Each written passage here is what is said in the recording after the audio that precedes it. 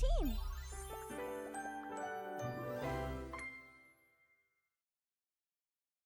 Sassy Chap Games.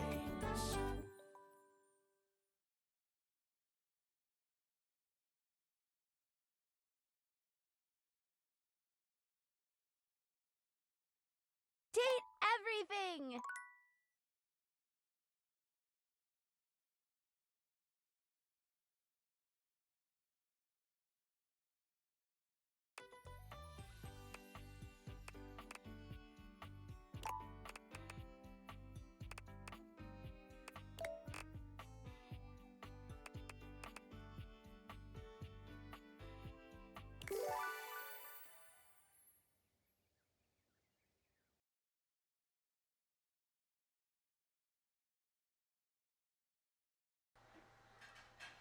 Hello, hello, and welcome back to Date Everything. Hello and welcome. Okay, This is perfect. the third. This is the fourth stream. Fourth session. Oh. Yeah. Let's hope we actually get somewhere today. Yeah, keep talking. I'm adjusting your audio a little bit on stream. Testing 1, 2, 3. Everyone doing well today? That's good. All right. Okay. There we go. Today on the agenda is actually advancing the relationships. Bats knows things I don't, so he can guide me in the right direction, so I don't get too lost. But I believe, well, we can't talk to the safe until the last heart because she said come back this time tomorrow. Okay, in that case, let's go through the boxes. Where is Sophia on this list? Oh, and you said I have to talk to her. What heart on what day? Chair. 1800 on Tuesdays, Wednesdays, Thursdays. Okay, so we'll talk to her at 1800. Right, let me close my door. I forgot to do that. My roommates are playing D&D, so it's a little bit loud at my house today.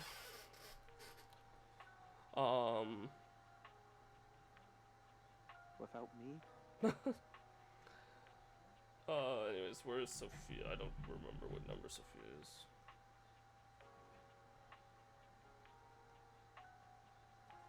If you see me scroll past her, let me know, because I am... Wait, why am I not just doing A to Z? God damn it.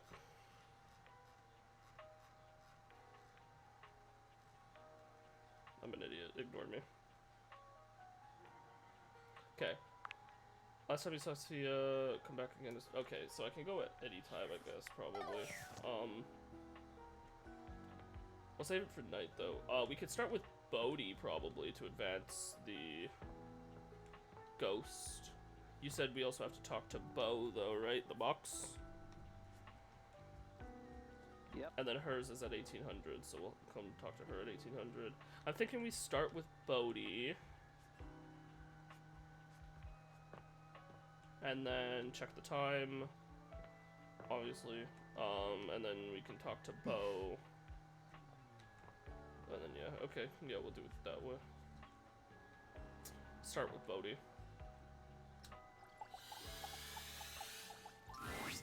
Hey, I was looking through my various items inside my capsule, and I found this cursed little necklace. Well, that's exactly what I needed, Bodhi. It's pretty bodacious if you ask me. Pretty bodacious. Is it bodacious? You asked me, thanks. Bodhi holds a small jeweled That's pink what we pendant needed. on a gold chain out to you. You want it? I normally don't give my precious materials away, but this one doesn't seem to fit my style. I'll take it. Zoe probably wants it. Zoe? She's the ghost upstairs. A ghost? Bodhi's hand shoots out, dropping the necklace into your hand without even waiting to see if you're ready. He flees, calling over his shoulder to you as he What? goes. I'm out. Take it. Okay. Well, that's easy. What time is it?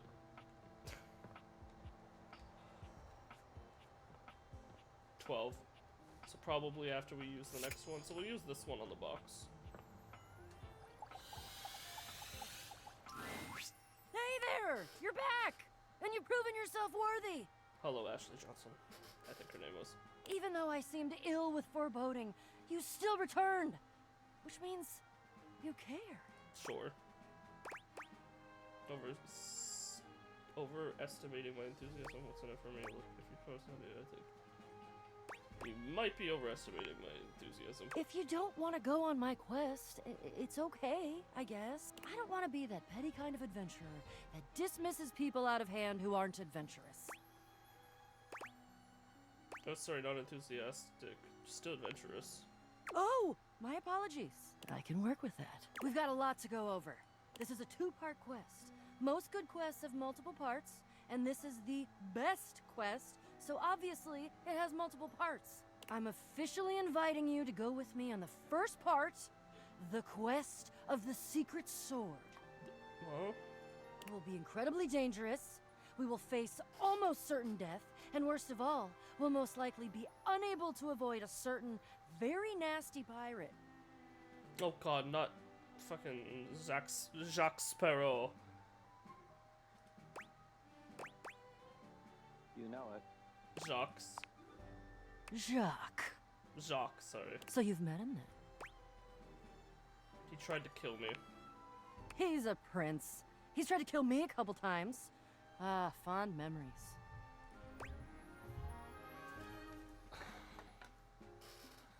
What do I have to do with Jacques? Well, okay.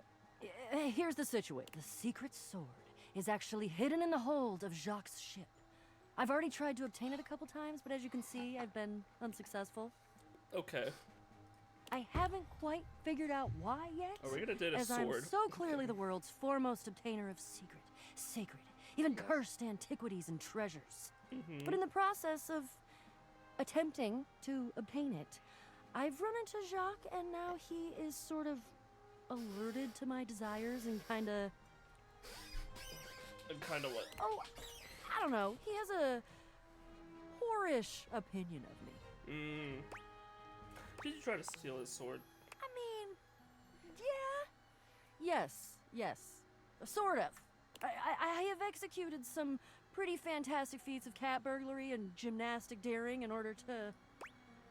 Steal it. Well, yeah, that's the long and short of it. I don't even object, necessarily. Thievery can be just as glorious as the other acts, especially if it's for a righteous cause, which this totally is. The problem is that he's in the way of my righteous cause, and he keeps trying to kill me. And he's just generally kind of a butt. He is kind of a butt. Can't deny that. Okay, let's go get that sword. Go get a sword. You mean it? Of course you do. I doubt you even had a choice. Fabulous. Off we go!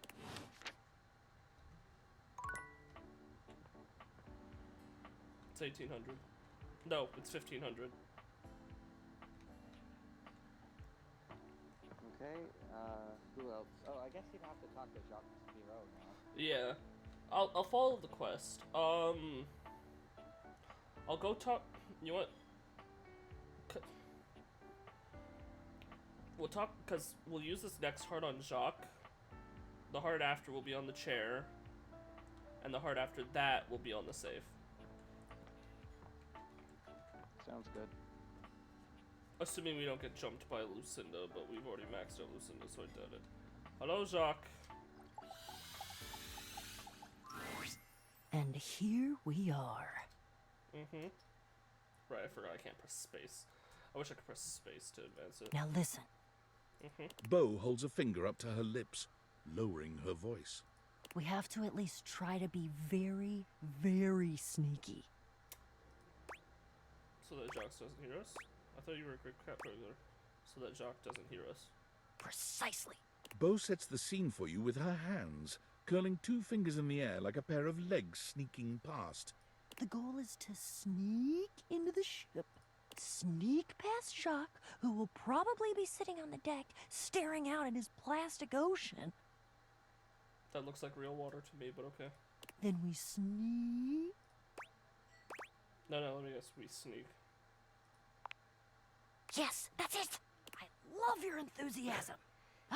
Going on a great quest with a great companion. Oh, it's the best. Oh, also, here, take this. She holds out an extension cord to you. It's wound in a circle, just like the whip Bo carries. Oh, God. Oh, my God. This is so cool. It's just like yours. I made it for you. I figured since we're going on the great quests, you're gonna need some kind of a weapon. She's blushing. And I figured that something that doubles as a tool would be useful. And also, I don't know you well enough to trust you with a projectile. So, extension cord whip it is. I don't trust you not to shoot me. That's what she's saying. So once we're down in the hold, what then? We're looking for the secret sword. I have to be truthful with you that I only have anecdotal evidence for what it looks like. I read in one source that it's massive and gold and has a great big tassel on the hilt. Then I read in another source that it's actually just a stick, a little piece of driftwood that washed around in some huge river for hundreds of years until it was worn small and straight and perfectly smooth. All of the times that I've tried to get this thing for myself, and I've only been in the hold once. It was there, but Jacques had some sort of tarp draped over it. I think it was a cocktail napkin. Oh, God. It had like a little neon pineapple on it. So we don't even know what this thing looks like. Oh, it all adds to the fun. I can tell you for absolute certain, though, we will know it when we see it. Whatever it looks like, it will be perfect and spectacular. Okay, in we go. Jacques draws his cocktail sword with a snarl. Stop! Hello, Jacques. Right there! You insolent, trespassing repeat offender! I draw my sword at you. I bite my thumb, and I express gaseous matter towards your position. Well, shit. Hey, everyone, let's just calm down. Calm? You dare open your tag-along mouth to tell me to be calm? If you even knew the number of times this scallywag has invaded my ocean, boarded my ship, and attempted to swipe my precious personal property right out from underneath me, you would not be mashing your teeth together to form the repugnant, repulsive, and ultimately unsatisfactory word of calm! Jesus. Yeah, you're angry. You're the fearsomest pirate of the 7 seas, and we should all bow and scrape to your terribleness. Except for, let's face facts, you don't have 7 seas. You have 1. And it's not a sea, it's a piece of molded plastic, and the paint is chipping. Oh, your whole outfit is made out of recycled cardboard. Yeah, but that's because I'm scrappy and crafty and cool. Jacques is delusional. There is a difference. Delusional? Delusional? I'll have you drawn and quartered, you black-hearted pretender! Oh yeah? By who? Your huge and loyal band of dust mites? Hey, now. Dolly's a dear. I love Dolly. Don't diss Dolly. Why, you! Guys, come on. Get it together. Let's just talk. Fight to the death. This is what I've been trying to tell you! There is no talking to this doofus! This is why I've just been trying to sneak past him and not deal with his nonsense! And you have failed every single time! That should be some sort of clue for you about your ineptitude in the arts of subterfuge and knavery! You shall never have the sword! Oh, I'll have it all right. If I have to hang your tiny butt from a miniature yard arm, I'll have it! Gotta admit, you two are fun to watch. Okay, that's it. Enough! I'm a parent them. You're right. We're never gonna get anywhere this way. But I don't know what else to do with him. Short of tying him up. Is that an option? You're not helping yourself here, Bo. Fine. What do you suggest then?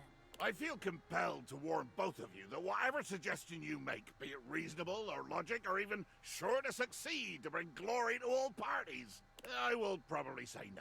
Oh, for God's sake. You should be flattered I said anything. I'm under no moral obligation to volunteer information to interlopers.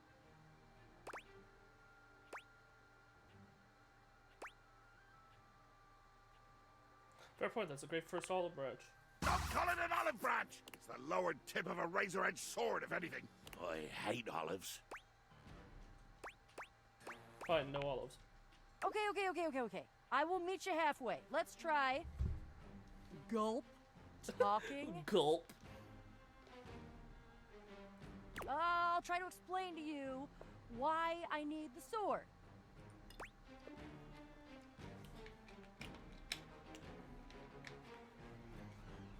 We'd better stop him before he passes out. Yeah, let's change the channel. Jock? Jack pointedly ignores Bo, placing his hands over his ears. I cannot hear you. All I hear is the cries of my defeated enemy. Oh, music to my ears.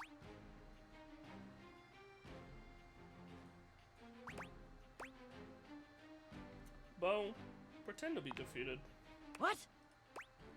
Pretend you're defeated, baby. If you play along, he'll listen. That's genius. I hate it, but it's genius. Jock! Oh, mighty villain! Oh, fearsome predator of the deep, you have indeed vanquished me! I lie defeated, humbled and shrunken at your feet. I pray for nothing but the grace of your mercy upon this unworthy wretch! You there, Bets? This is goofy as fuck. Grant this, Cretan, the boon of one last audience with your great awfulness. Gotta love this commitment, Bo. Yes. In my infinite wisdom and mercy, I hear your calls for amnesty. Oh.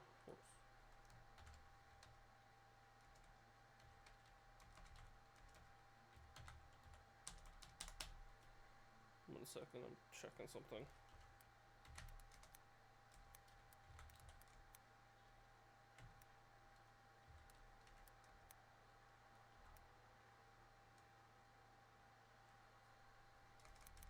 Okay, that's right. Sorry. I hear, and I choose to honor your pitiful begging. For the moment, anyway. Speak your piece, O one who has lost. Right. Yes! Begging your indulgence, I'd like to tell you why I request the great gift of the loan of your sword. I wait with bated breath. I'm sure you know the sword is ancient. Nobody knows exactly when it was created, or by whom. If I understand my research correctly, Jacques, it just showed up one day in your hold. Since we are now discussing something about which I care, I will deign to answer you. That is correct. One day, I awoke to find the sword in my hold, gleaming and sparkling in the early morning ocean light. The sword, ancient and glorious as it is also the only known key to defeating the fearsome Isolde. Isolde? Blow me down. You lie. You must lie.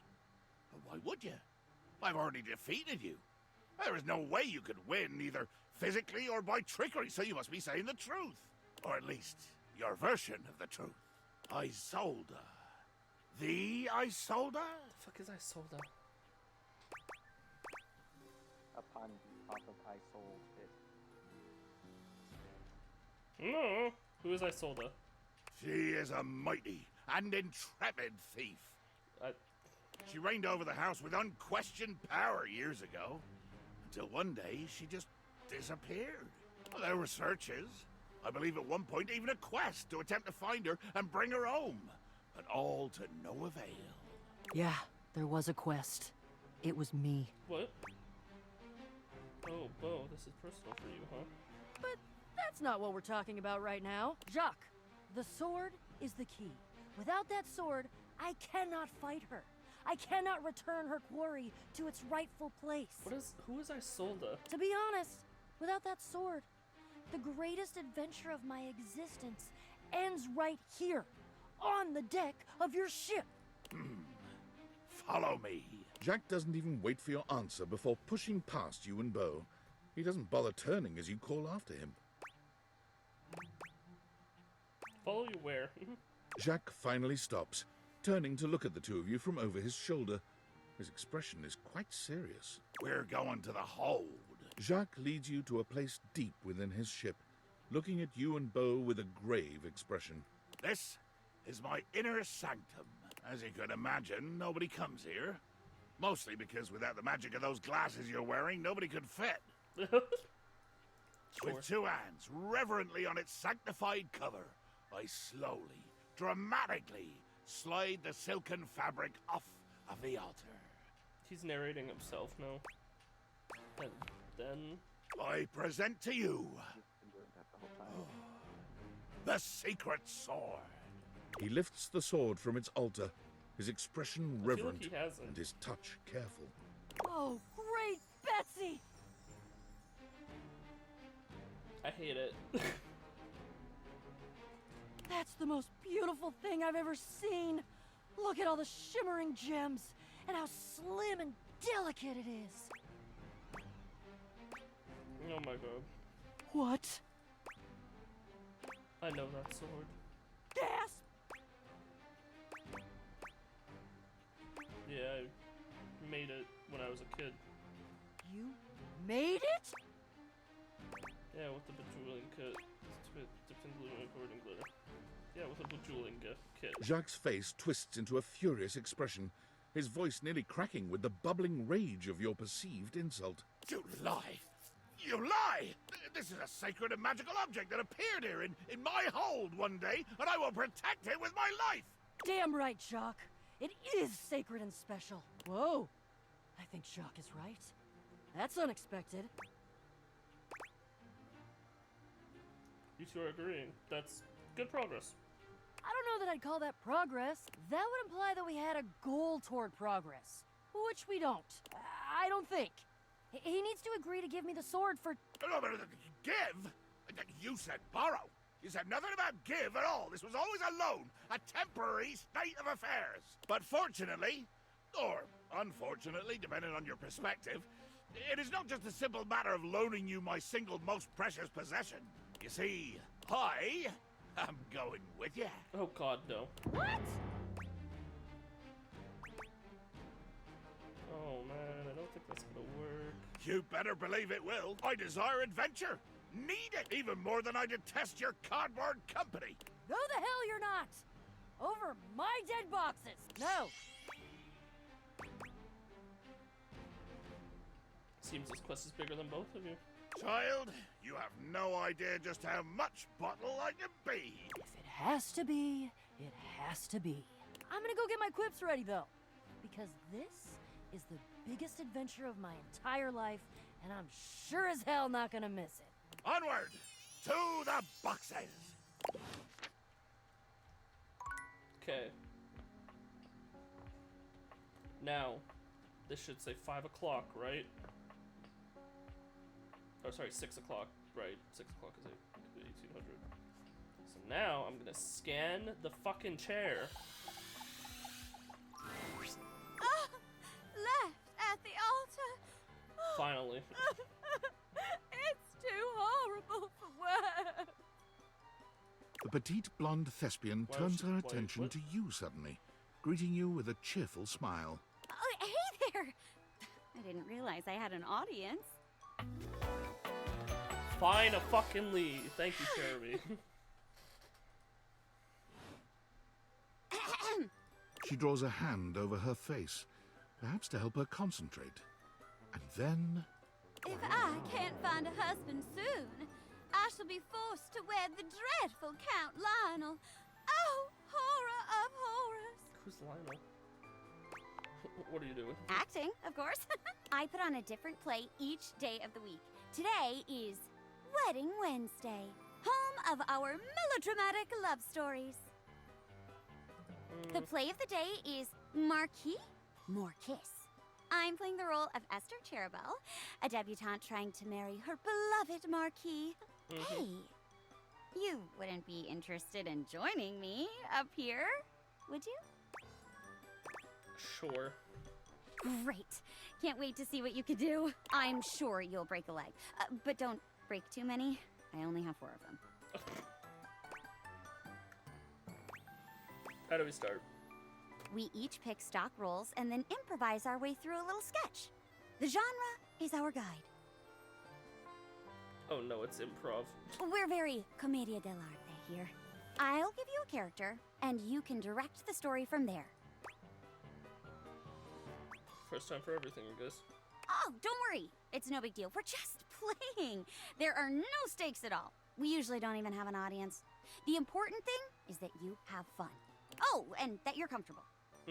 I am big on the actors being comfortable in their space, so we shouldn't do anything God, all too I hear is intense Asuna. before we get comfortable performing with one another. That means no roughhousing and no... All I hear is Asuna and Makoto. It's so hard. for lack of a better word, no being a creep. I think I hear more Makoto than Asuna. But So as long as you follow that rule, I'll play along with anything you say and do. Promise. I hear There's Asuna. no wrong answers. Okay, I'll do my best.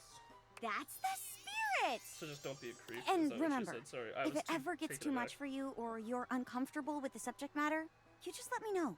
Let's pick a safe word. You say the word, and we'll stop doing whatever we're doing. Okay? My word is Davenport. If I say Davenport, it means we stop what we're doing. Go ahead and pick your safe word. Chair sex. Pick the same one. Nah. Didgeridoo. Ooh, that's a fun one! Didgeridoo. Didgeridoo. Didgeridoo! Okay, got it. Great! Let me introduce you to today's audience. Hello, audience. Hello, audience! Oh, hello, dearie. Oh, hi, Florence. My, what a pleasant surprise. Hi, Celia. Hey, what are you two doing here? We always make time to see the Wedding Wednesday performance. But to think the catalyst for our own love story would walk out on stage. Huh? Are you often typecast as a matchmaker, darling? Hey, you didn't tell me you were experienced. You've been holding out on me. Well, that just means my expectations are even higher than before. Let's get started. Uh-oh. No pressure, but Celia and Florence look forward to this one every week. Let's do our best. So, like, I'm assuming there's probably something to come every single to one of each of her performances. So, like Tuesdays, Thursdays, Fridays, Saturdays, Sundays, Mondays. Yeah, I think so. The guy didn't really say much. Today's play is about a poor duchess, a bride-to-be, left at the altar, played by myself. Okay. What will happen to her? Oh my Will god. her true love show up to whisk her away? Or will 1600. she have to marry the nefarious Count Lionel instead? It's funny though because my character's female, so it's literally like she's being forced to marry Count Lionel, and this fucking woman's just gonna come sweep her away. It's gay. Boo! Boo! Count Lionel! Boo! Dear, hush. You can play whoever you want in this one. What happens is up to you. Lights up! Oh, Marquis de Marquisio, why have you abandoned me? This was supposed to be the happiest day of our lives. I feel like Marquis is a fucking male name. Suddenly, there's a knock at the church door. Bang! Someone enters. Marquis is a rank. That's you. Blah blah blah blah ha ha, it is I, the mustachio's Count Lionel, thunder, lightning, pachoo, pachoo. Or not fair terrible, it is I, feel like Marquis de Marquisio. one probably would be the best. Yeah. De Marquisio! Oh, thank heavens! Darling, where have you been? We were supposed to be married hours ago. I feared you'd left me at the altar. I thought she was supposed to be marrying the Count today. Whatever. Sorry, my dear, I was waylaid by hey, white men. The Count's men accost me at every turn, but in the end, love has triumphed, and I am here. Cherubel, my dear Esther Cherubel. The truth is, I fall in love with someone else. I know it wants us to go with one, but I really want to go with two.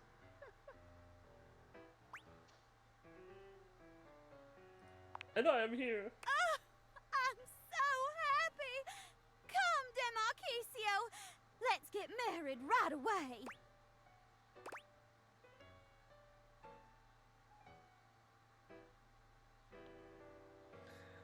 Di Marquicio, tonight it's Marquicio.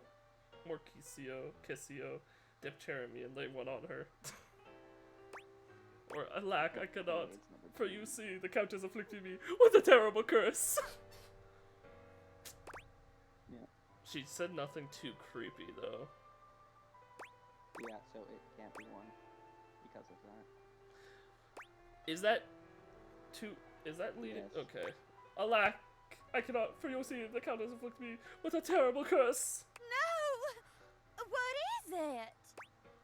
You see, every time the sun sets, I turn into a frog. No!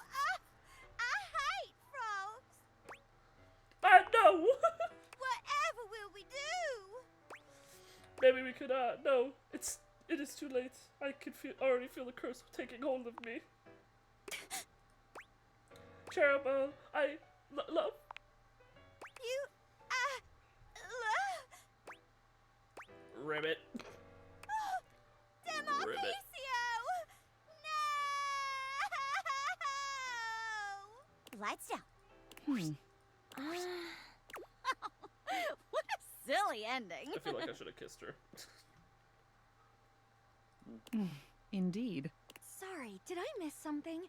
Did they set up the frog thing earlier? Ugh. No, dearest. The improv wasn't the best this time around. Oh. Well, nevertheless, thank you as always for an interesting evening. Come, Florence. Bye. Oh, they hated it. Fuck, I should have done the first one. Oh well, don't mind them. I had a great time. Wow. You did great. You're a natural. Be sure to come back on another day if you want to try out another play. Hope to see you again. Jeremy bows gracefully. Okay. Safe time? Safe time. Yep. Safe time. My room is heating up so fast because my door is closed. Let me see if my roommate has put on headphones yet. I'll be right back.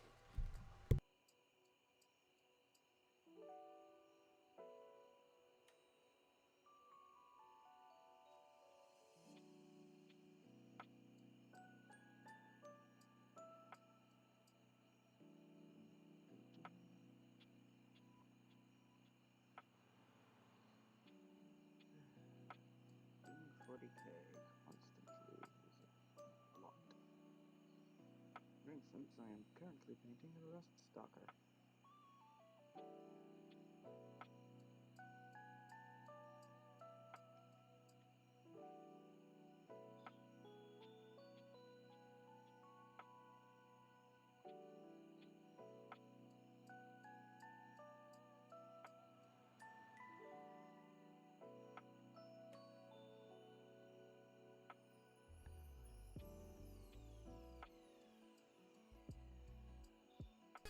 They're not done yet, but it's fine. Alright, whatever. Safe time. We'll just hope that me talking over You, does it. elf, come here. Ho, ho, ho. I forgot we chose the. Forgot about this. I forgot we chose the Santa and the elf. Yeah. Oh god.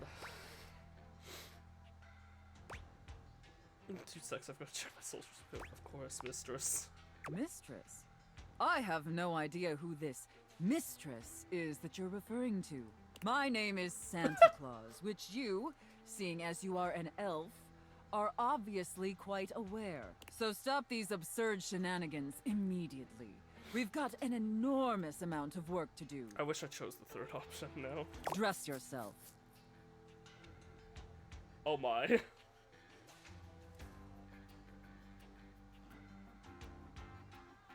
The clothes are ribbons and it's a ball gag. Okay. And the clock is ticking. Can I just say, you're banging, Santa.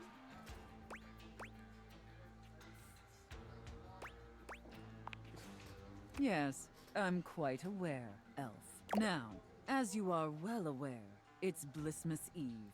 Blissmas Eve. But in case you hadn't noticed, we're in crisis mode here at the workshop. I wish I chose the cooking now, because I feel like the chef and sous chef would have been better for me to do. But maybe we'll get to do it later. Yeah, it would have. But to be fair, that was what the comments wanted. Which, also, I'm pretty sure there's literally a collectible for getting all 3, so I'm sure we'll be able to do the other 2 later. Oh no, what happened, Santa? Not on Blissmas. Not on Blissmas! Yes, it is a truly lamentable tragedy. Unfortunately, our head chef, Tinselface, served some spoiled reindeer stew, and it's rendered our entire workforce incapacitated with horrific food poisoning. Whatever you do, stay away from the bathrooms. Now there's no one who can help finish preparations for Blissmas Eve. No one, except you. How can I help, Santa? I'm going to be completely honest, Elf. You were not my first choice. There's a reason I didn't have you on the production line at all this year. You're sloppy, lazy, and generally incompetent. In fact, you're one of the worst elves who's ever worked for this organization. I gotta fix my mic 1 sec, I hit it.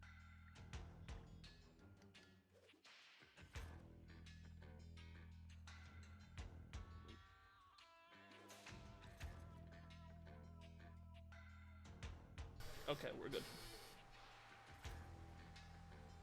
Just a total embarrassment to the entire North Pole. If there was anyone else who could save Blissmas, I would call them. But there's not. It's up to you. Do you understand?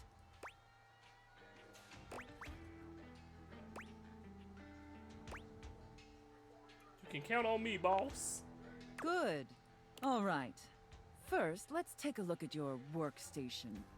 Dear God, this is where you work? This is a sty. Moldy gingerbread houses, half-eaten candy canes. I've never seen such a nasty, Such a unkempt, weird unprofessional workspace. It's really weird. Why? Especially Hold on, why? because I'm currently working. It seems like my... I am the opposite type. Very clean, very professional. My, like... It's weird, my model is, like, unsynced. That is Talking. weird. Okay. I think it's synced now. It was just being weird. Yeah. Well, Okay. fix that now. You are beyond disgusting, and It you was should weird. be deeply ashamed of yourself. Tell me how ashamed you are, Elf, or you're fired. Deeply ashamed, Santa. You're absolutely right, Santa. Real sorry, bro. I'll get a vac. Deeply ashamed, Santa. You're absolutely right, Santa. Such a pathetic and insincere response. It's painfully clear you're not taking me or this position seriously. And you're insulting every hard-working elf that does. You must be punished for this insolence. Here, take this old, gross, half-eaten candy cane and lick it until there's nothing left. Oh, hell no. Let's go to... Please reconsider, Santa. Enough backtalk. Lick the candy cane. Lick it, elf! I'm telling Osha. Linguini. My safe word. Anything to please Santa. Very good, Elf. You may be pathetically incompetent as an employee, but watching you lick that candy cane pleases Santa greatly. This is so weird. Thank you, Santa. In fact, it's awakening an overwhelming hunger Santa hasn't felt in many Blissmases. A deep, powerful burning. Like a fire flickering across Santa's dewy skin and... Great ghost of Blissmas present! Is that really the time? What? We're even further behind schedule than I feared. Oh. Quickly, Elf!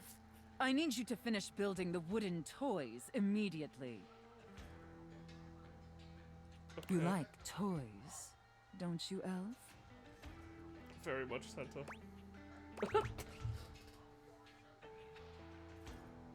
Very much so, Santa. I knew you would. Now quickly, grab your hammer and nails and get to work. At least I don't have to say mistress anymore. Yeah. That's I feel like it, it's Elf. more awkward. Nail that wood. Nail that hard, hard wood, you pathetic, worthless elf. Harder! Yes! Just like that! Oh! Yes! Yes! Don't close your eyes during this. Doing carpentry. Looks like I may have underestimated you, elf. Majored in carpentry at UNLV. I may never feel clean again. Majored in carpentry. Thank you, Santa. No. Thank Oh, God. you, elf. Santa is very, very pleased with you. But enough chit-chat. There's still much we need to do before delivery. Now take the wooden toys over to the gift wrap station. They need to be properly wrapped before they can be distributed. Quickly! Yes, Santa, right away, Santa. Now wrap the presents using this silk ribbon. Tie them up tight. Real tight. I want them tied so tightly that they're losing circulation. Do you get me, elf? Absolutely, Santa. That's it, elf. Tie them up real tight. Do you feel that, elf? Do you feel how tight those ribbons are? I imagine anything tied that tight would be completely immobile, Oh my God. trapped, and utterly helpless. It's your turn, racial diversity flirt.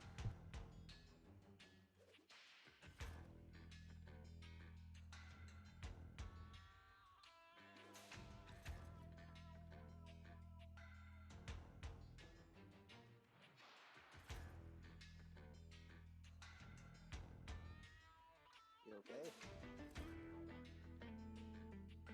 Roommate. Okay.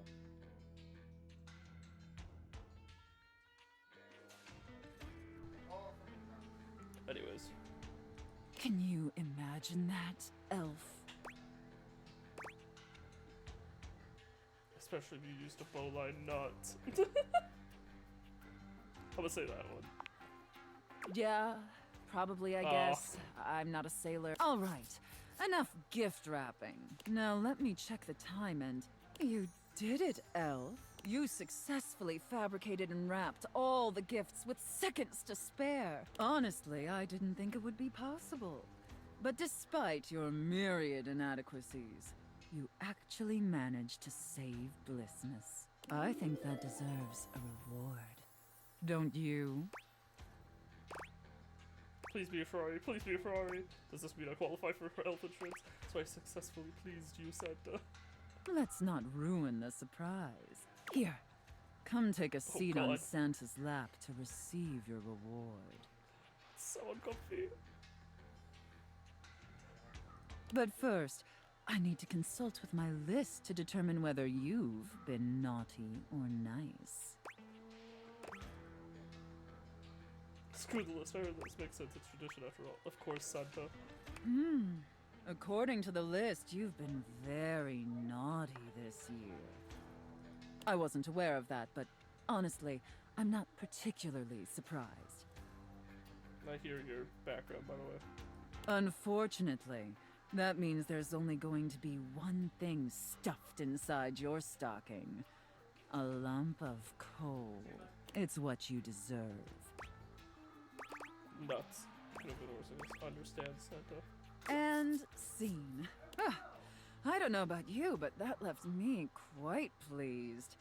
I'm so uncomfy. An adequate and serviceable job, my little wretch. Tell me, did you find it as satisfactory as I did? Hey, that's a game we played.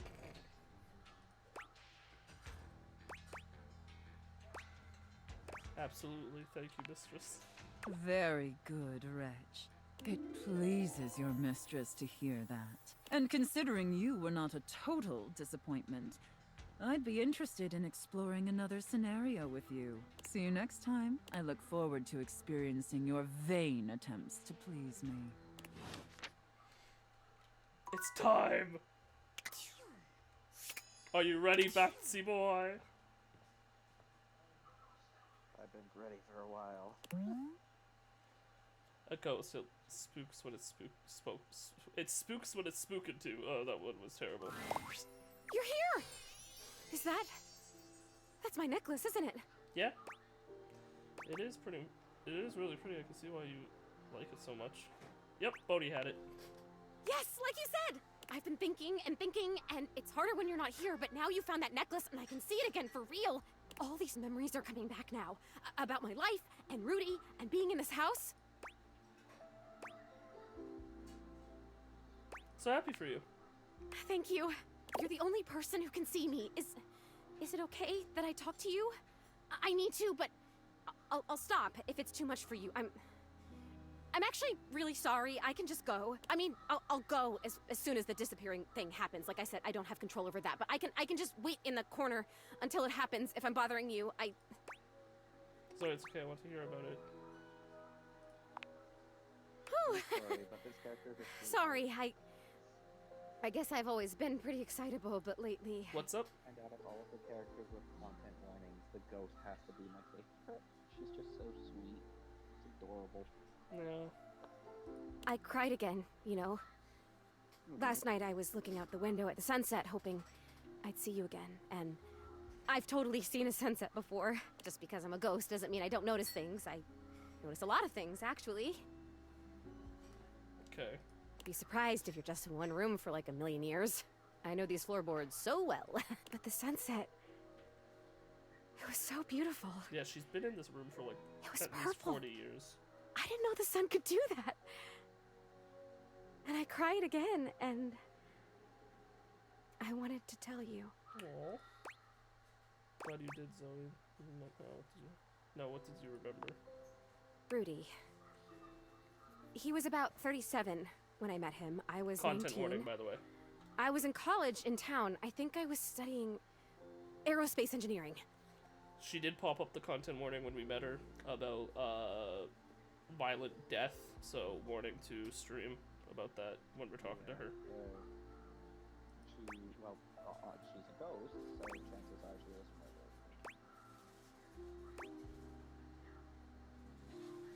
Okay, so older than you, but not older guy. Aerospace engineering? It's what you study if you want to be a pilot. I really wanted to be a pilot. I always loved to be on planes. And I loved the uniforms. I wanted a little set of gold wings for my jacket. Plus, there weren't a lot of female pilots back then, and I wanted to be a pioneer. If I'd been born in the 1800s, I would have gone out west in a heartbeat. I might have even been a gunfighter. Did you even shoot a gun when you were alive? Well, no, not officially. I had a great water pistol, and I was a really good shot with it. But I mean, like, pioneer in the personality, mental kind of way. I would have been a gunfighter in my mind. I get it. You really do tend to get me. I appreciate that. But Rudy, he was pretty good looking, actually. His hair was going gray, which I always thought was kind of hot. I had a crush on Charles Binberg when I was a kid because his pictures were all in black and white and he had blonde hair, so in the pictures, to me, it looked gray. And he was a pilot. I wanted to be a pilot. I had a crush on Charles Binberg, and I always wanted to be Amelia Earhart. Anyway, he used to be kind of a hippie. The house was almost a commune kind of place, according to my parents. Oh, God. Oh my God, I had parents. I haven't... Oh. Wait. So are we to be assumed that she's 19 then? She died when she was 19. Because I have a feeling Rudy killed her. I haven't thought about them in so long. I didn't even remember them. I think they loved me. Unfortunately, her parents are probably dead by now. Oh wow, that's such an amazing memory. You're coming on fast. Okay, must stay focused. So yeah, by the time I met him, that had all ended and he was kind of a loner. I would wave to him whenever I saw him, but it took him like months to wave back to me. Even to wave. I think I turned 20 by the time we finally said hi to each other. Sounds like you had a crush on this guy. For sure, I was fascinated by him. I mean, a witch? A hot older guy witch living right in my neighborhood? What's not to love, right? Sign me up. She sounds like you. Fair.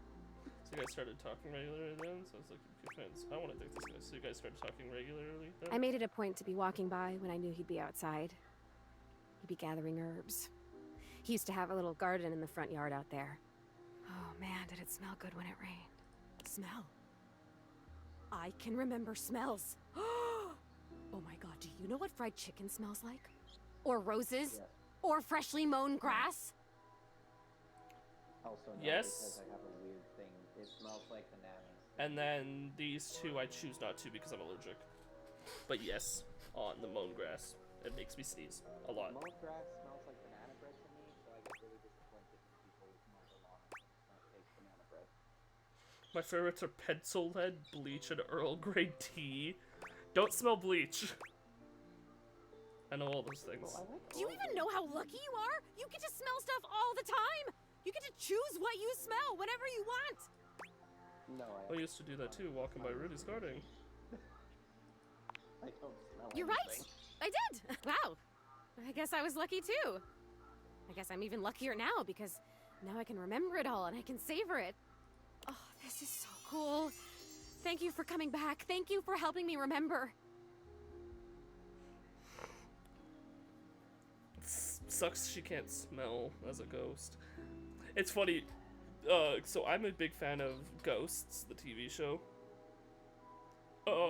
Specifically I like the US version more, but that's because I like the main actress and the characters. I've never seen it before. I've watched a little bit of the UK version, but I prefer the US version just because I like the main actress and stuff. Because she was the... she was... Maybe we should watch it for a movie night then one of these days, because like We I said, could. I've never actually seen it. I know her because she was also the lead actress in iZombie. That's one of my favorite shows. But in that one, the ghosts, one of the main points of enjoyment is smelling the food that the humans that live in the house make. Yeah. Because they can't eat it. And anytime a possession happens, because possession does happen in the show, they always like pig out on some random ass food. What Anyways. era are the ghosts supposed to be from anyway? Oh, they're from all different eras. There's a Watachkowan First Nations. There's a Viking. There's a Civil War American revolutionist. Like from the, not the Civil War, but from the Revolutionary War. Sorry. He's also gay. There's also 3 British officers from the American Revolution. They live in the shack. I live in the shack. There's a black actress slash singer from the Be like a 30s speakeasy or something? yeah, 30 Speakeasy, thank you. It was like from like bootlegger times. Yeah, because Jasmine's Yeah. like ragtime and a bunch of other music or There's a guy from the youngest ghost until later in the series is this like early 2000s investment broker with no pants. sounds like a story and a half. Most characters have an equivalent to the UK version. Like for example, instead of a Viking, there's a Neanderthal, like a caveman in the UK version. The pantsless investment broker or Wall Street guy also exists.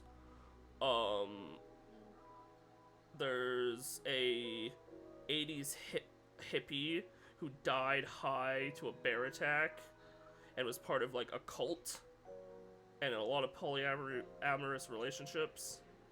And another real cool thing is they all have... I'm gonna guess, are they female? Yes. And it's funny because they all have really cool Like, they all have ghost powers. Like, they have, like, the normal ghost things where they can walk through walls. Like, they all have the normal ghost stuff where they can walk through walls, they can, smell things. Also, your background noise is popping off right now. Yeah, you glitched out and then my bird started glitching out in real life. They moved through the wall. But yeah. To get them back in. But anyways, the ghost powers are really interesting because they all have, like, you know, the baseline stuff of going through walls, being able to smell things in the real world, being able to possess people under certain circumstances, stuff like that. But they all have, like, their own ghost powers that relate to how they died. So, for example, the high girl, like the hippie, if she walks through a living, they immediately become high. Oh, that'd be terrifying. The Revolutionary War ghost, he died of dysentery, so if he walks through some and living, it smells like dysentery. It's just really horrible smell. The singer, she can project her voice, like she can hum and you can hear it. The Viking died to lightning strike, so he can fuck with electricity and like fry electricity and stuff. He is one of the better ones. Trevor, the pantsless investment Wall Street guy, he can touch things. Like he like. Oh, so he's like a poltergeist or something? Yeah, but it like he literally has to like hyper focus and goes "Urgh!" just to press a single button. But it becomes so synonymous that he's like sending a whole ass texts to the livings later on, because the whole plot is that the girl ends up getting hurt. Like, it's supposed to be assumed that she like almost died, and ends up being able to see the ghosts after that. It happens in episode 1, but her husband can never see them, so he just thinks, at first he thinks she's crazy, but then eventually believes her. But yeah. It's interesting, though. Some of the other ghosts... Oh, there's also a ghost from, I think he's supposed to be from, like, the 90s, and he is a Boy Scouts troop leader who died by getting shot in the neck by one of his Boy Scouts with an arrow. The way to go. Yeah. And then there's the original owner and builder of the house, Hetty, who's from like Victorian age, and she's an Irish-hating, cocaine-addicted person. And anytime she gets anything that she can to in words of talking to humans, or anytime a new ghost appears, she grabs him by the chest and goes, "Do you have cocaine?" Or if she's talking to a human, she's like, "Make sure when you die you have kilos and kilos of just stuff your pockets full of cocaine." Well, to be fair, that was a very common drug back then. Yeah. Used to treat everything. Yeah. But because a thing with it is if you die, you have whatever you have on you, on your person, on you when you're a ghost. Oh, also the basement is full of the cholera ghosts. That's the other ghost. Oh. Yeah. Fair few. I don't know how many of those there are, but anyways, but anything you die with on your person, you have on your person in the afterlife. And you can't remove things, like if you, like for example, if you had a purse, you could throw your purse and it would just sap right back onto you within like a second. One ghost you meet later on, she's like this, like, I think she's supposed to be like speakeasy time as well, but she had like this flask with alcohol, and so like she could drink it and could taste it, but it saps right back, like, and be perfectly fine. But if another ghost can drink or taste it, but it just gets sucked out of them this, like, a second later. Or, like, a ghost that joins them later on has, like, a candy in her purse, and so the other ghosts are, like, make her hold the candy in her fingers and put it in their mouth so they could taste the candy, but she can't let go of it, so her fingers are just in their mouth as well. Because it is a comedy. Anyways, ADHD tangent over. You said it was British originally, so... Yeah, there's a UK version and then there's a US version. I didn't watch as much of the UK version, but I'm completely caught up on the US version, which is still coming out. The UK version ended, like, years ago. Oh, so it's like The Office. Yeah. Anyways,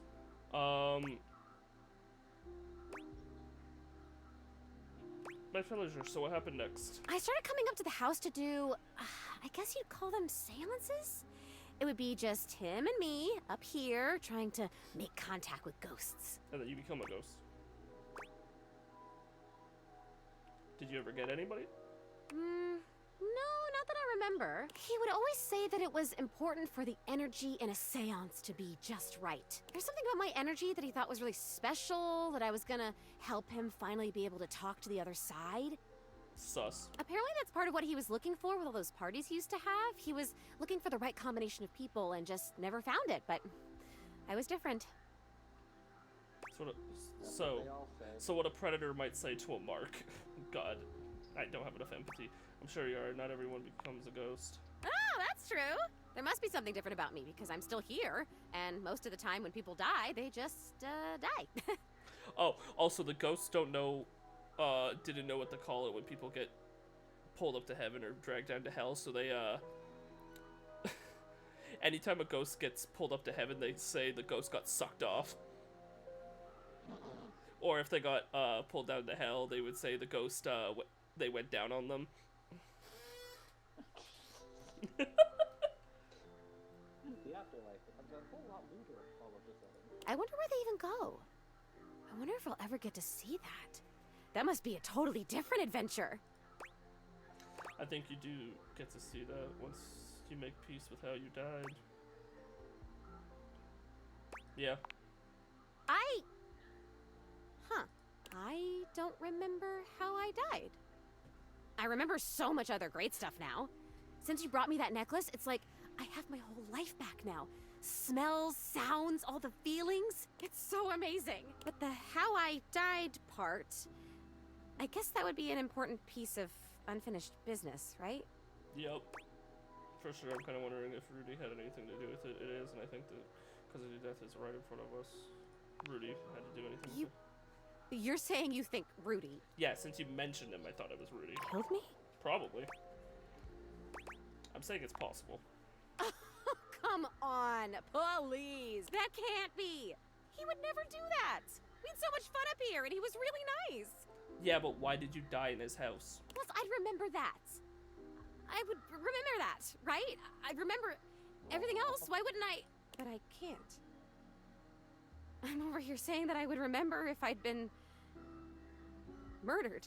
Oh, I don't like that word. It's so hard to say. Why is that? Probably because you were murdered. But I can't remember if I wasn't, so what does that say? Oh God, there it is again. That fear feeling. I know I don't have skin like other people, but I can still feel it. I don't like this. Why are you making me talk about this? What if I don't want to remember? Oh. I'm not making you. Once again, at the worst possible time, Yeah. Zoe begins to fade. God damn it, this is disappearing. You know what? It's fine this time. I want to leave. I don't want to talk about this anymore. Aw. I'm out of here. Come back if you want, or don't. I don't know. Just... Okay, please come back. Just not right now, okay? Just... Right now, just leave me alone. Aw. Leave me alone!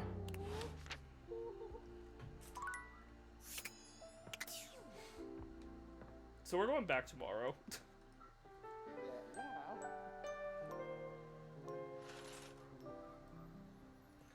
I guess we continue Bo?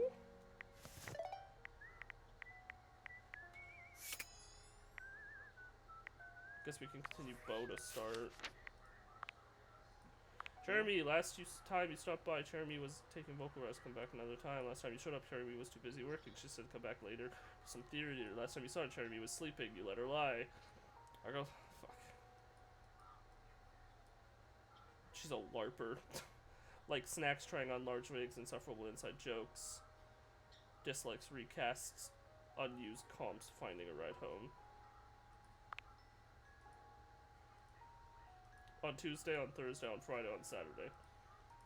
So there's Tuesday, Thursday, Friday, Saturday. So we'll talk to her today as well.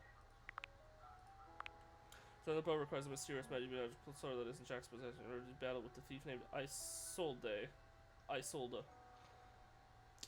Jacques has sold, as in I have sold something. Jacques has agreed to help in order to join their quest and experience the thrill of it. Meet him at the boxes when you're ready for an adventure. Okay.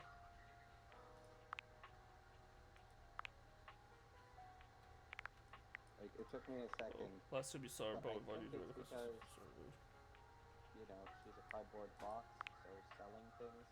Last time you roleplayed as Santa and her little helper elf. Come see us fight again for more, you miserable wretch. The boat really sells it. I kind of have to go to the bathroom, so I'm gonna probably go on to the be right back screen. Back to the source. Remember how many Alright. Yeah.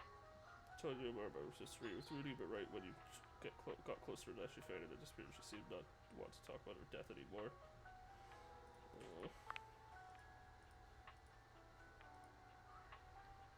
Okay, I really need to go to the bathroom though, so I will be back. They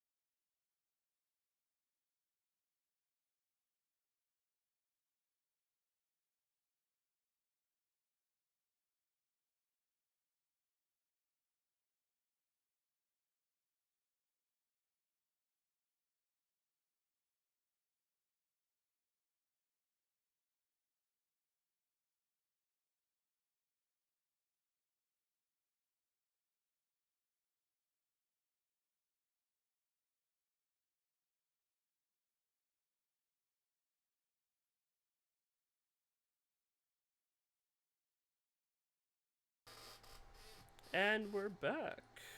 Sorry for the wait, guys. All right, what were we up to? I completely forgot. Who were we meeting first? Probably Bo. Hey. Yeah.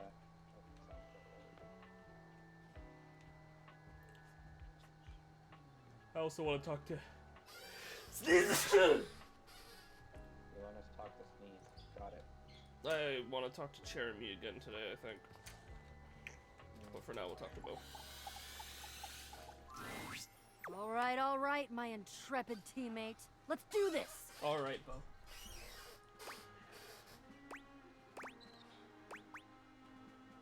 Who has I sold? I suppose it's I time to sold tell them. you. We have completed the first part, the quest of the secret sword. But the second part, that's the one that hits closest to home. Okay. I sold the chest is my rival. I sold the chest.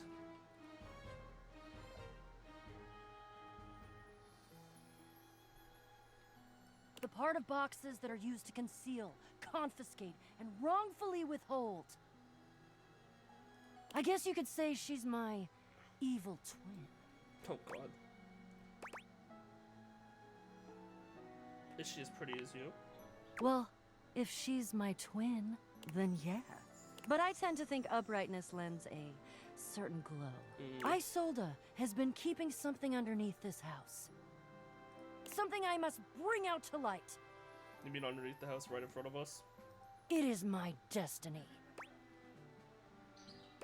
Thank you for including me in something so important. Are you kidding? I'm psyched! This is gonna be great! Are you ready? I am. Where's Jacques? So, where's Jacques? Oh, he's coming. I think he was polishing his belt buckle. Something about can't go swashbuckling with a tarnished buckle. I don't know. Oh, aren't we all Oh, here? Gathered in the gloom before the hurricane should sweep down on our unsuspecting heads. Hello, Jacques. I want to hear Bo's music more. So glad you could make it. Was definitely not secretly hoping that you would trip and fall and break at least one appendage, thus rendering you unable to show for our little rendezvous. Your concern for your shipmate is touching. More fool you. He already has a There's peg nothing leg. that would have kept me from being here. Oh, and nothing would have kept you from needing me. If I hadn't shown up, no sword. No sword, no skullduggery beneath the floorboards. Okay. I hope it gnaws at your maggoty guts that as much as you hate me, you're actually glad to see me here. So I am.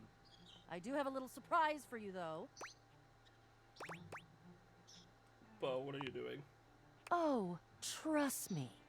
This is gonna be worth it. Ha! Flap your sails all you want. We both know that I could still end you. Jacques, and of course our great houseologist, I introduce to you our fourth teammate. Fourth teammate? Meet Gaia, Oh, okay. our resident globe, and an individual almost as well traveled and storied as myself. Yosh, definitely well traveled. That's me. Back to the Newfie. Don't ask me nothing. Guy, I thought you needed help getting to the travelers. Don't tell nobody. I'm on a mission. Why? Why? Give me a reason. It better be a good one, or I swear by the fingers I still have left, I will find a plank for you to walk. Why would you bring her? Things I still have left. So she's a Newfie. I guess he doesn't like her either. I like her. She's fun Also, this and team's positive and freaking upbeat and curious and adventurous and just, well, she's swell, really is what it is. I have noticed all of those things. I hate all of those things. Ye gods, do you have any idea how much deep personal work I had to do to make myself spend this much time with you, Bo? Who? Okay, if we're like the leader of this group, who would be the closest allegory for this group in like some other piece of media, do you think? One Piece. Is there someone in One Piece who hates everyone else, Yes. but is on the in the group? The main group? Yes. Who? That one of the contentions is between Sanji and Zoro. I see. I don't know. I haven't watched One Like Piece. each other. Yeah, but do Watch it. they dislike everyone else in the group? Because Jacques dislikes Bo, dislikes Gaia, dislikes us.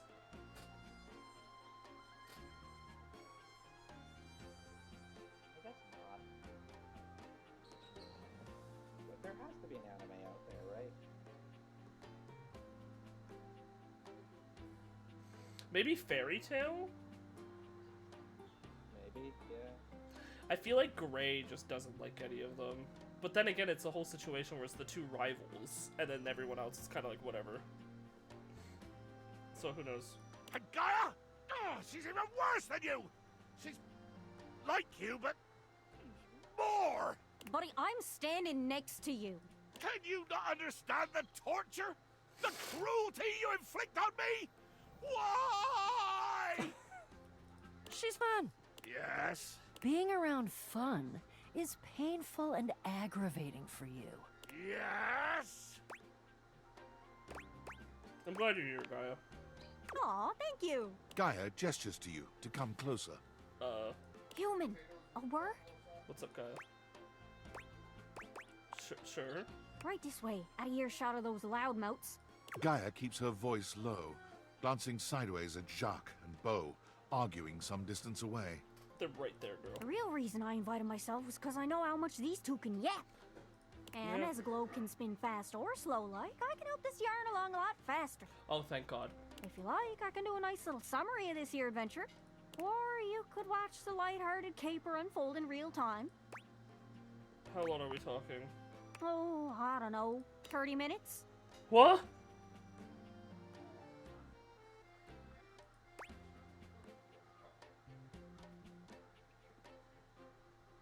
It's our first one. I feel like we should.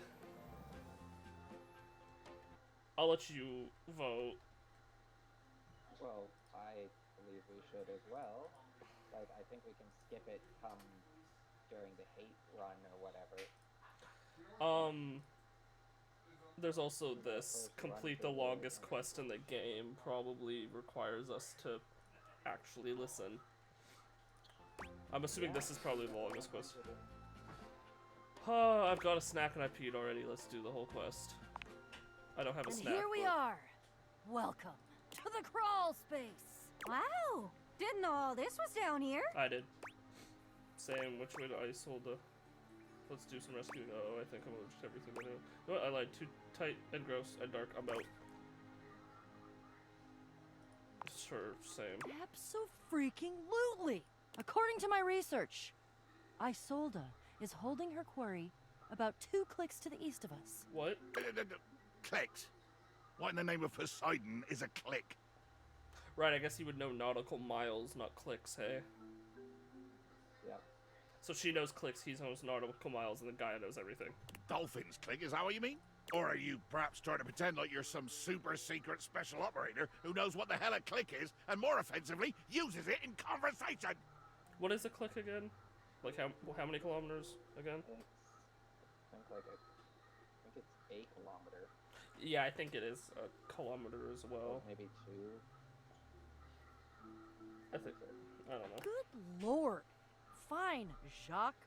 What would you prefer me to say? What would make more sense for the average run-of-the-mill Joe, if that's how you want me to think of you? Nautical miles. Just say leagues! Leagues and fathoms! Yep. At least then we normal nautical types can understand what the hell you're talking about. That's even more confusing than me. I'm going to kill you. Get a load of these two. So like Oil and Water, I know they're like a comedy show. Bojack Divorce Man. What? Bojack's Divorce Man? Is that supposed to be Bojack Horseman? I believe so, yes. Okay. They're like Oil and Water. They're too alike, that's what's wrong. In any event, we're No, going I that can way. see that. He's her but water, and then she's him but land. Ugh. I see you've gone for the most boring possible method of self-expression. That way. And we're walking, and we're not killing anyone because certain people hold the sword we need. Jacques, you brought the sword, right? Of course I did. I have it very well concealed in my greatcoat. in order to avoid having it, say, lost or stolen by an unscrupulous and quick-fingered teammate. Is he even wearing an overcoat? Or greatcoat? No, he's not actually. I was like, wait a minute. Who shall remain nameless? Who owns a pea coat, not a great coat, and is into like old, tiny fashions. He's currently not wearing one. Alright. Also, I feel like since this is 30 minutes, we just need to stop talking as much, which is really hard for a stream, but let's just try to get through this, goddammit. Oh no, I'll name her. It's you! You are who I'm talking about! As your teammates argue, you can see a dark shadow scuttling past just ahead of you. I'll only talk in, like, main things and when, like, our character talks. Like, now. Guys, can we focus, please? I think I see something. I think I see something moving up ahead of us. Whoa. Weird. What is that? Dark, oval-shaped. Uh-oh. Roaches! Okay. There are more roaches here than you've ever seen in your life, all gathered together and glaring at you like you've just insulted their mothers. So we're saying my house has roaches. You have silver bugs too, by the way. Yeah, silverfish. What in the name of hell are these loathsome things? I've never seen anything like this on a ship. Oh god, oh god, oh god, oh god, they're everywhere. Why? I hate roaches. Shock! I hate them! Are roaches for snakes? Probably. Why couldn't it just be rats? Huh. Almost looks like they're forming lines? Ranks?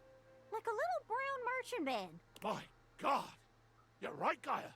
They're actually in formation. With their antennae rustling and their horrible little scratchy legs twitching. Oh dear Betsy, I'm gonna be sick. It's an army, guys. This is an organized army. Organized? I'm tough. Bugs don't bother me. You're telling fibs, aren't you? Of course, if we had my ship, well, we could just sail right over the top of them. We could plow through them like so much seaweed, so much battle detritus, so much swell and deep blue heave. Oh God, please don't say heave. If we can't go around them, then we'll have to go through them somehow. Then it will be battle!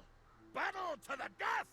Roaches can't die, though. Sounds a little much. It's just bugs. It is a lot of bugs, though, so if someone's gonna die, it's probably us. If only we had some sort of magical weapon. Oh, you've got it! Just take it out and show it to them. Just like that. Unwind Le Peak from its careful protective wrapping and blazon it before this fearsome army. Le Peak? But of course, every great sword in history has had a great name, and this one is no exception. Since it was mine, or at least entrusted to the sole care of my officers, I took it upon myself to name it, and I chose a Le Peak. What does it mean? That means to prick in French, but if you got le in front of it, it just means prick, like the noun. He named his son Prick. You, Jacques, sleaziest sleaze of the seven seas, named your glittery sword the Prick? I did, and your death is imminent. Who's death specifically? All of you. Death, conceptually, is imminent. Gotcha. Reverently, I draw the rapid blade from its scabbard. Carefully, I unwind the bindings. Slowly, inch by silken inch. Bro, there's a fucking army in front of us. You want to pick it up? You casting a spell there? Yeah, he likes to narrate. It's true. One final turn of the silk, The narrator. and here she is. La Peak. You guys, look at the bugs. The roaches scatter before the power of Le Peak. Like, well, roaches scattering at the flip of a light switch. They're moving out of the way. They're actually clearing a path for us. Oh God, and we still have to get kind of close to them. Jacques, you go first. You go first, and you keep them back. You keep them, like, way over there and not near me, okay? So roaches are her snake. I shall go first, and I shall bear this great sword ahead of me, like the beacon of intention and glory that I always knew it was, and nobody else knew, but I always knew, because I am Jacques. Well, well, well. Jacques. Sparrow. There's Isolde. She has box cutters. She has a better weapon than frickin' bow. You can't go wrong with a redhead, too. A wood hat, did you say? I said redhead. But Oh. The stranger standing before you looks entirely too familiar. She has red eyes too. Whoa. Whoa. Who is... Doesn't she kind of look like... Look what the Blatodia dragged in. Is she an actual character? Or is she just for bow? Well, we haven't really seen any chests other than the DLC. Oh. I'm Isolde.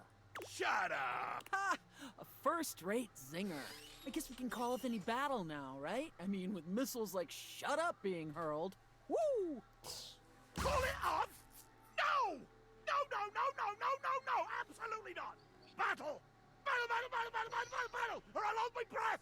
What the fuck? Friends, Relax. this is Isolde Chest. Isolde She's chest. my menacing alter ego, and I must defeat her. What's around her neck? Because she doesn't have something like that around her neck. Other than that, like, they're pretty much matching. Like, she's not a cardboard box. She's like an actual chest. So, like, she's like actual wood grain and latches and stuff. Looks like a hinge.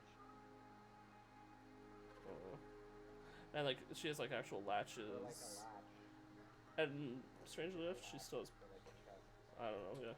Defeat her? Why? Just because she's the shadow version of you? Yes! And no. Theoretically, I'm very intrigued. Engaging with your own shadow? Very, very interesting stuff. Just wondering where we're gonna land on the whole you kinda lied to us and tricked us and almost got us killed by an army of cockroaches thing. Oh, no worries at all. I've been through way worse gaslighting than this. I thought we knew that she Gaslighting? was the alter ego. Wait. The first gas street lamp in America was installed in Baltimore, Maryland in 1817. So in order to have gone through gaslighting, either you're much older than you look or there's some kind of vernacular at work here that I don't understand. Ugh, I hate facts. Hate them. They just make my skin crawl. Now that's some useful intel. Gaslighting means misled, lied to. I know, because it's one of the tactics I sometimes use on my enemies. You mislead people? Duh. I do too. Goodness, my little pirate. Looks like we have more in common than we might have thought. Maybe you'd consider a teensy-weensy swap of allegiance? Not for all the gold or treasure or whatever it is you're hiding. I'm here for the battle. You are undeniably the most exciting opponent in the room, so that decides me. Wait, I thought you were committed and curious and, like, on my side because you believed in the quest. Wow! Belief? Committed? Curious? I have curiosity for blood and booze. Anything else is paint and plaster. Great! So, not the street lamp thing. Sorry you've been lied to so many times. She's still on that. Yeah, same. Enough jaw wagging. Let's cut through the packing tape and get I down to love that she was business. still stuck on that. Glad you're so ready to divulge your secrets and be brought to justice. Ha! I'll tell you proudly what I've done. The true treasure I have stolen and kept for myself. Who knows? It might even fetch a fine price on the open market once I'm done congratulating myself for the theft. I, thieftess extraordinaire, have wrangled and waylaid an actual goddess. Huh? What? Oh no. Oh yeah. A full-fledged, empowered, glorious, immortal being right here in my safe and wretched little manacles. What? Her name. Tell me her name. Ah, but Gaia, dear Earth, you already know. I have captured Rango Maiwenwa. Rongo my Wenwa. No! Oh, great crates. Rongo, my Wenwa? She's been here this whole time? Rongo my Wenwa. Sorry, How I'm could you? just... She's the animating force of the earth itself. She's precious. She's sacred. Yeah, well, she's mine. And there's not a damn thing any of you can do about it. You have to help us. What should we do? That guy throw facts at her. Isolda hates facts. Magic Toys Act wants a fight. Turn him loose. That'll be you, Bo. She's your shadow. Kick her ass! What do you think? Probably Bo, hey? Probably. She's as much as I want Jacques to be released on them. I know you don't like him, but I like him. Fuck it. The Magic Sword Jacques wants a fight. Turn him loose! Turn me loose indeed. A rabid hound of hell to harry and tear at this papier-mâché siren. Jacques takes 10 steps to Isolde's 1. Aye! But he still advances. Brandishing Lepic like a flaming torch, he takes the ground and pushes her ever closer to certain defeat. The fucking narrator just dissed him. Yes, Jacques! Let the rage flow! Ah, glorious rage. It illuminates him. It spurs him onward to even greater feats of athleticism and daring do. And I love that he reacted too, like, fuck you, narrator. Isolde's eyes go blurry trying to track his speed demon movements, and her heart grows frayed by the knowledge that she is being bested, inexorably, by a pirate the size of a carrot butt. No! No! Damn you! This cannot be! But it is. But it is and could never have been otherwise. Bow before the blade of justice, Lepic. It shall prick your conscience, and evil shall bleed from you into the unforgiving ground. See, I don't hate him. It's just... he's so much. In a final Then again, and so many brilliant characters feint, are. Jacques thrusts Lepic home into Isolde's chest, right where her heart should have been. She growls and yowls, throws her head back Where it and should have bellows to the sky. And with a great burst of tinsel and tissue paper, she unlocks, and her form evaporates into the air. As though she never was. Oh, look. All eyes are drawn to the glowing stone, now exposed. The treasure Isolde had coveted, now plainly visible on the dust floor. It shines and hums with the energy of the earth itself. Holy crap, we did it. Ahem! I did it. Okay, your sword helped, but we worked together. If it weren't for the sword, we'd be swarmed by roaches. Is that what you want, Miss Package? Sigh. Where's Rongo, my Wenwa? Is she okay? Rongo my Wenwa. Sorry, the name's still just throwing me. My child, I have always been fine. So that's where she is. Oh, yeah. So, there's the character. Goddess. Rongo my Wenwa. What do I call you? My name alone will suffice. Rongo my Wenwa. My name is Rongomai Finua. Oh, Rongo my Finua. Oh, we've been mispronouncing you the whole time. Frickin'... the frickin' Newfie. My name is Bo. I've been dreaming about meeting you for so long, I can't even tell you. You're my greatest adventure. Can I just call her Ronga? Hello, child. I am Jacques. I'm the holder of Lepic. Ah, yes. A bottle. Made of silicate. One of my other forms. Yeah, that too. And here I see a representation of my planetoid form. A beautiful gift. Oh god, she's a little extra. Are you gonna eat me? No, child. It is time I leave this contraption and seek out a new place to be beheld. Thank you all. Thank you for all that you have done. I shall return with gratitude to the world above and to the light. Though, human, I must ask. Yes? What can I do for you, Rongo my Fenua? Was it? Fenua? Please pick me up and put me on a shelf. Even goddesses like myself have limits. Please pick me up and put me on a shelf. You got it. Let the magic flourish again! Oh, there we go. Complete the longest quest in the game. The fuck are you? Is this what it... Is that her? Yeah, I guess it is. I thought she would look... I thought she would be a geode and that was it. Assuming she's not on some other shelf somewhere. No, that's her.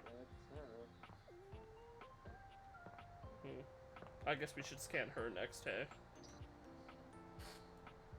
Well, I seem to be talking to the box, but yeah. Oh. The other characters are all blocked by... I've already talked to the box today.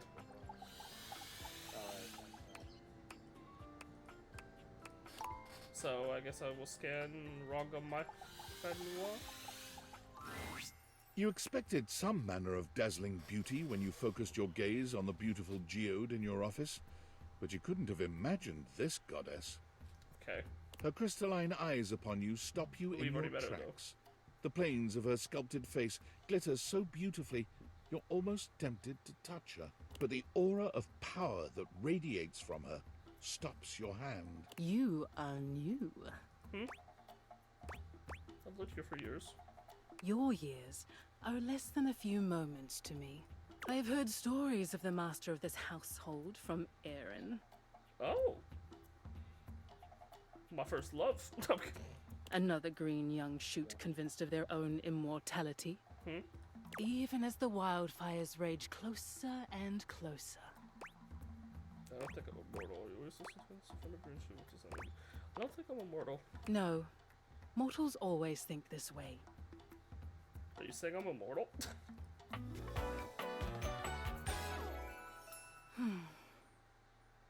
Yeah, Rongo Mafenua. I am a geode here in your home, but I am so much more. You really aren't, though. I am the earth that nurtures you. I am the elements that imperil you. I am all that was and all that will be. The first and the last. The beginning and the end.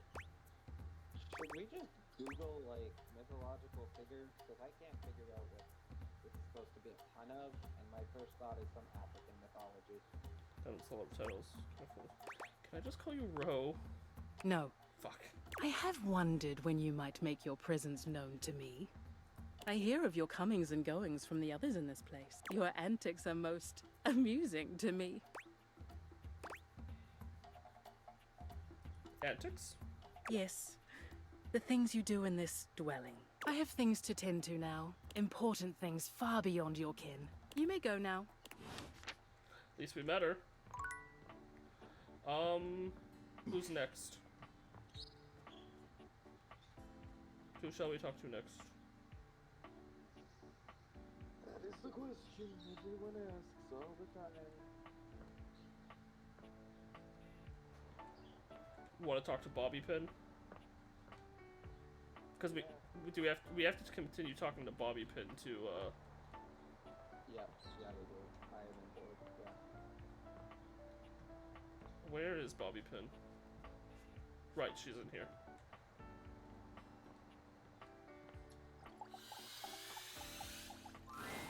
The attic is dark and cold. That's to be expected. What you don't expect, however, is that Bobby has company before you get here. Then again, it might be more accurate to say that Bobby's company has them. Listen here, sense. you little worm.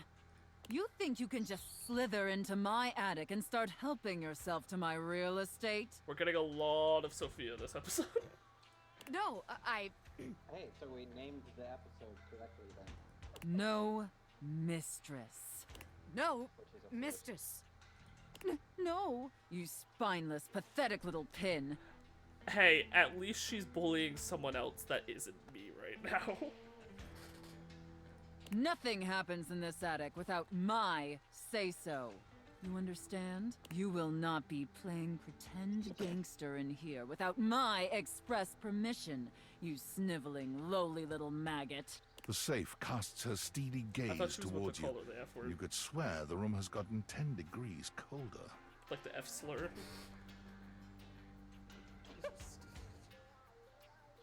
Another uninvited guest.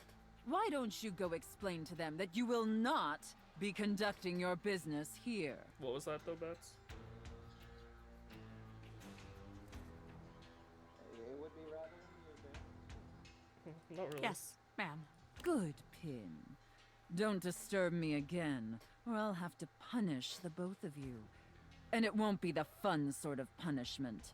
In the middle distance, a confused sound comes from a new, moneyed object.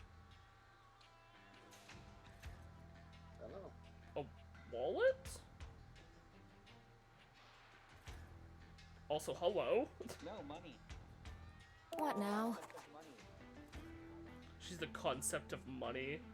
It looks like a wallet. It looks like you would just scan a wallet. Nobody you need to worry about, my angel of accounting. No one of worth or consequence. Oh, I see.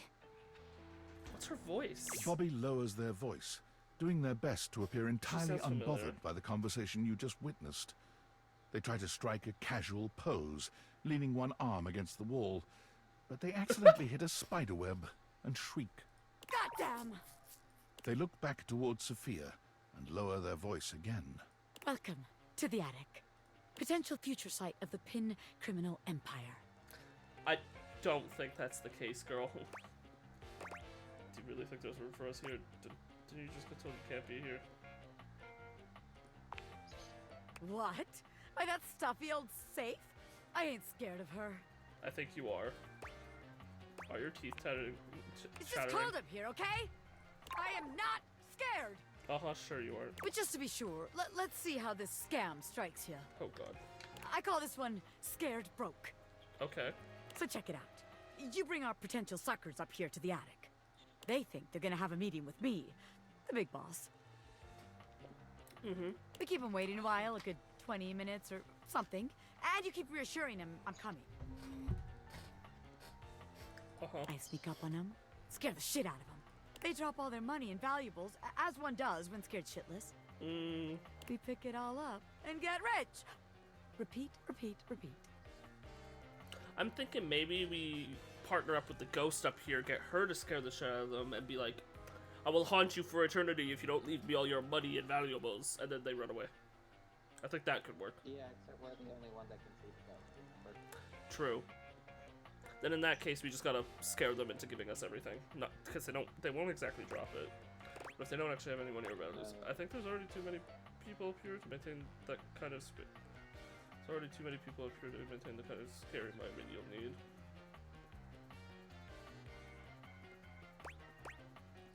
Yeah, sure. God, yeah, you're right. It was a great idea, but all these wise guys up here crowding my shit and ruining the vibes. Yes, it's not my fault, but it won't work, will it? Bobby looks around the room, as though desperately trying to source some inspiration from somewhere. They fold their arms over their body, trying to keep warm while still trying to look effortlessly cool. Okay. The result is less than convincing. Well, look, maybe this time you come up with a scheme for us. Huh, recruit? Sure. We should just rob the safe. I'd love to, but not here. This place is cramping your style, right? I knew it. No, this place just doesn't have what it takes to host the Pin Gang. I wanted to give it a fair chance, but my time is too valuable to waste. Bobby strides forward boldly, head held high. This place ain't for the Pin Gang. It sucks! What did you say, you God. miserable little worm? Yikes! I'm out of here! Bobby calls over their shoulder as they disappear down the stairs. She's like, bye! You can find me where the magic happens, baby! A den of sin and rest in equal measure! In equal measure! Okay, gonna go meet the chair. Unfortunately, there's no chairs up here. Oh. Welcome back! Hey, Jeremy. It's Sci-Fi Thursday. Today's play is called Beyond the Starscape. Look at that! It's about space exploration. Care to join me? I love it! Yeah, that's great. What plays dude, sure. Awesome! Did you know that Celia is here every week? Turns out she loves sci-fi stuff. Who knew? So she's here every Wednesday and every Thursday? I think Celia just likes you, girl. I can hear you, you know. And what's so wrong with that? Can an old girl like me have a hobby? I was around back when Star Trek was first released, you know. I've been a fan since day one. Go on. Aye, aye, Space Commander. Today's play is about a group of space explorers. You're the captain of our starship, Okay. and I'm your robot assistant and navigator. Sick. And lights up. Beep boop. All systems are green, Captain. We are surrounded by both the vastness of space and the endless prospect of adventure. The evil fucking stool. Query, Yep. where shall we go? Let's explore an alien world. Understood. Plotting a course for the nearby planet, Clositron 5. Bouncing up and down to imitate a spaceship entering warp speed. Oh, classic. We have arrived, Captain. Scanners detect a gathering of aliens outside. They are armed. What would you like to do? Let's befriend the aliens. Tell them we come in the name of peace and love. You and Sherbot disembark, speaking to the aliens. Unfortunately, they misinterpret your signs of peace and take you captive. Oh no. Their leader speaks to you. Human invader.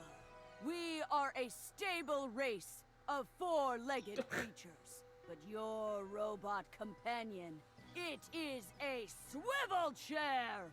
This brings chaos, instability. You claim to be here in the name of peace and love. But surely you plan to destroy us. Just then, an explosion! Giant spider-like creatures begin invading the alien camp. Ah! It's the Ottoman Empire! We will be overrun!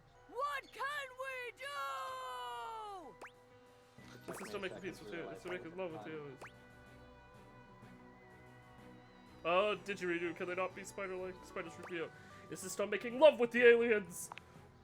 You try to kiss Jeremy's cheek, but she dodges away from you, utterly disgusted. You can feel the disdain radiating from Celia in the audience. Davenport! Whoa, yeah. Sorry, that's too much for me. Even if you're in character, it just doesn't feel right. We just met, you know? Maybe we should call it for the day. If that's all right with you, Miss Mayor? Oh, of course. I'm not going to force you to perform after that. Just be sure you rest up so you're ready to impress me next time around. Yeah, sure thing. Oh, fantastic work. Come back on another day if you want to try out another play. Or even today, if you want. You're so much fun to play off of. Jeremy gives a delightful little curtsy. Wait, even... what? Okay, no. I was like, what? Whoops. Anyways, save time. You have returned. Indeed. Well, choose your destiny. Chef and prep cook. Yes, no. Yes, of course. Okay. Hurry! You're already 10 minutes late. Come in quick and get to your station. And wear this.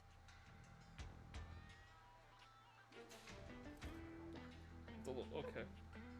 Are you the new prep cook Carlo recommended?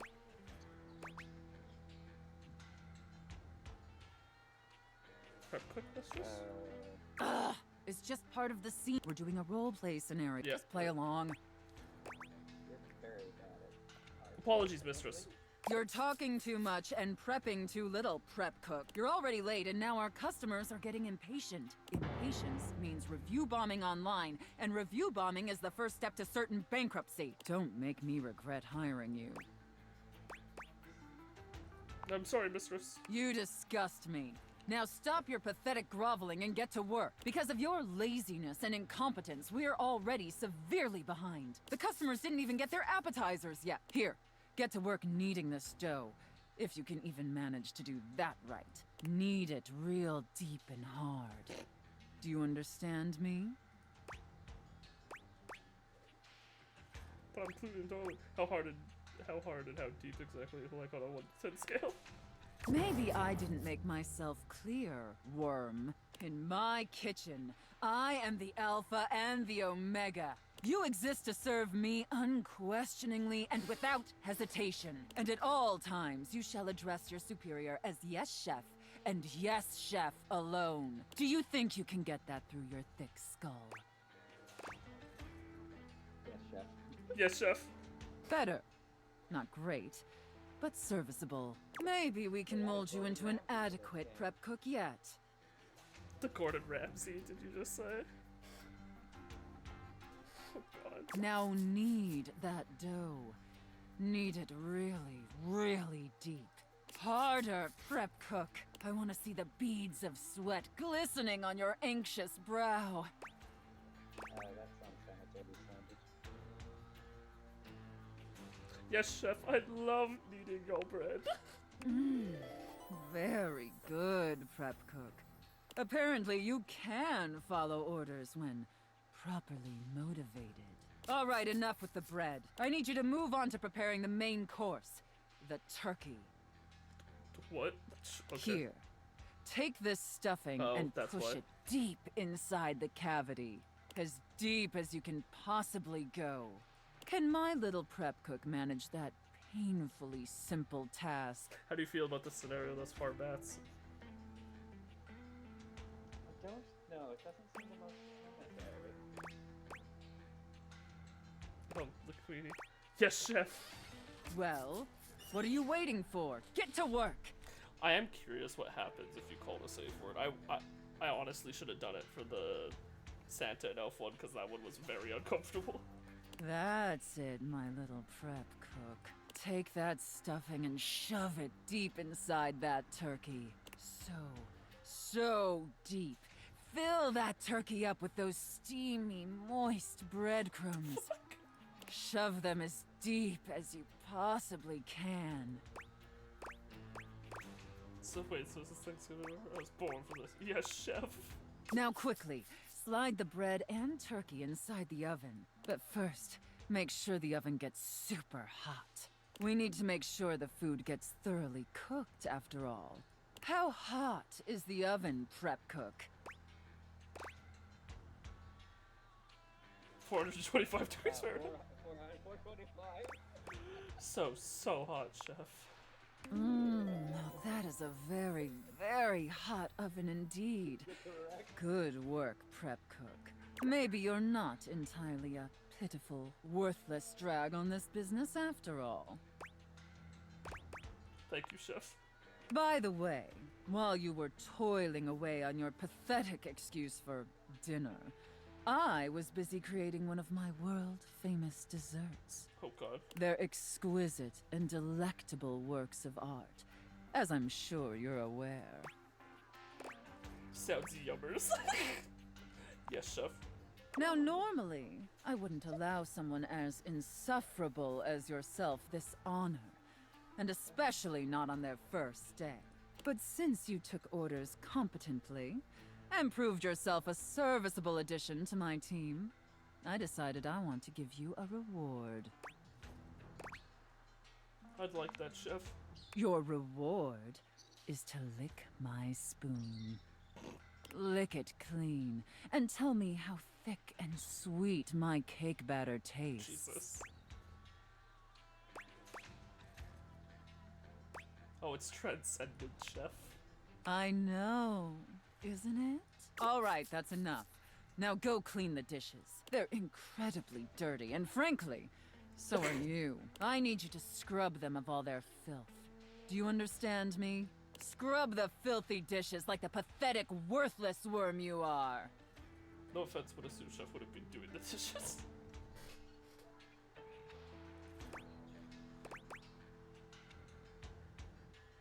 No, but seriously, what's their dairy? Because I'm severely allergic. Yes, chef. And scene. I don't know about you, but that left me quite pleased. An adequate and serviceable job, my little wretch. Tell me, did you find it as satisfactory as I did? I'm talking with Declan. Absolute. Oi! Pausing it so that Bats, way I can... mute. Yeah. Fucking doxing me, you asshat. Absolutely, thank you, mistress. It pleases your mistress to hear that. And considering you were not a total disappointment, I'd be interested in exploring another scenario with you. I look forward to experiencing your... I feel like I need to call the safe word. I wish I did it on the... Oh, I wish I did it on the elf one. it's you. Hi. Hi, Zoe. Yeah, I was worried about you. I'm afraid. Oh. I've been so curious about everything. I wanted to know. I wanted to feel it all the time, all at once. Going from frickin' Sophia to Zoe is such a jarring experience. I was so grateful to you when you found my necklace. I'm glad I could. Now I've run into this thing. It just feels like this huge, sticky brick wall in my mind. How did I die? What happened? Was it Rudy? This person that I thought was my friend? Reminder, you did end up muting, so if you're done talking to family. He was a loner, and I had friends, I guess, but he was just so much cooler than most of the people I knew. Now that I felt loneliness, real loneliness, I understand him more. It's a terrible feeling. I'm glad I could be his friend. I guess what I'm saying is I'm not sure I want to know. I'm afraid to know. Maybe he didn't do it, we don't know. I think I know now. I'll tell you what I remember. We were having a seance up here, like we'd done before. Candles and the symbols on the floor. He said we were trying to contact his father. He died when Rudy was just a kid. We were usually trying to contact Rudy's father. We tried for like a year. And he was just getting so frustrated. He kept telling me to try harder. At first, it was encouraging, but then he just kept getting more frustrated because it wasn't working. Oh no. It's not okay that he was getting aggravated with you. Right? But he was my crush. I wanted to help him, so I tried harder. And we kept getting close, and then something would go wrong, or the energy would slip away. Finally, I got fed up too because I didn't know what else to do. So I stood up and started to shake out my legs, like just to get some blood flow back from sitting in this dumb circle. Is it even a circle if there's only 2 people and a bunch of candles? I mean, come on. And he freaked out. Don't break the circle. Don't stand up. Get back here. Don't break it. But I have to move. I can't just sit here anymore. This isn't working. He was screaming, and I was screaming, and I went for the door to leave, and I heard him jump off the floor behind me as I was trying to wrench the door open, and then... It's okay. Take your time. That was it. I fell. I fell, and I remember hearing my neck break. Oh, It's weird the way you hear a bone break when it's inside your body. God. You hear it from the inside of your ears and the outside. Especially when it's such a big bone. Not a big, but important bone. And so close to your ears. I remember feeling the sound before I felt the pain. And then the pain was only like a second. And it was over. Oh. So it was a violent death, but it was also an accidental one. Yeah, so she wasn't murdered. Also... No, she was. It's still murder. No, she tripped. She wasn't pushed. No, she literally said as she was wrenching open the door, she heard Rudy stand up quickly from the floor, and then next thing she knew, she was falling, and then heard her neck break. Okay, so we live in the house of a murderer. Did Rudy try to grab you? I don't know. I don't remember that. I didn't see it, I guess. I just remember that felt sound, and then I was here. Like this. Oh. Rudy just stood there for a while. I remember that he actually knelt down next to me and brushed my hair back from my face. Then he blew out all the candles and went downstairs. He left you up here? I guess he did. Huh. Some crush. What the fuck? The next people that were up here were the paramedics, or whoever it is that comes with the big black bag and the gurney. Well, paramedics show up first and pronounce you dead, and then usually coroners show up. Oh, wow. So it sounds like he went down to call for help. Maybe. On the, Landline, because it was the 80s. yeah. What? So Rudy was up here with them, with the cops. They were doing some paperwork stuff, not looking at me, and they hadn't zipped the bag up yet. Rudy took my necklace off. He just pulled it right off my neck and put it in the pocket of that crazy vest. That's how it ended up down in the basement. He must have put it there because he felt guilty about taking it.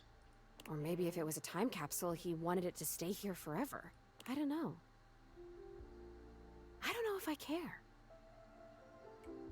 I have to tell you, I don't know if I want to live this way anymore. When I was just alone and happy-go-lucky with no memories, it was okay. But now I've met you, and I know about other personalities in this house, friends that I might have.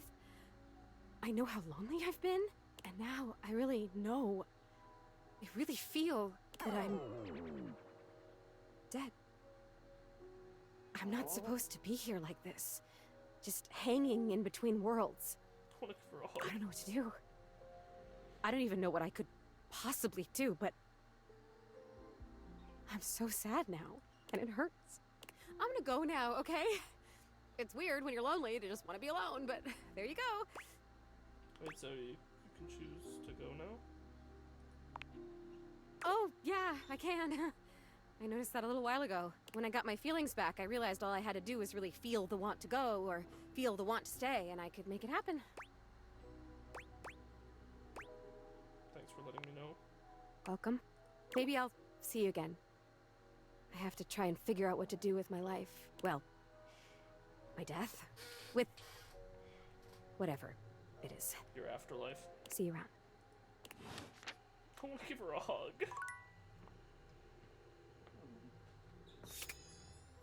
Again, I talked to her without the glasses.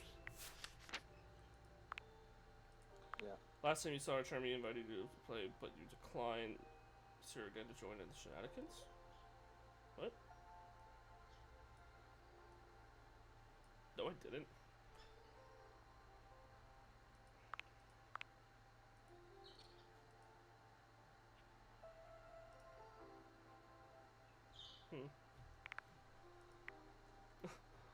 Rongomafenua.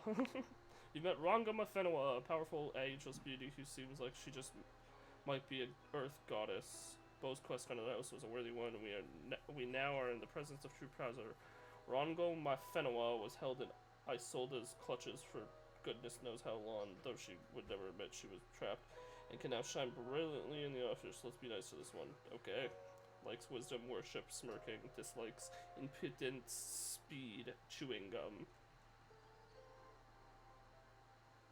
Let me guess, she has really high requirements. Yep.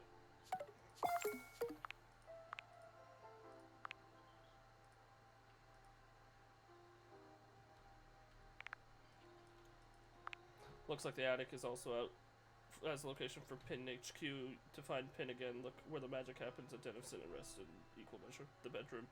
Likes crying, yeah, we already know all that stuff. Wait, hold on. And we're gonna get the last one that way. Bo, you went on a rip-roaring quest with Bo and Jack. There were roaches, there was a greedy maven named Isolde the Chest, who turned out to be Bo's alter ego. There were secret swords in single combat, a goddess named Rongoma Fenua emerged and now graces the shelf in the office. Likes, vim, vigor, daring, do. Yeah, we already did all of that stuff. And we got all our collectibles now. Yeah. But there's more characters to unlock through her? Jesus. Sophia, last time you roleplayed as the head chef and her new prep cook. Come see Sophia again for more, you miserable wretch. Nice. Zoe told you about her death, and it was very intense and seemed to take a toll on her. She decided she doesn't want to live the way she was anymore, hanging in between worlds. She was overcome by sadness and didn't know what to do. She wanted to be left alone.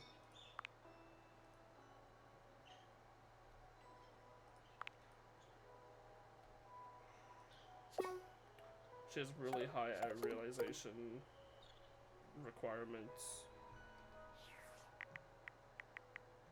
But that's... Realizing a ghost? Does that mean you just revive her? Yeah, which kind of means that these glasses have some interesting implications.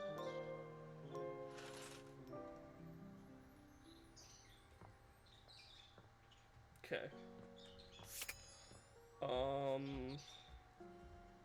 Let's probably scan Bo again today. Or do we want to start with Bobby Pin? Let's start with Bobby then. Open it. As soon as you chance upon Bobby's newest location, you find Betty already speaking with them. Bobby, is that you? You know me? Little Bobby Pin. Look at you now. You've changed so much. Well, yeah. I'm not a little pin anymore, you know? No, you certainly aren't. You've really come into your own, haven't you? Why do you have to say it like that? I'm a grown pin! And beyond that, I'm a goddamn gangster! Oh, you certainly are. Look at you. She pinches Bobby's cheek, which really seems to upset them. Hey! Stop that! Your family has been worried sick about you, you know. You should stop into the bathroom and see them before you go. The other Bobby Pins. I will! I just... The Pin family. Wait. You know my family? Of course I do. They come through here all the time, you know, talking about their sweet Bobby. Their sweet Bobby. I knew you when you were just a little thing. One pin among many. Even then you were special. Gangsters don't have feelings. But if I did, I'd be real touched. Bobby's gaze falls upon you. Alright, that's enough reminiscing. I got business to run. I'll just bet you do. Take care, sweetheart. Yeah. You too. Bobby sits at the edge of the bed, looking unusually thoughtful. They pat the spot next to them, inviting you to take a seat. There you are, rookie. Have a seat. You okay? Yeah, I'm alright. Just weird being back here so close to where I grew up. The bathroom, probably. You know, I haven't been back to see my family since I got sucked up by Hoove. I will. I just haven't gotten up the courage yet. I love how being sucked up by Hoove is being sent to jail for some reason. Yeah. Would it help if I came with you? That's real nice of you to offer, but I gotta do it on my own. It's not about, like, who I am. You know what I mean? My family's always been real accepting. I think they knew I was meant for more than being another one of the crowd in there.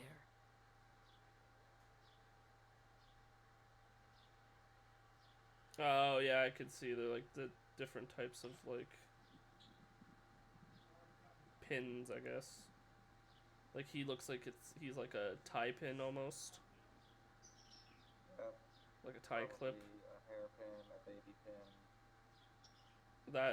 That's like the weird squiggly one. That isn't squiggly all the way to the end like her.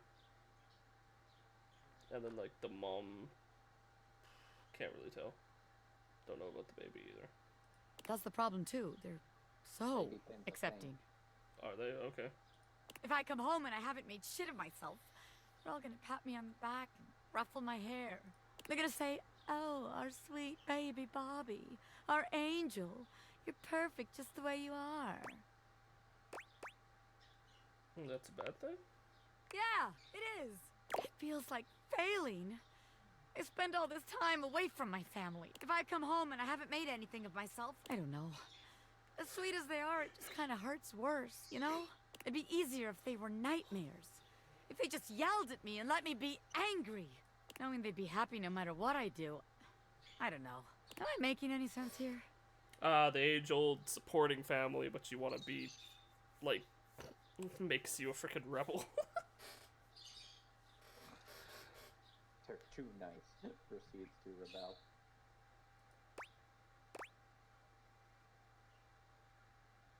You should put so much pressure on yourself, Bobby. Well, if I don't, who will? How else am I gonna make something of myself? Nobody else is gonna do it. I want my family to be proud of me. Not just cool with me. So I gotta be a little hard on myself. Otherwise, I won't have no kind of pressure on myself at all. And then I'll just do nothing.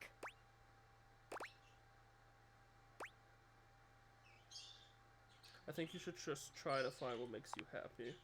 I thought I already knew, but maybe I never had a damn clue. Bobby stands, dusting their hands off. From what, you're not sure, but they seem to think it makes them look cool. All right, rookie. That's enough wasting time talking about feelings. We got one more place to check out. I think it's a real winner. You can find all kind of extreme temperatures there. What? Like, the gym? Hot, cold, and all kinds of work happens there. Probably the gym. See you there. I'll just double check. You can feel all sorts of temperature. Water heater. Probably. I've scanned a bow anyways, so I can just check in there.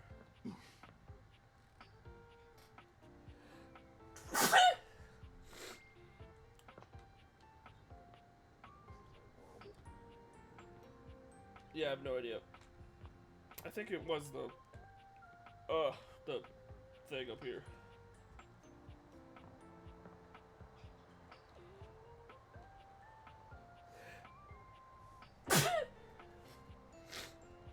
Ugh.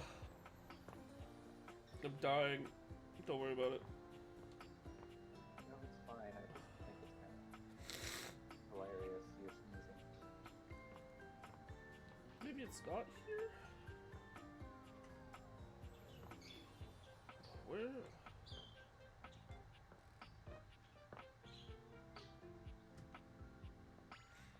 Maybe she's back in the laundry room.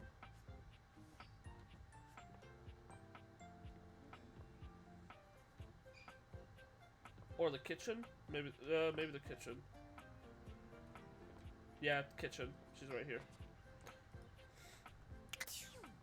Yeah, that makes sense. Oh, because I probably scan her and she'll open up this now. That'll probably be the last one. I'll scan the boxes in here. Bo seems delighted to see you after your exhilarating adventure below your own house. Oh, hey, bud. You're back. Yeah, I missed ya. I missed you too, actually. So cool to have met a new adventure buddy. I wanted to thank you for the adventure. I needed that. Oh, wow. Really? You're thanking me? That's amazing. I mean, yeah, you're totally welcome. I've never had anyone thank me for an adventure before. Come to think of it, I've never thanked myself for all the amazing quests I take myself on. Now that I'm doing this math, that seems kind of like an oversight. You're seriously cool, Bo. Well then, thank us from us for the first awesome mission of many. I guess it's safe to call each other friend for real now? Huh? I was looking for love, actually. With me? Sorry, I'm so surprised. It's just, it didn't come up very much that you liked what I said. I was trying to flirt, but you wouldn't let me. Sometimes I get so focused on the adventure at hand, I forget. But since you're here asking for it, it's almost like you're on your own little quest. I am, for your heart. Then your quest is complete. As long as you're by my side, we'll have a great time. The first one that we actually worked for. Love will be the greatest adventure. Sorry. Let's go. We finally actually have one that makes sense. Hey, the other ones make sense. We just didn't really work that hard for Also, them. can we stop getting posed? Poise, you mean? We are stoic. Pretty okay at that game with the mental hoop and the buzzing noodle. You've been caught red-handed, showing feelings of an almost human nature. We're sensitive. We're appealing. Charm. Appealing might be stretching it, but at least you're no longer appalling. Playful. You don't quite get humor yet, but you can confidently say it was funny when the man's pants fell down. You're keen on smarts. They'd have to get up before lunchtime to catch you out.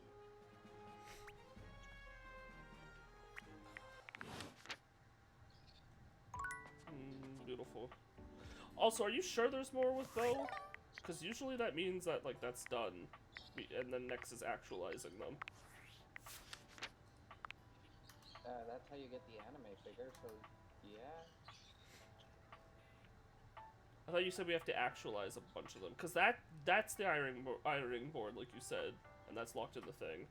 The anime figure, you said we have to actualize, what, 10 people? Yeah, that might have been it. And then that's the money. And then I guess that's the magician? No, the magician. Assistant. wearing a hat. Oh, so the ironing board's a magician. Huh, who's this then? How do we get 94? I think that was the actual people, but I could be mistaken. Well, you're my looking up guy. Figure out how to get 94 and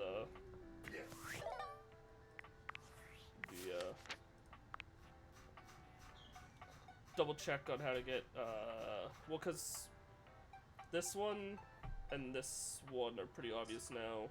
So figure out how to get 70 and 94 specifically. I already know how to get 100, so.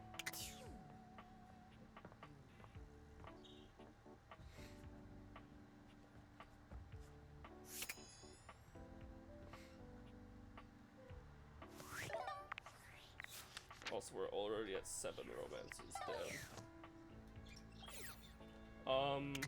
Who's next, I guess? We've talked to Bo, we've talked to Bobby. I think we have to start a new line, maybe, because night times are for her.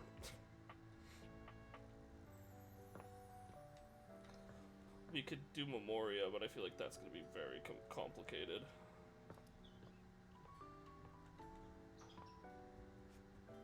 '94, you said?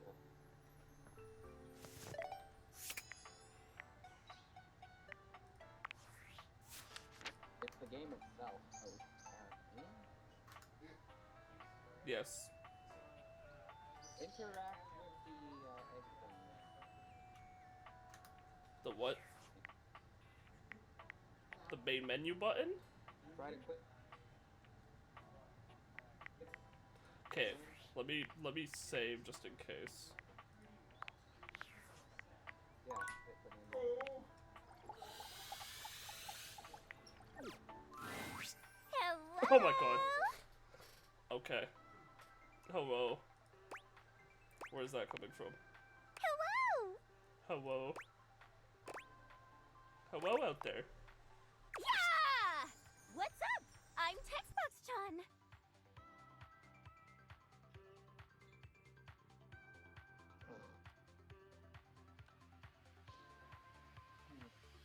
My roommates just did a weird thing, sorry. It's Textbox-chan.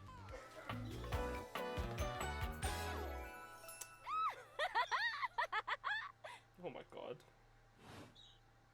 A stranger that appears to be cuteness personified jump kicks into your view, striking a pose so adorable, it makes you just a little dizzy. Textbox-chan. Yo, it's a Textbox made into an anime lady. Yep. Gee, those date beaters really can transform anything. I don't know how I feel about her eyes. Her eyes kind of freak me out. Wait. We should use it on the sun. Date. I will date the sun. Minions, tonight We date the sun. Think that would work? Being thing doesn't go out the windows. I don't want to date the sun if I could date you. Oh, well, if you want to know the way to my heart, you have to do one thing. Flirt, fight, read. Click options. Flirt. Not really. As the UI, I love transforming ideas into words. Even though UI is on the surface, the ideas being conveyed are anything but. Makes sense to me. I don't know, this game seems kind of surface level to me. Makes sense to me. Look, I know you've been staring at me this whole time, which is the point. Uh-huh. But remember, my advice is to listen to what I have to say, not just admire my pretty colors. Oh god. You got it, text box Chen. Yay! Wait. So is she gonna say different things that show up in the text box so we have to actually listen? How are your dates going, by the way? I hope I've been helpful so far. You've been super helpful. You're super welcome! Just know that you can count on me in your romantic quests. Now, I'll leave you to it. Come talk to me again after you've awakened 16 dateables. I kind of already did. And just put on those specs and tap that phantom word box you've never questioned before. The what? I've already done that.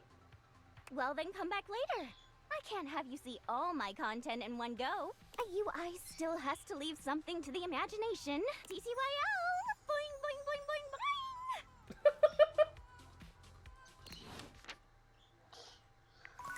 Okay. Wait, talk to what?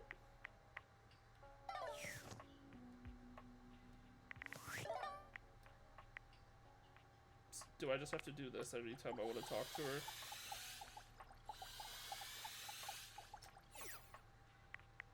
Yep, you do, but you know, you already talked to her today, so you can't. Jeremy time. I'll talk to this version of her. Hey! If it isn't my favorite scene partner, it's Fantasy Friday. Today's play is called Everblade. I just realized There's a she's lot of just, magic in like, this one. Link. Care to join me? Sure. Heck yeah, friend.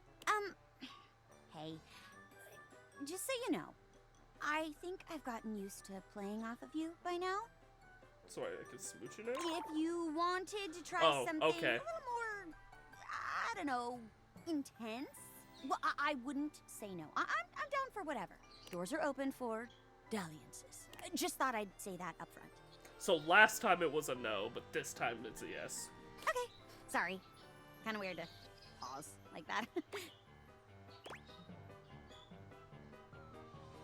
So things can get saucy, huh? Excellent. Fuck it, sure. Woo! Yay! Oh god, hi Florence. Florence loves this fantasy stuff. She's a great audience, too. Very encouraging. You'll do great. So we should probably get saucy this time, right? Yes. Today's play is Everblade. I'll be playing a forest sprite. You play all who I encounter on my adventure. Lights up. Hail, wise wizard! I am Spindle, the sprite. My forest is dying. The flowers wilt and the leaves fall and die in all seasons. I beg of you, look into your crystal ball and tell me what I must do to save my home. We seek out the legendary sword Everblade. Only its power can cleanse your forest. An evil creature is poisoning your home. If they are not defeated, then the forest will die. Yes. And my quest is clear, wizard. Just point the way, and I will go. I love the way they run in place to make it look like they're moving. After days of travel, I have made it to the Fell Cave. The poison is coming from here. Show yourself, foul beast! I know you are there! I have come to defeat you! I don't know how this is and supposed to get save saucy. my home! Psst! Be the fell beast! I am the spectral knight. My spirit longs for its former kingdom used to stand on this ground. To rebuild it, I must first destroy this forest. I am the fell dragon. My poison seeps into whatever land I touch. I have been cast out from 100 homes. Would you cast me aside again? I like that one better. Poor dragon. You have my pity. Is there any way for us to end this poisoning? Would that I could, little sprite. The power is beyond my control. I was cursed hundreds of years ago. The poison is strong, little sprite. The only thing that could cure it. A kiss from a woodland creature, pure of heart. Saucy. Aww. Pure of heart? I am unsure if I'm qualified. But I shall do what I can. Jeremy approaches you, pressing a delicate kiss to your lips. Oh, your heart, little sprite. It is pure, indeed. I am transforming. That! Dragon! You've turned into a handsome woodland prince! Indeed. And what's more, my body is small enough that the sword fell out of it. What? How convenient! Come, let us walk, hand in hand, and watch over the forest together evermore. You'll somehow still get... Yes, together. Evermore or Everblade? Oh, shut up! Oh, you made me break character right at the end. Dork. Cute dork. Hey! Hmm. Oh, hi, Celia. I think it's time we were on our way, Florence. Oh, I'm so sorry. I totally forgot you two were there. Obviously. Let's go. Ooh, have fun, you two. What? Oh, man. Things got a little intimate at the end there, didn't they? You said you were open to trying something more intense. Oh, don't worry. I'm not mad. I actually really liked it. It was, kind of fun to lose myself in the character and commit. Did you like it? Yeah, I liked it a lot, actually. Oh, I was hoping you'd say that. I've never had this much fun with a scene partner before. Communication I like her is a so lot. important to me, and we're so in sync, you know? Like, I feel like I can adjust myself any which way you want to lean. Communication is important, so while we're being honest with each other, is there anything you'd like me to do for you? What? Well, if it's not too much trouble, could you maybe What the fuck? sit on my face a little? I get it because she's a chair, but Jesus Christ! Jeremy covers her face with her hands, blushing fiercely. This fucking game! I can't believe I just said that. I'm a chair. Oh, okay. Okay then.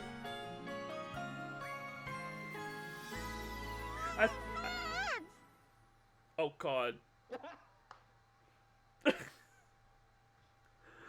Oh my god, this fucking game. Wait, so that's 2 loves today, isn't it? Yeah, it is. Damn, we speedrunning now. We'll still come see her for the rest of the play days just to see what they are, but... Okay, we got Charm. I was like, did we get more poise? Only poise. This is a poise only run. Fucking... Oh my god. Okay, safe time, I guess? Do you want to try calling the safe word with the safe this time? Like, regardless of what's going on? I mean, I would, but at the same time, I feel like that might upset them, and then we won't get there. She is a safe. How about this? I'll overwrite the save.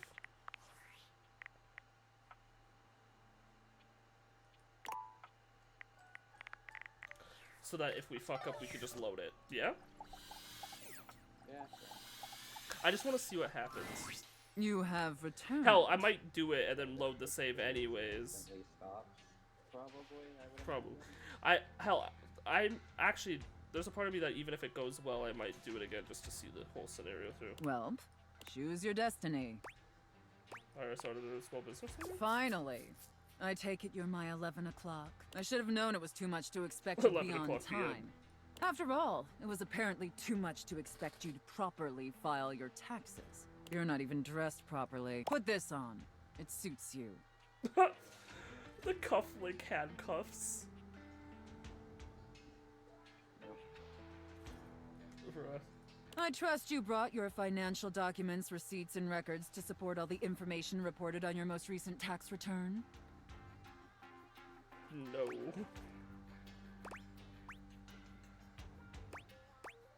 Everything my dog didn't eat. Is that a joke? It was supposed to be. I'm sorry. I don't know how you run things at your business, but here at the IRS, we treat those who hold the power with deference. So if you want to walk away from this audit without the IRS putting a permanent lien on your checking account, I'd suggest you do the respectful thing and refer to me by my proper title, IRS agent. Do you understand, taxpayer? Yes, IRS agent. Much better. Now, that wasn't so hard, was it, taxpayer? You keep complying and showing me the proper respect I deserve, and I can make this process much less painful for you. But step out of line, and I have the power to make the rest of your existence a never-ending fiduciary nightmare. Have I made myself abundantly clear?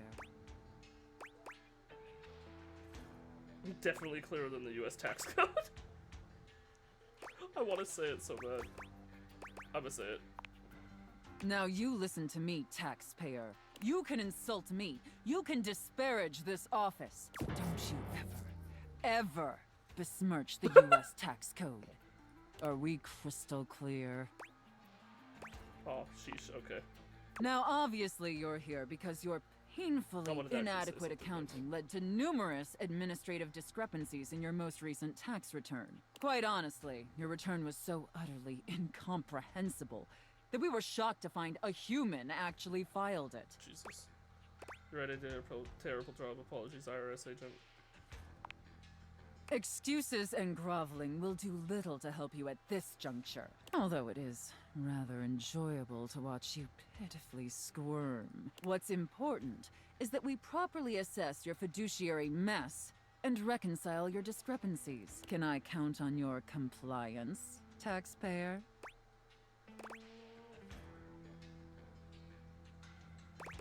Yeah, like, I wish we did it for the, Santa and Elf one, but we'll do it now. And then I'll reload the save. Linguini. Understood. I will desist. An adequate and serviceable job, my little wretch. Tell me, did you find it as satisfactory as I did? Absolutely, thank you, mistress.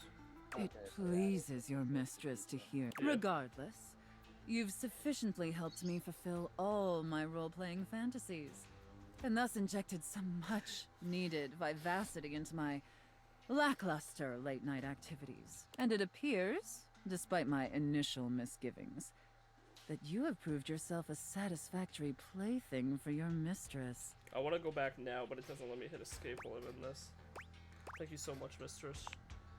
Honestly, and I can't believe I'm saying this, I think you and I could be even more. Do we want to go back and do that scenario? Because it seems like it's fine. Honestly, it seems like a speedrunning strat.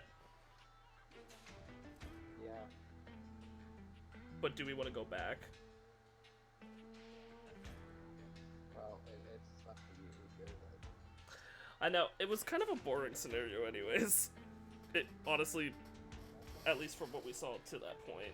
I do kind of wish we did it on the fucking Saturday though. Don't get me wrong, putting on this persona, building relationships with this specific dynamic, it's a lot of fun. And I love helping my little wretches fulfill their fantasies. But it's only one side of me. It's definitely the side I show the most, but that's partially because I've never really found someone If I I could felt open the comfortable menu enough right with now to share all and of load me. it, I would do it right now. But I just don't really. It's fine. Yeah, It just feels weird to like Until go back now. even after we get the love. So what do you say, little wretch? Shall I give you the passcode to my chassis?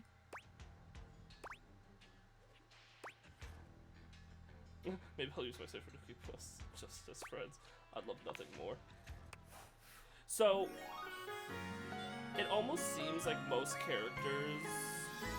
You can unlock my chassis anytime, my little wretch. Like, you go through them like the love ending, and then you could just choose to be friends and get the friend ending anyways. So it almost seems like our second playthrough, like our friendship playthrough, it's gonna be almost exactly the same, just we're gonna go, can we stay friends? You know what I mean? Okay, so we do this and we call it the speedrun playthrough. Yeah, I think the next one we should do hate. Did we get now? Oh, we got playful. Nice, we got sass. Nice. Wait, so can I... Oh, hello, little wretch. Come to unlock some more fantasies. Oh, hello, little wretch. Come to unlock some more fantasies. Yeah. It's the money inside of it. We can't meet anything else today, so we'll just talk to Zoe. Hi. Hey, Zoe. Zoe, are you there? Is she ignoring me now? Hey, if you can hear me, let me know. Hey, yeah, I can hear you. Sorry about the other day. I was just so sad. It is good to see you, though. And I'm feeling a little better. There was the cutest bird in the windowsill this morning. Have you ever realized that the way birds poop is just totally insane? Like, it's just random. They poop whenever, wherever, all the time. Yes. Can you imagine going through life like that? I mean, I don't have to worry about pooping because I'm a ghost and I don't have bowels and I don't eat, but like, what if it was you? That would be so crazy. You just walk around like leaking. God, don't put that idea in my brain. Birds are so weird. You? I know! Don't even get me started on snakes. I was thinking about that this morning too, the whole I digest a whole mouse lump in my body thing. Ugh. I'm gonna interrupt you just for a second. I have an idea. Never change, Zoe. Yep, that's all good. Keep me on track here. I have an idea. About what? I've been thinking about where I should go next. Should I find out what my next adventure is? Like, actually die? Okay. Or should I try to come back to a life of sorts and be a real being in the house with guys like the time capsule? And you and your magic glasses. Don't move on to the beyond, please. Honestly, maybe we went through the beyond sounds peaceful. I would love to have you here. Oh my god, thank you! Look, here's my idea. We never closed the seance circle. I stood up, and he stood up, and then I fell, and I died, but the energy was still all open and swirly. So, her idea is to close the seance circle, and then that would free her from the attic. And I'm assuming she could either leave and go to the afterlife, or stay here with me and the objects. Oh, yeah. So maybe it's still open. Maybe if we can complete it, I'd stop being stuck in between worlds like this. Stuck in this room, stuck in the freaking 80s, for God's sake. The 80s are great, don't worry about it.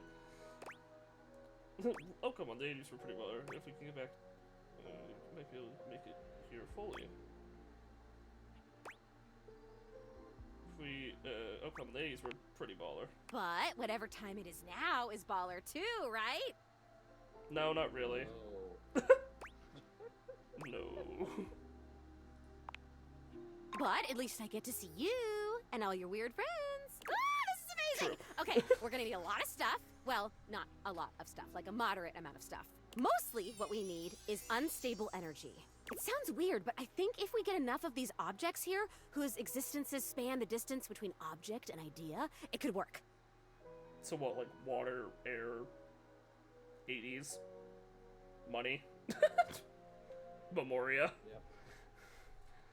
Not cabinets, tables, or toilets, but like weirder stuff. Like me. We have to gather them together, and they all have to be on board with what we're doing. Like, we have to all be on the same page, singing the same song kind of thing. And it should work. This is... Oh my god, I think I'm gonna die. The concepts. Like, die again, like metaphorically from excitement. Do you know enough of the others here to do that? Honestly, 3 or 4 might be enough. I don't know why the hell Rudy thought he could contact his dead father with just me. If you need candles, maybe this candelabra can help. I think I know some other folks here who'd be down to help us out. I'll go looking, but I have to find some new people. I think I know some other folks up here who'd be down to help us up here. Oh my god, this is amazing. I will be right here. I'll be waiting right in this exact spot, okay? Thank you! Thank you, thank you, thank you, thank you, thank you, thank you, thank you! Who? Wait. Who am I huh?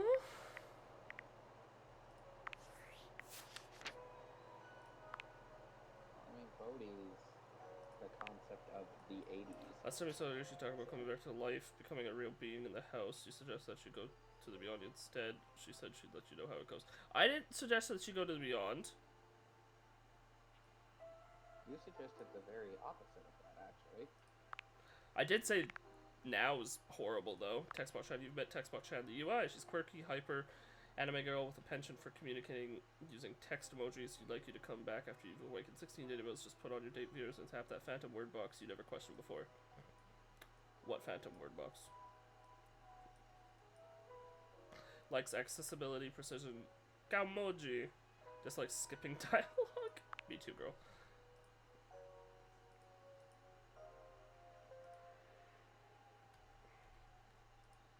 Susie Yuan.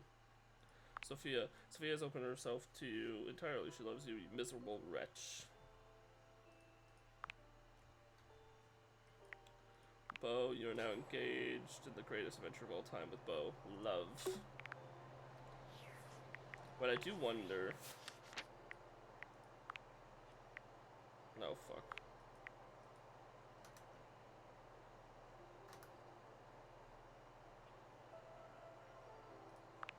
What is her actual eyes? Damn! She needs all the sass.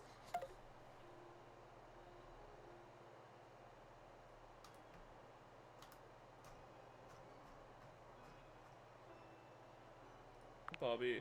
To find Bobby Pin's next location, here's a clue. You can find all kinds of extreme temperatures there. Hot, cold, and all kinds of work happens there. Yeah, the kitchen. And then Jeremy. You sat your way right into Jeremy's face and into her heart. She loves you. It's so weird. Sit on my face. We have to talk to her again tomorrow.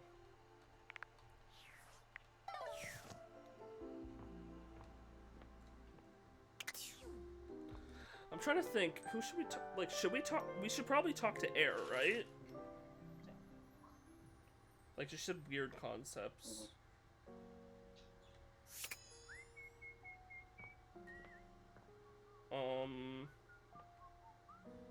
I don't know, we could start with that. Maybe HVAC would be a good one? I honestly don't know.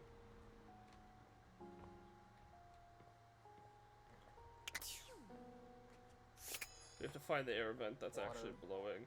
Yeah, I know water could be an option too. We're gonna go talk to Erin though. There she is.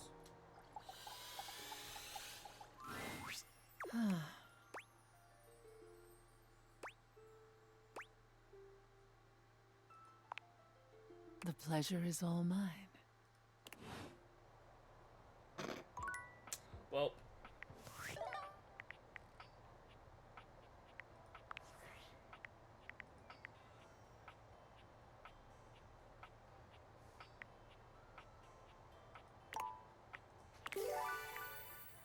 I think that was literally just this morning, so hold on.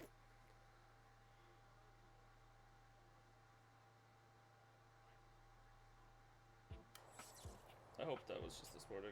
Okay, yeah. Oh wait, whoops. Okay. Well, fuck. Our autosave. Okay, well, we wasted one, I guess. Good job.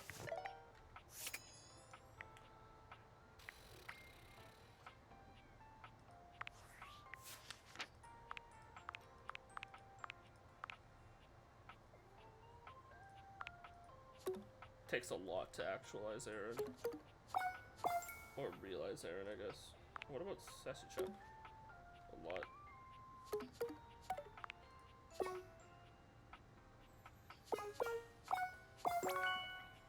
You wanna go realize Lucinda Lust? Yeah, sure, why not? The issue is that they leave the house after that, and we haven't really learned everything there is about her.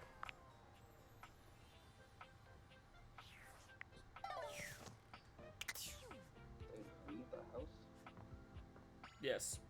I just figured they, I don't know, walk around the house or something. I want you to look up the thing for her, if you could. I'll talk to her again tonight regardless. For Zoe. I'm just unsure if, like, we have to talk to a specific person or not. Yeah, no, the thing is, like, the walkway is very broken. Sorry? The walkway's not good today. One more time? The walkthrough isn't exactly working anymore. A lot of people seem to have not written much. The game is very new. Yeah. Alright, we need to meet, Money.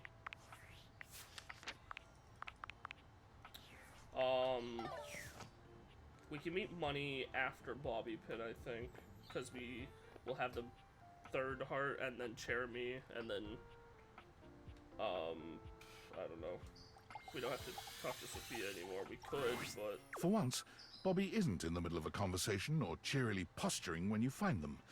They look lost in thought. You made it. Welcome to the future site of the Pin Crime Family HQ. Is something wrong? You could tell, huh? Guess there's no point in keeping it in any longer. I've been all over this damn house. I had so many ideas for schemes. I'm assuming the place we're gonna live is gonna be in here. But what's the point? This is a house, not some bustling metropolis full of suckers. We all have the same shit. We all share the same space. I can't share space with your suckers.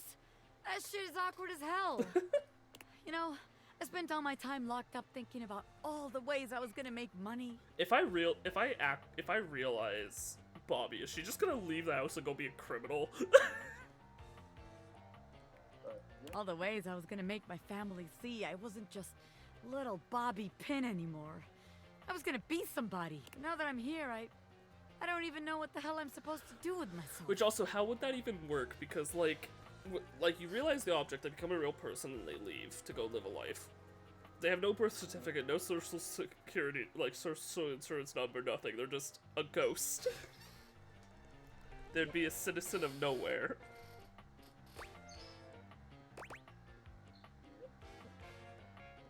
I bet you can't unlock that door right now. Bobby follows your gaze to the door where you keep your iron. You're on! Watch the master at work, rookie. Bobby sets to work at the lock, closing their eyes and holding one hand before their back. Wait, actually, I can do you one better. They contort themselves into all sorts of knots, closing their eyes and twisting themselves into the keyhole without the use of their hands at all. It's a sight so bizarre you wonder if perhaps you ought to have taken off the date viators. A bobby pin fitting into a keyhole would have been far less disturbing to witness. What's all this then? Oh, hi, Dorian. What are you, the fuzz? I'm the door. Well, buzz off and open already. Trying to show off my world-class lockpicking skills to my associate here. I suppose you're harmless. If you want to see the wizard, go right ahead. Also, shouldn't you be tiny, Dorian? How'd you like that shit, huh? Yeah. I told you. Wow! Now that's what I call showmanship. The iron's a rabbit. That's adorable. Yep. Ah! How many times am I gonna get startled in this damn house? My apologies, friend. I meant no harm. I only wanted to commend you for the commensurate showmanship you showed there. I mean, those twists and feats of dexterity. Audiences love a thrill like that. They do? Of course they do. Trust me, I would know. Audiences love me. I was in there the entire time, wondering to myself, can they overcome my lock? An iron like me can't be locked behind just any sort of lock, Oh, yeah? Why is the iron and the ironing board the magician? Yeah, and even though I have no problem retaining an audience's attention myself, none whatsoever, why, just imagine the sorts of heights we could reach with you as a part of my act. Is that what Bobby Pin becomes? She becomes the fucking, like, assistant to the magician. That makes sense. Wait, really? You mean I could be part of your magic show? Most certainly. Just imagine it. You and I pulling off daring escapes. Me, the world-famous magician. You, my bright-eyed young assistant, pulling in the younger crowd. I could be famous. I could really be somebody. Hell yeah, I'll be part of your act. Splendid! I just gotta wind up some business first, if you don't mind giving me a minute. Naturally. I'll be here when you're all ready. I can't believe what just happened. I wasn't expecting all this. Oh, it just went. What's gonna happen to the... What about us? Us? Well, look. Maybe it's better we don't work together. After all, it'd make the huge crush I have on you kind of awkward. Power dynamics and all that, The Pin Crime family has standards. Ethics. I'd have to submit all this paperwork to HR, da-da-da-da-da. What a pain in the ass. But we could have been Bonnie and Clyde. Bonnie and Clyde, let's go. Wait, crush? You're telling me you couldn't tell? You never felt that crazy electricity between the two of us? I was trying to stay cool, but I was gonna blow at some point. Better we don't have all that baggage in our way now. She is one of my favorite characters, so I'm happy to be romancing her pretty early on. I'm so glad it's not just me. Of course it's not just you. This shit was mutual, baby. Anyone could see it. Can you imagine our suckers trying to let us scam them? Meanwhile, we're making eyes at each other the whole time? Bonnie and Clyde. Disgusting. Sounds kind of hot, honestly. Oh, you like being watched? Interesting. I'll have to remember that. But in the meantime, I guess I got some rehearsing to do for my new gig. You want to come with? I can get you a backstage pass. I'd love that. Hell yeah! Bobby offers you their arm, and as you walk forward together, you're struck by just how good it feels to be partners, ready to support Bobby in their exciting new venture, and receive their support in turn. As you watch Bobby She's perform, kind of adorable. you're deeply proud to call them your beloved. When they turn to smile Well, at you they're in the kind of crowd, adorable. they make you feel as if you're the only one in the room.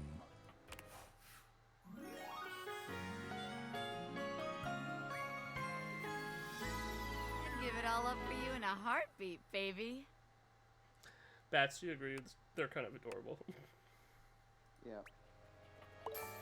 Hey, another sass. Let's go. We're just building up sass. Okay, I was concerned there it was another poise.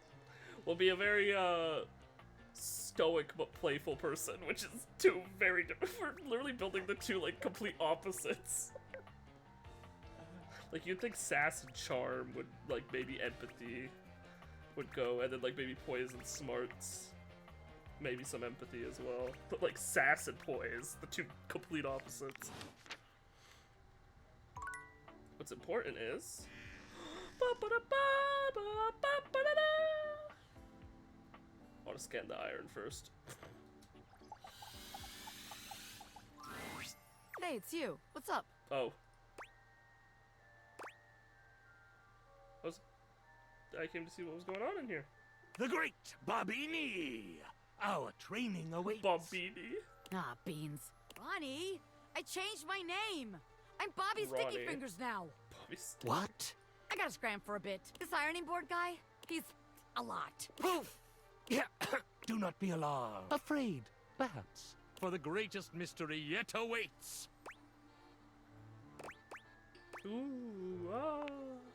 You have ventured onto the path less traveled. A path where no thing is sure, where the unknown is the only certainty. You, unfortunate soul, have stumbled into my fearsome presence. It is I, Ronaldini, the great and terrible. Iron Ding board. I Ronaldini. What? His name's just I Ronaldini. Yes, Houdini pun. I know it's Ronaldini, like the Houdini pun, but why I? Iron. Hmm? Oh. Ironing board. Right. Ooh, again, do it again! I can only assume you are familiar with my dastardly visage from the countless broadsheets and pamphlets strewn about proclaiming my sinister genius. No, I literally just met you with Bobby. Like, your manual? What is he? I, Ronaldini, stand before you. Sorry. Remember the snake from Hampton Hotel whose name I can't remember right off the top? Serpentious. Yes. A.k.a. Alex Brightman. Yes. You may quake, should you choose. Ah! Or perhaps I should make you quake. We could check. I doubt it's Alex Brightman. I feel like I would know if Alex Brightman was in this. It doesn't sound like Alex Brightman, though. It doesn't, it's just the noises, I guess. I choose, I choose! Sigh, another sycophant come to kneel before the great and terrible, I, Ronaldini. He who tamed the Sultan's treacherous tigers and hedonistic harem in the same legendary night. How far he has fallen. I'm not a sycophant, I'm just a regular, kind, sexually adventurous homeowner. This is your home? Yes, indeed, I like it, actually. So you are a property owner of great repute. Oh, my repute is huge. It's just that I'm so used to performing in the salons of the wealthy, in steamship staterooms crossing the vast unknowable depths of Leviathan, even one time on a baroness's haunted ski lift. I'm accustomed to exposing my long and mighty. Go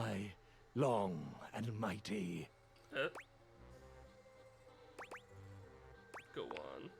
Great and terrible. Oh, Ronnie. Powers to the finery of society's creme de la creme.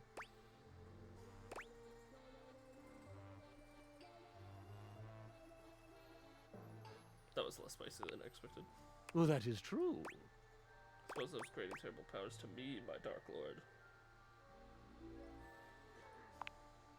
The inky vacuum of my proclivities may be too much for a mere mortal to handle. I'm willing to be lost forever if need be. You have no fear? Oh, I'm afraid, but you give me strength. I can take that strength away with a wave of my hand. Would you rather I were trembling with fear or with pleasure? Why can it not be both? Look, I'm terribly interested in you. Of course you are. I'm terribly interesting. But I'm not some sequined assistant here to do your bidding. I could force you to do my bidding. And how would you go about doing that? I could stare into your eyes, snap my fingers, and your inhibitions would vanish, your free will gone, bent to serve me. So he would hypnotize me?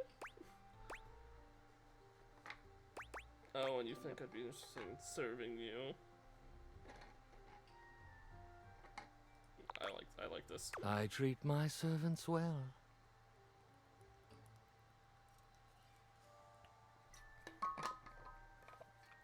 Sorry, I was drinking water.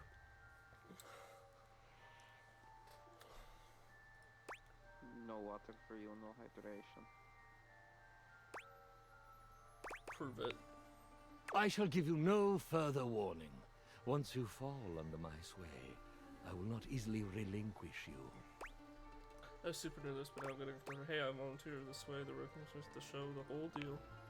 I rarely choose the most enthusiastic option.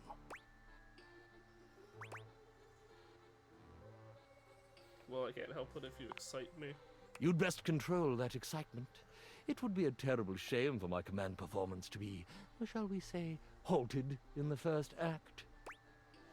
It doesn't have to be a single show. I'd buy tickets to an entire run.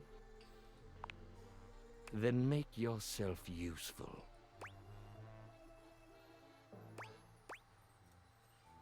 Gotta love flirtation where I have a use. First, you'll need to get into my simple, empty little closet. Already did. Am I getting in alone? Now, are you afraid? Are you gonna saw me in half? Only if you ask nicely. Much more fun if we're in here together, I think. Ah, but it locks from the outside. I currently have no assistance. But you do.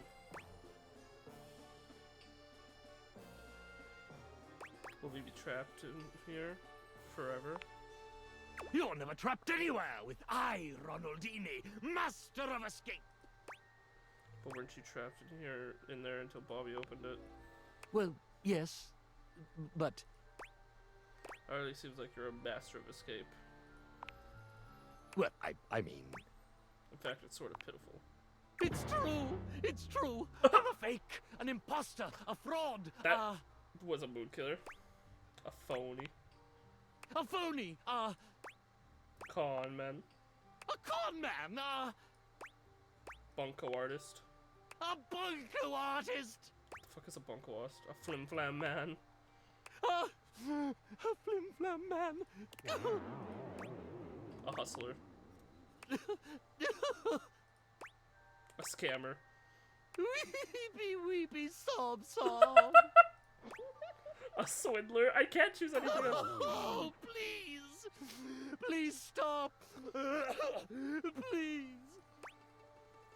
Alright then. It also made me... Sorry, I got a little carried away. It's fine. I understand. I deserve it. My true origin story is decidedly not astonishing. I was manufactured in Canada. What is with this game in our country? Cause you said it's not even made by Canadian developers. It was made by UK developers, right? Yeah, Team 17's UK. What about and Sassy Chap Games as well? I believe so. Doesn't sound like a Canadian name, at least. Sassy Chap is headquartered in Los Angeles. So it's a US? Hold on. Date everything. Everything. Ray. Chase. I'm looking up the developer. Maybe like the guy who made it is from Canada. Nope, he's an American voice actor.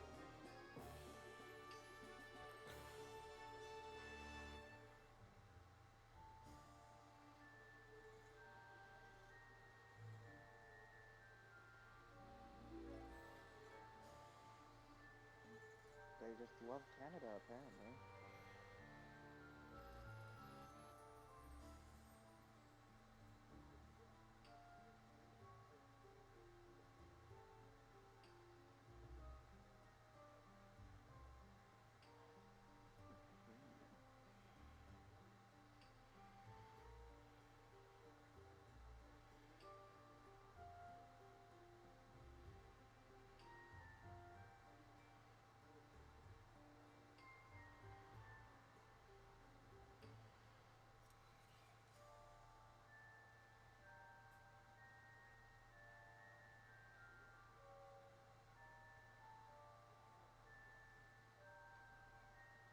So, figure it out.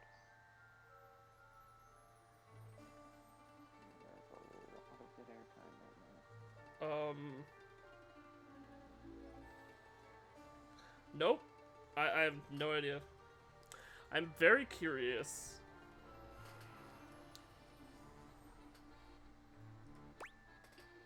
Gross.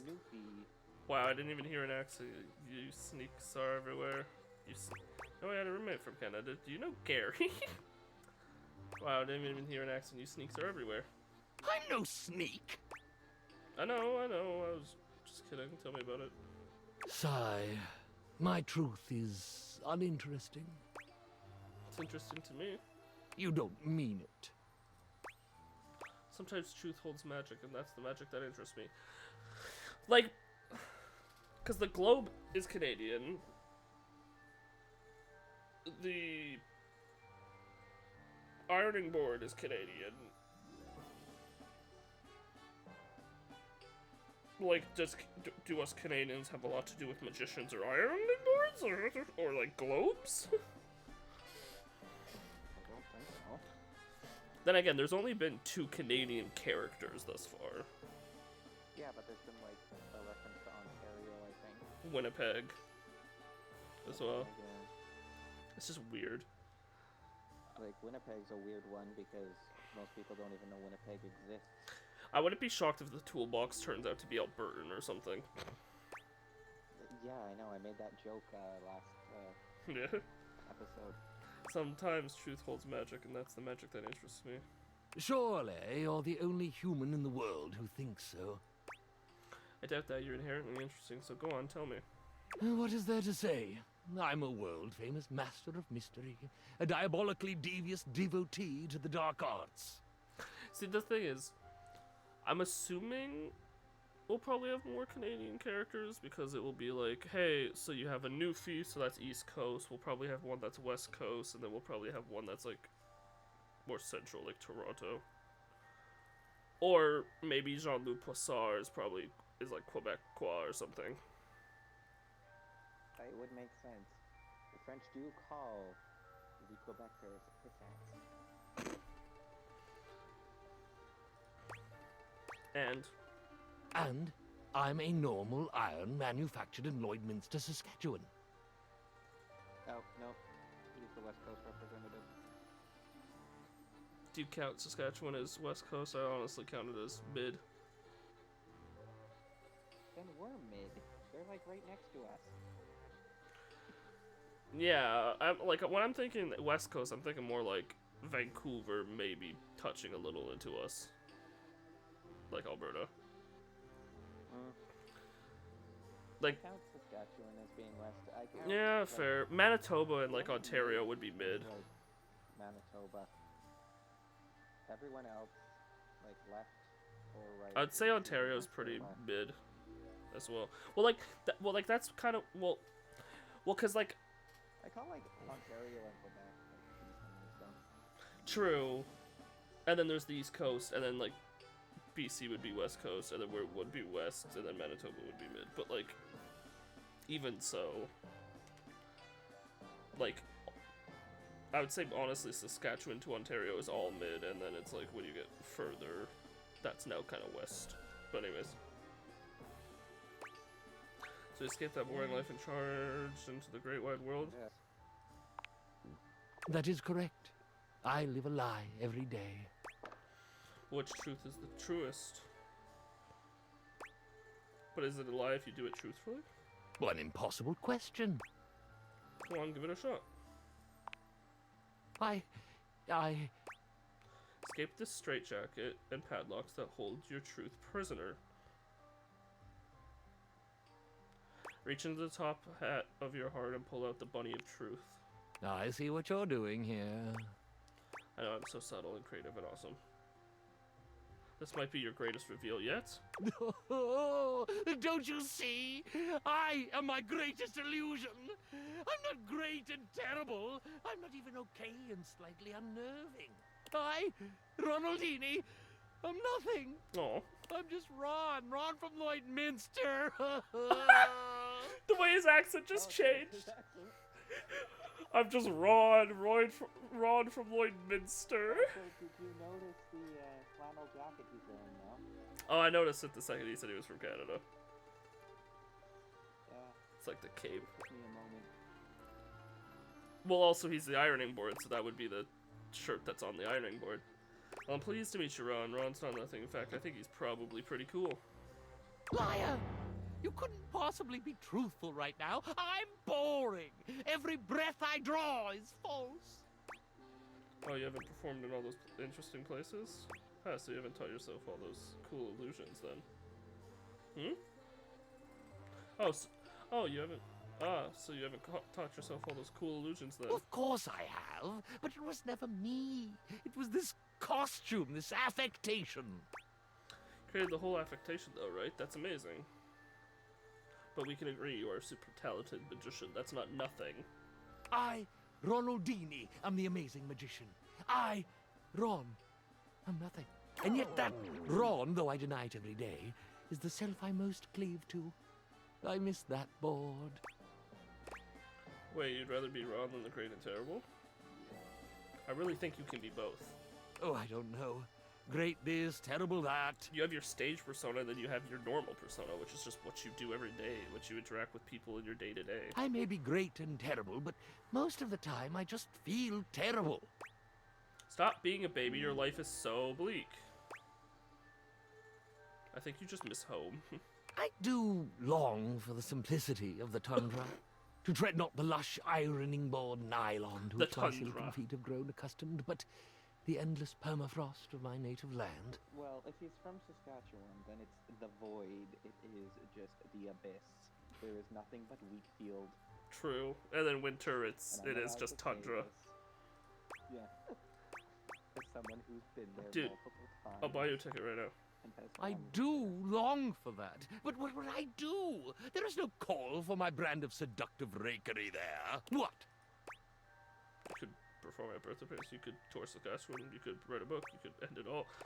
You could tour Saskatchewan? Oh? Perform in the grand old theaters of the prairies and introduce the mystery that life there so sorely lacks. Of course.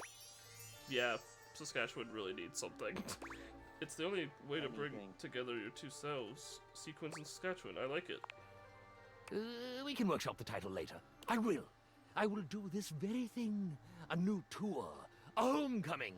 I can see it now. I can see the shining marquee through the blowing snow. Ron, the iron is I, Ronaldini. Hooray! You'll be able to have your cape and eat it too. Look at you, your greatest illusion becomes your greatest reveal. Oh, that was very good. You're witty, aren't you? Magical, huh? Indeed. I thank you, dear sweet thing. I will forever be in your debt. Should you ever find yourself traversing the northern reaches of this selfsame continent, do let me know. You'll see my shining face smack dab in the front row. I might be busy with other folks. You know how many people I know in Canada, after all. All of them. I don't... Jesus, if I knew everyone in Canada, I would be way too many. You'll see my shining face smack dab in the front row. I must away. So much to plan, so much to prepare. Do you have a good-sized box to ship me in? Do you have a good-sized box to ship me in? You ready to meet Jeremy again? Our love. Oh, hey, lover. How's it going? Sit on Jeremy!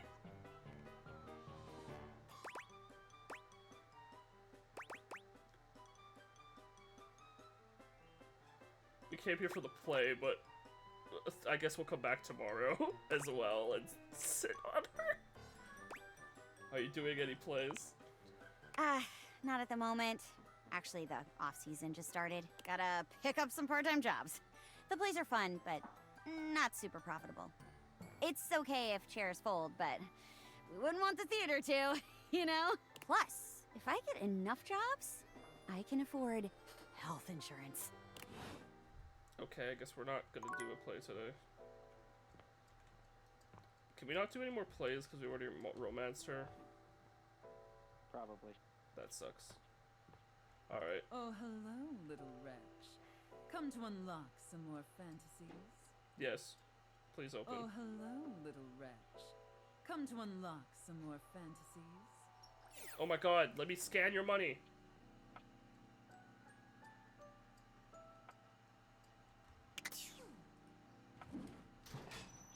Oh, okay, so I just can't talk to her while...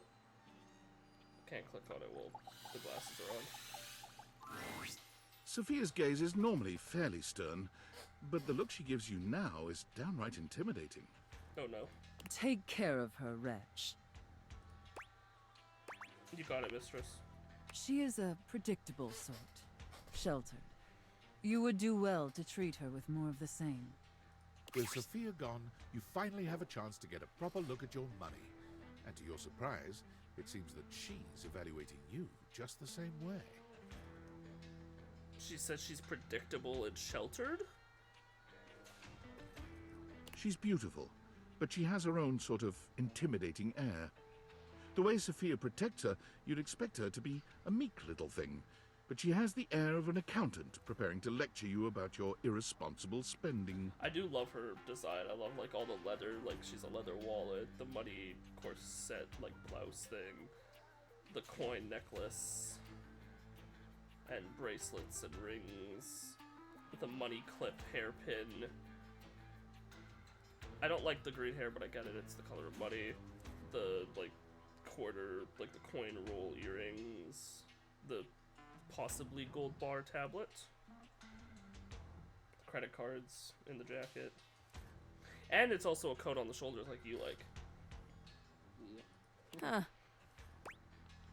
What's wrong? Uh-oh. How much do you need? Like, how much money? Yes. I don't know, 20 bucks. I just wanted to talk to you, not take you. There's no time for pleasantries if you have come to me. How bad is it? What is the financial crisis? Were you recently laid off? Any bills with accruing interest left unpaid? Did you overextend monetary aid to a relative, friend, or an unpromising lover? No, really, there's no emergency. First off, ouch, secondly, everything's fine now. It's gonna replace by Ed, but at least I'm okay for it. And I think I'm okay for a while, at least. Troubling. Duly noted. Then why are you here? I got these glasses now, I'm trying to date everything in my house. Duly noted. I am Monique. As you already know, I am responsible for saving you when you screw up. I love her going, duly noted. Please refrain from speaking to me unless you are in dire need of accessing your emergency funds.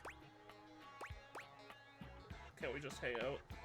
No, I am busy. As I sit here in my safe, my value remains unchanged, save for the rigors of inflation. So I can invest you and fight inflation. Leave me to the vagaries of the free market? That would be very dangerous. The quantity of me here constitutes your entire savings, which you should consider as a short-term emergency fund. Then it shouldn't be paper money, it should be gold bars. Because gold doesn't depreciate as quick. Hell, my... Quick, I've never seen it depreciate. Yeah, It goes up. exactly. Hell, my uncle, I'm pretty sure, has like 3 gold bars. But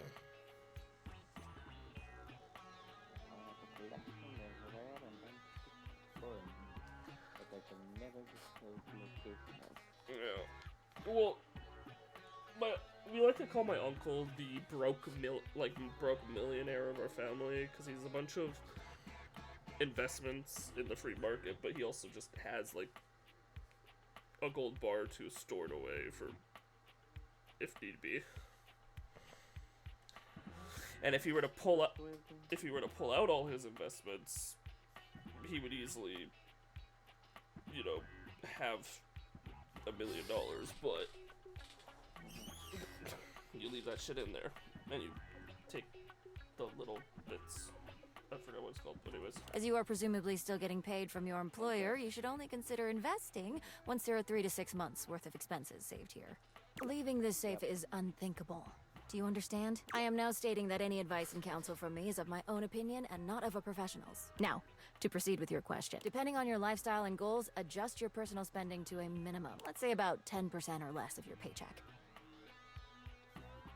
Then, after paying the necessities like rent and utilities, see what remains and save accordingly. Also, get fewer home deliveries. The extra fees add up to a substantial amount. Stop calling me out, game. You can find more in this simple budget spreadsheet I've put together. I must go now. Goodbye.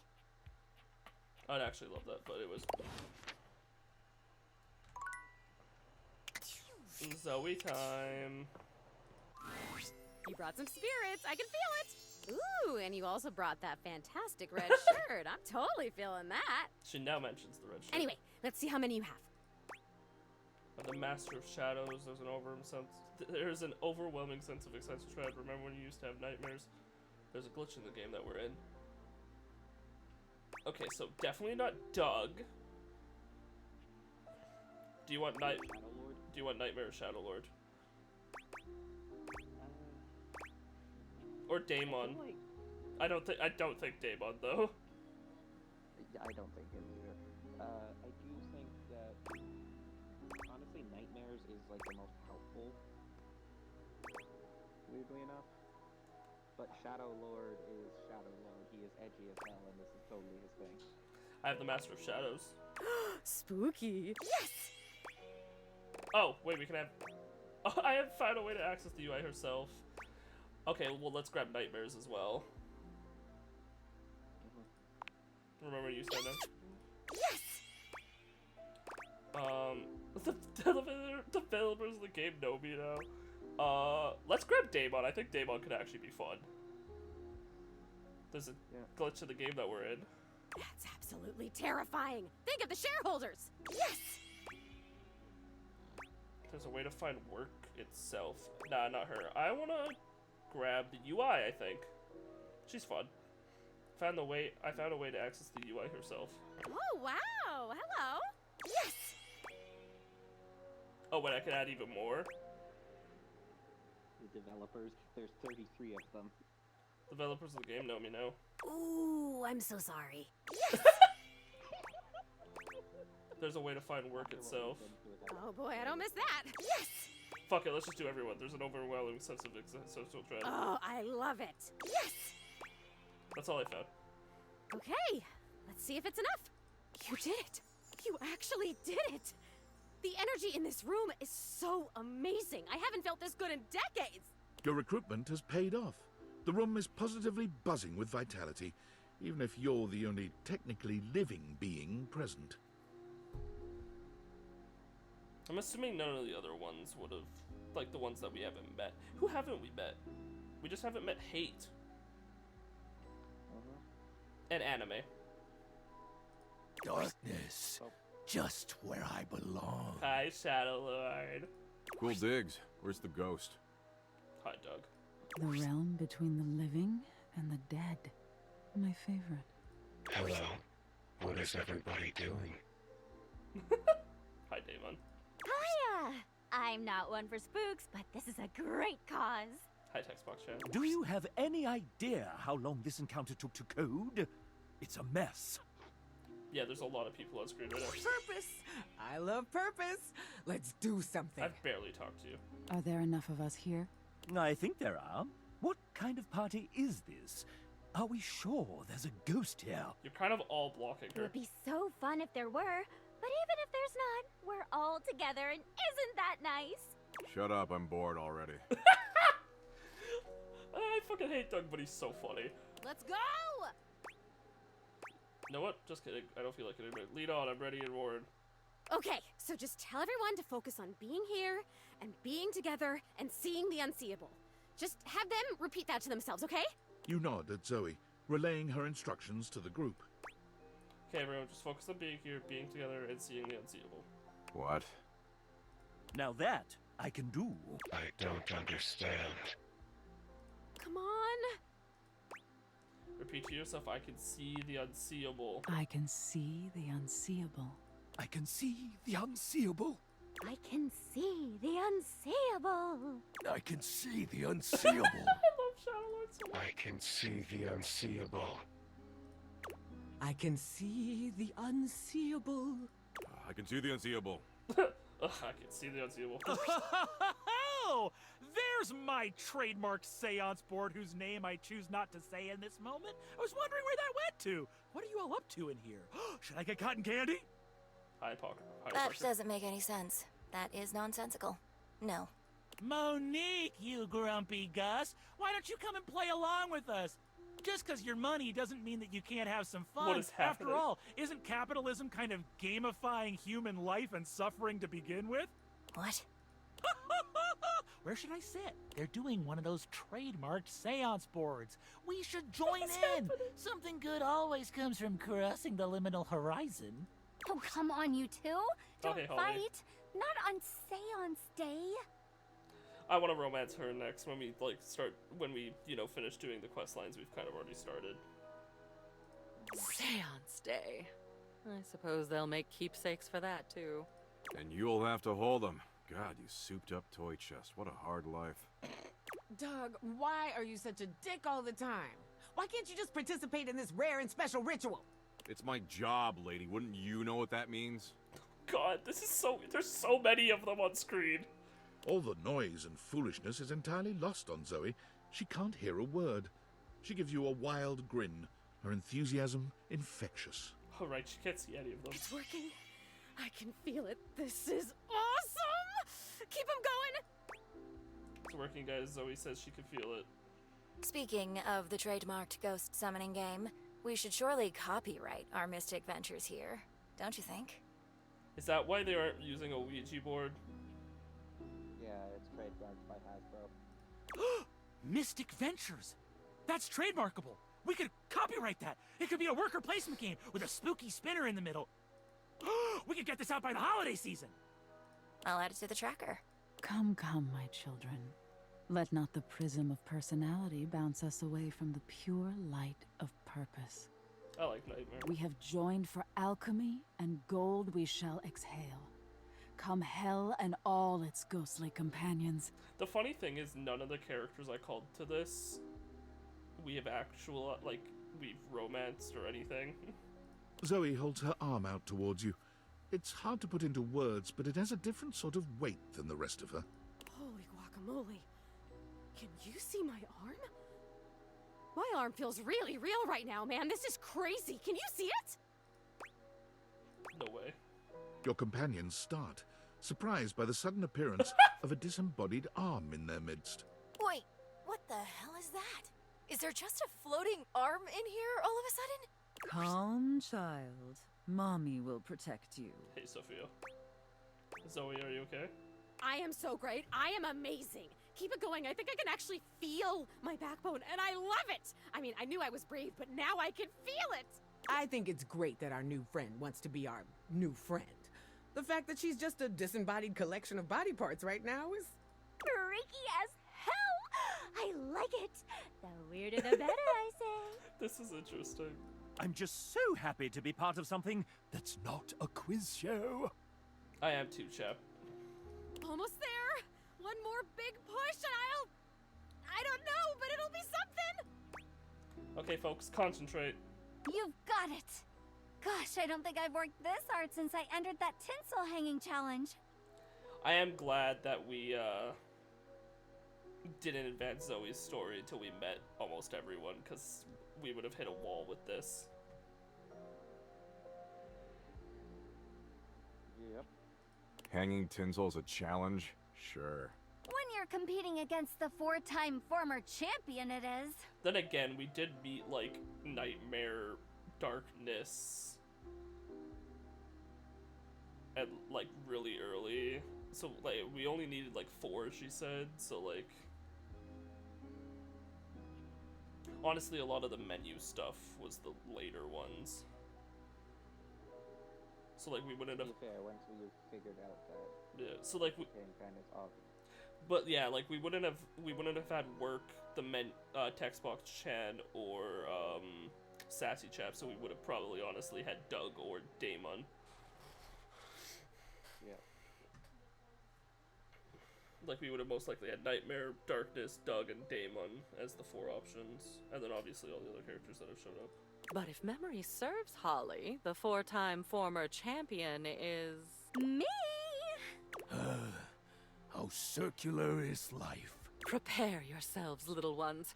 I believe the mystic moment is upon us. With a sudden burst of light, Zoe's once translucent form becomes opaque. She waves furiously to everyone present. So is she a person or is she an item now? If she can interact with the other items.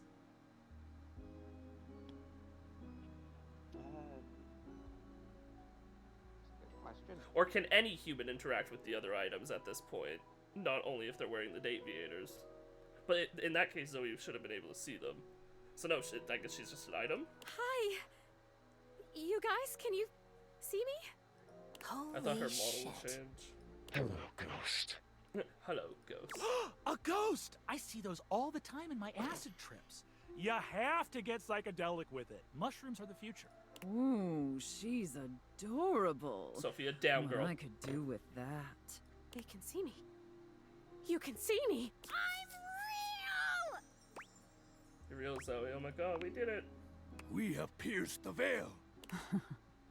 Isn't that wonderful? I've always said every single trademark seance board is real, and we have a devil at the factory who helps curse them. So now what? I choose now, right? Yes, O sprite that was. A decision lies before you. Depart this muddy terrestrium for parts unknown. The blessings of your memories, your senses, yourself packed with you, or stay. Stay with us. Stay with us and ride around the moon again and again until fire and dust consume us all. Jeez. Memorio, relax. Stay or go is the gist here. She does this. Oh, I hope she stays. It's so nice to make new friends. Me too, Holly. It's up to you, Zoe. You get to choose. I'm staying. Are you kidding? I'm totally staying. This is the best day of my death. Hey, we completed the seance. That's cute. Sleepy Eep. And in the morning we'll read the stuff, I guess. How you feeling over there? I'm doing great. Yourself? God, we have 1/10 of the character's romance. Let's go. Only 90 more to go. Well, 92 technically, but we have 1/10 of the characters we've met romance. Let's go. Might want to mute your mic. Ronald Dini is organizing a magic tour in order to unite his two selves. He's off to plan. Come see him again soon. Likes Abracadabra, dislikes Alakazam. Why? And he's voiced by Josh Dean.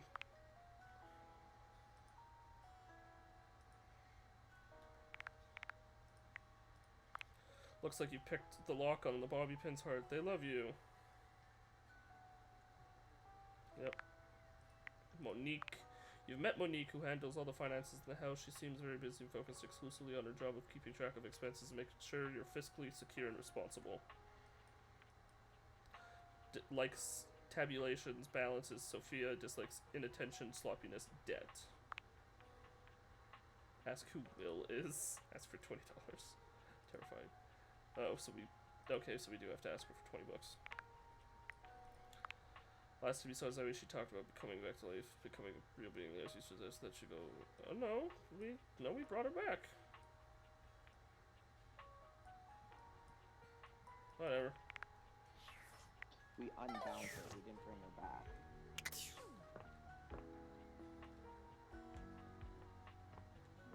To bring her back would be to actualize her. To realize her, yeah. Who are we meeting first? Also, I guess the real question is she just always there now? Yep. You want to just start with her? Yeah, sure, why not? That's cool. Oh, I have to actually scan her now, though.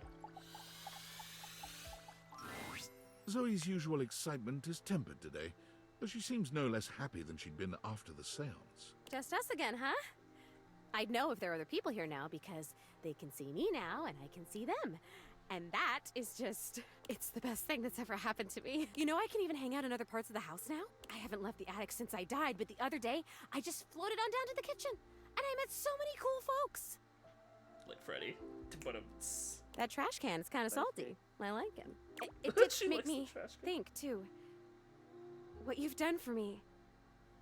I'm more grateful than I can say. And I wonder, where does it leave us? Good question. We've got quite a history at this point. Exactly. You probably know me better than anyone else ever has. I like you. I guess the question is, do you like me? And how do you like me? Like a friend? Like more than a friend?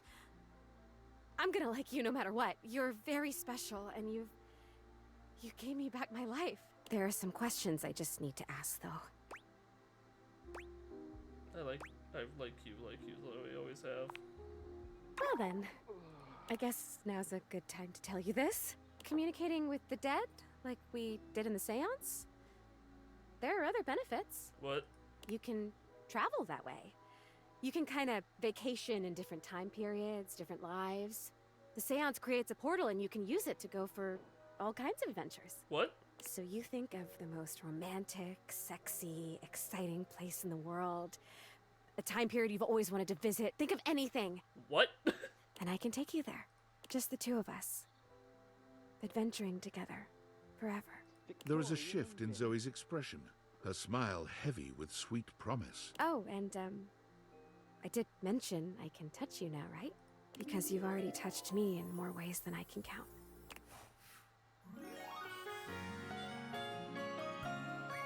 Nice. No. I didn't hear what she said.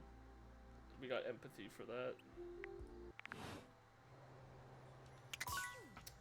I love her. I have no idea who to talk to now.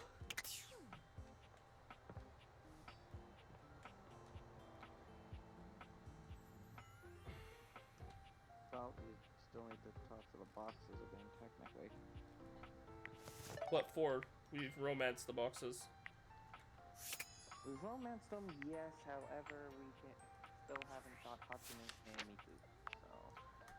You told me that you have to actualize 10 people for Hatsune Miku. I said you had to actualize people for number 100, I think. No, number 100 is hate. I know how to get Reggie. Oh, right. Was it 70? That's Miku. Okay, who else do you have? That's it. Those are literally the only two we're missing. Oh, then yeah, you need to actualize people. That requires romancing more people because, oh, sorry. Thing in my throat. Do you want to make Timothy Timepiece hate us? We could. God, his actualization is so high. I do believe there's like this candy thing that you can use to reset the relationship. Fuck it, let's go make him hate us. He wanted us to meet him at noon. I feel like if we come at the right time, he's not gonna... It is noon right now. If we come at the wrong time, though, he'll just tell us to leave and to come back at the right time, which won't result in hate. Did you look that up, or do you know that for sure? Like, do you know that for sure, or are you just taking a guess? I'm taking a guess based off of what I saw in other YouTube videos. Fuck it. Almost late. Almost.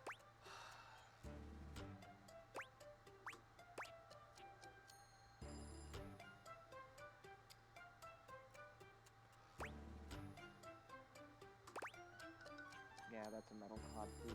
If that's all it takes to miss you, it was a matter of time. Dare you! Not content to humiliate me, are you? No. You must dismiss my struggles. How very dare you! Like this, actually. Out! Away with you, blackguard! If you regain some sense and wish to apologize, you may return to me at 3 p.m. No earlier, no later. Now away! Fucking So you just keep showing up at the right time and pestering him, I guess. Yeah.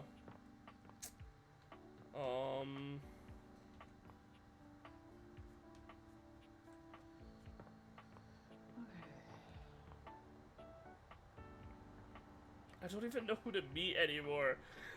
Like, I've lost all, like, meeting now.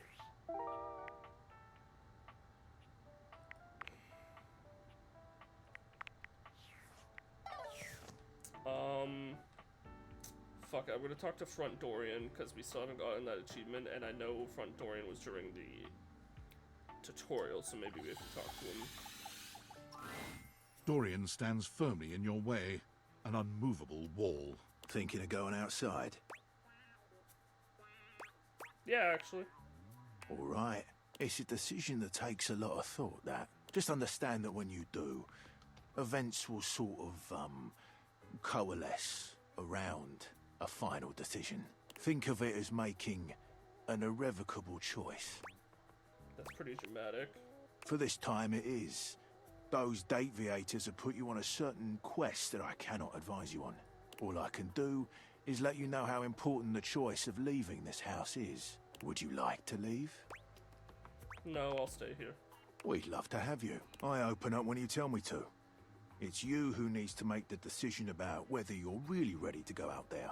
After all, you're the only one who knows the reason behind why you tend to stay inside these days. It's just really hard to get out these days. It would be too expensive. I just want to meet more Daedalus, and if I leave, then the glasses might go away. I want to bring as many Daedalus to life as I can do. Most should not have these glasses. On the nose right there. You and me and the glasses can stay inside the confines of this house until you've done all you have. So for now, I'll remind you to keep indoors. Stay safe. There! That's exactly who I had to talk to. I had to talk to the front door again. Total dork is the achievement. Want to play D&D? Yes. Very badly. My faithful traveler, you have returned. I have 50 health. Of course, I'm ready to play. Did you expect me not to? Yeah, I came to tell you I don't want to play. I couldn't stay away from your cute face. Flattery won't get you any extra XP, but it might get Grottos you some and fudge gargoyles, dice rolls. Keyword, might. And it looks like our mutual friend Dasha is joining us today. Let's go. I am ready to perform feats of strength with my imagination. I'm happy we got Dasha, actually. Like, I didn't know who Dasha was when he mentioned her, but God, I'm happy for her. She claps you on the back just a little too hard. Do not worry, my friend. Dasha's brain muscles are just as strong as real muscles. You are sure to succeed in your ventures with Guardian Yekaterina Dmitrievna Petrova at your side. Yeah, I'm not going to try to say that. I prefer to call them adventures, but to each their own. I use detect evildoers to find any villains nearby. We haven't started yet, my dear. One moment. Before we start, here's your character sheet. You will be playing Miles Cypress, a troubadour from the mean streets of Cantalopia. You have taken up a new home in Decor, which is ruled by the House of Knives. Sure. Ooh, I am ready to grotto and gargoyle. You start the game with 50 hit points. If you reach 0, your adventure ends. Understandable. Don't worry about reading the sheet too much. I'll keep track of your health and letting you know what you can do. Okay. Now tell me, are you ready? Let's do this. We start our adventure at night. The wind is whistling through the tall trees at the edge of town, carrying with them the smell of pine and possibility. Most of the shops in Decor have closed for the night, but that doesn't mean the town is asleep. Far from it. Near the center of town, right off the cobblestone path, is the Countertop Tavern. Music pours from the open windows as you stand on the small wooden stage, having just finished one of your specialty songs. What are you saying to the crowd? Oh, I don't have enough sass. Who's ready to rock? Let me hear it. Countertop. I am not entertained. I guess that'll work. You're just warming up. It's okay. Let's continue. Your music is decent. Very good. Thank you, Dustin. You exit the stage and find your seat at the bar. The bartender slides you a red ale.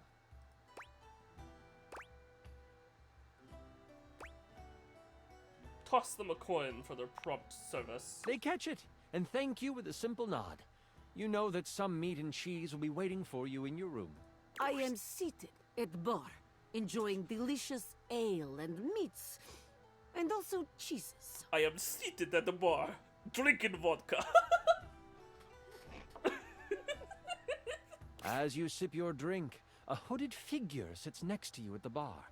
Without looking at you, they simply ask, "Can you swing as well as you can sing?" Can you swing? I punch him. I can be a murder hobo. I try to get a better look at them. They notice you try to see who they are. They pull their hood closer and slide you a thick gold coin with the stamp of the butcher block on it. What's the butcher block? The butcher block are the not-so-secret guard of the Knives Monarch. If they have come to you, it is serious business. Pocket the coin without making a big deal of it. With this, they rise from their seat and they move to the stairs. They pause briefly, making sure to lock eyes with you before ascending the steps. You toss back your drink and you follow. People have noticed the moment and start to whistle and hoot. I have sold my body. Why would there be anything? They think that, oh. I give them a thumbs up as I climb the stairs. I am a bard. You play it up.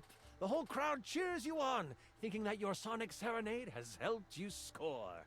At the top of the stairs, you see the hooded figure slide into your room. You follow carefully. When you open the door, you see they have pulled their hood back, exposing their face. Before you is a gorgeous human. It is disarming. Why would anyone so beautiful cover their face? Watch it be like the daughter of the family or something. Perhaps it is trap. A role to seduce this beautiful human, just to be sure. That won't be necessary, Dasha. They're looking expectantly at you, Miles. They may be filled, but there's no way they're as hot as you, Chance. Buttering up the GM does not grant you advantage on skill checks, but it is appreciated. Once you have closed the door, they say, as a member of the Butcher Block and in direct response to the needs of the House of Knives, we have a task for you. The Prince of Knives, Nakiri, has been kidnapped. We know that the evil Grand Vashir has him. They are planning to sacrifice him to their god, Cleaver. Sacrifice? This sounds unsafe. It's weird how she just keeps sliding in and out. Why isn't the block going after him? How could I be of any help? What's in it for me? Okay, I'll do it. I'll save the prince. Why isn't the block going after him? The block has a mole in our midst. We have not discovered who this person is. Any action to secure the prince would be found out. It would make matters worse. You should rest up. Tomorrow is a big day. This is so much fun, isn't it? Yes, I wish to continue. It's great because I'm doing it with you. We're doing fantastic. It's strictly okay. The voices are a bit much. It's great because I'm doing it with you. I'm really enjoying myself too. Where were we? I'm assuming I would have probably lost health if I punched this guard right at the beginning. You get a full night's rest and a hearty breakfast. You get a boost of 20 health for the day. Huzzah! You, Troubadour, are ready to go save the prince. I don't like why I would need more health, but... Yekaterina will eat hearty breakfast as well. Breakfast is most important meal of the day. I am ready for action. As you head out towards the great kitchen sinkhole, you have a pep in your step and greet the people in the market. They laugh and joke about your performance the night before. The thought of the Prince of Knives in trouble worries you, and you know you need to make haste. You have seen the prince once before, and the thought of him floods your mind. He is handsome, sharp-dressed, and has carved a place in your memory. To sing for him would be a dream come true. To serenade him in private would be... Ooh. You walk faster at the thought. That pep in your step has become a borderline power walk. As you walk past the town gates, you notice that 2 people are behind you. Maybe they are just traveling as well. Still, you can't be too sure. You pass a fork that goes to a neighboring town. They don't turn off. You remember the messenger from last night warning of a mole within the block. Could they have found out already? Has your cover been blown? What do you do? I break from the path to see what they do. You take a hard right turn into the tall grass field next to you. Yeet. When you realize you have free will. The 2 people behind you continue on the path. You breathe a sigh of relief to think you were just being paranoid. They could not handle Yekaterina. My aura of strength has frightened them off. But then, you feel the tall grass next to you move. Probably gonna get in a fight because of You this. stop, trying to find where the rustle is coming from. That's when you realize it's coming from all around you. Out of the tall grass, you are attacked by a small lizard thing that bites at you. Stop! Stop! Stop! Ah, what is that thing? It's a knobgoblin. You can either swing at it with your trusty club, or you can perform a stunning song.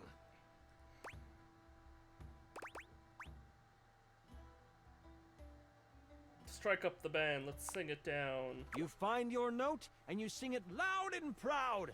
The knobgoblin falls to the ground, shocked at your glorious voice. With the knobgoblin behind you, you find the main road and head towards the great kitchen sinkhole.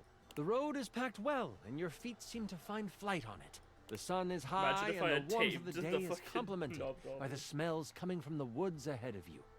As you cross into the trees, the canopy above blocks the light from touching Yeah, much that of the would be forest okay, floor. too. The coolness of the shade hits your skin, and you smile. I either cast sleep on it or like did a paralytic like sod or something. Yeah. Hold on, my model was lagging. Just need to open it up to reset it. But If only we could stay in this beautiful place. It's like painting in my mind. is my freaking model still lagging? Seriously, stop. Work.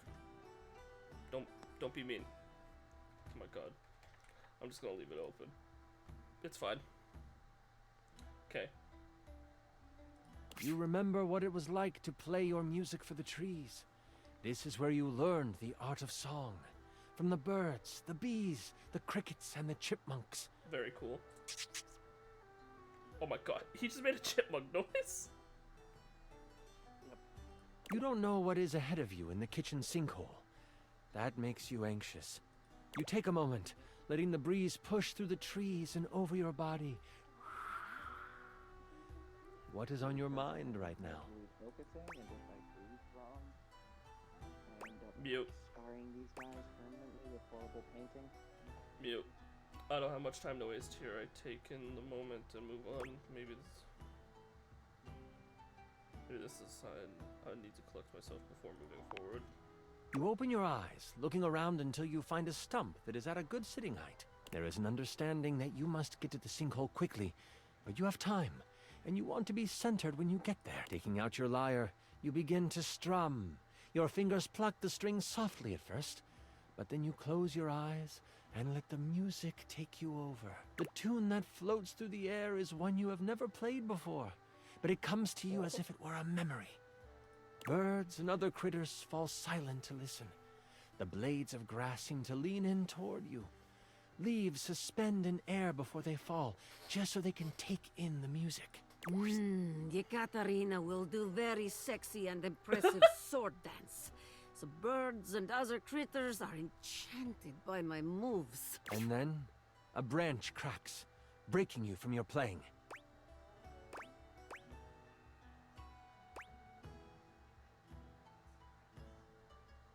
I open my eyes looking for the sound. You see nothing for a moment as you sit and listen. And then, someone moves from behind a tree. As the person comes into view, you instantly know who it is. Adorned in jewels befitting of royalty, but clothes set for a hike, the eyes of a powerful royal meet yours. Hi. The warrior Queen Slycelia stands before you, glass magic staff in hand, a smile on her face. Fear not. I come with no harm in my heart. I bet I was doing. No, wait, I kneel.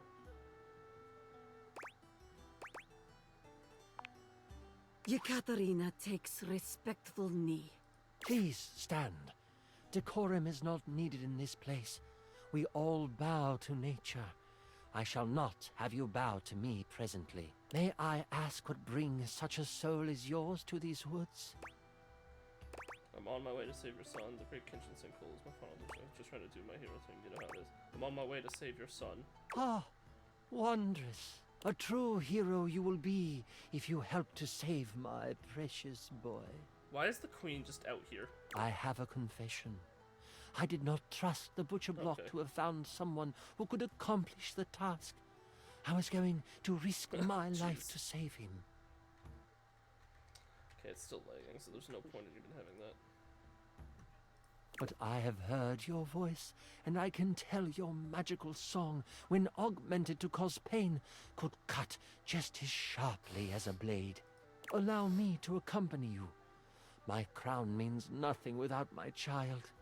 With me by your side, the arcane threads of this world will be at your disposal as well. Collecting companions is just like our D&D campaigns. Yes, a sidekick, let's go. I would be honored to have you by my side. Yeah. The queen has already scouted the area. As you come to the edge of the woods, you see the silver sands of the kitchen sinkhole, and she motions with her head to the left of where you are standing. She summons a gust of wind, and the loose brush on the ground moves to the side, revealing a trail. Okay. This is how they have moved supplies in and out. Before you can respond, she takes off down the path. We must hurry after her. Oh god, we have a loose cannon. As you follow her, you notice it quickly dips into an unexpected valley. As you round the corner, you see a small group of guards surrounding the mouth of a cave. I will follow your lead and support you in your actions. What shall we do? Looking at your song list, it looks like you know the songs of Sleepy Time, Eardrum Wrecking, and Seduction. Of course. Seduce the guy. Eardrum Wrecking. Let's make him go nighty. Let's make him go nighty. You strum the beginning chords of a lullaby. The guards hear it, instantly heading towards you, but before they can reach you, they collapse on the ground. Queen Slycelia reaches out with her staff, and roots respond. They wrap around the sleeping guards, holding them to the ground. They aren't going anywhere when they wake up. I will remove whatever weapons they hold. That way, they are useless once they awaken. The path to the cave is clear, and you just know this is where you will find the prince. God, no D&D campaign of ours has been like this. Like... Yeah, I would have taken the guard's body parts and made a flesh golem by now. They aren't even dead! We haven't killed anyone! Yes, I know. Well, you see, the best organs are from... like the thing is, our... You don't need two livers. Like, the thing... But that's the thing, our campaigns would never go this well. No, we would have committed so many war crimes by now. Either so many war crimes, or you would have tried to either tame or fuck everything. Well, one of my characters literally would die if he didn't. True.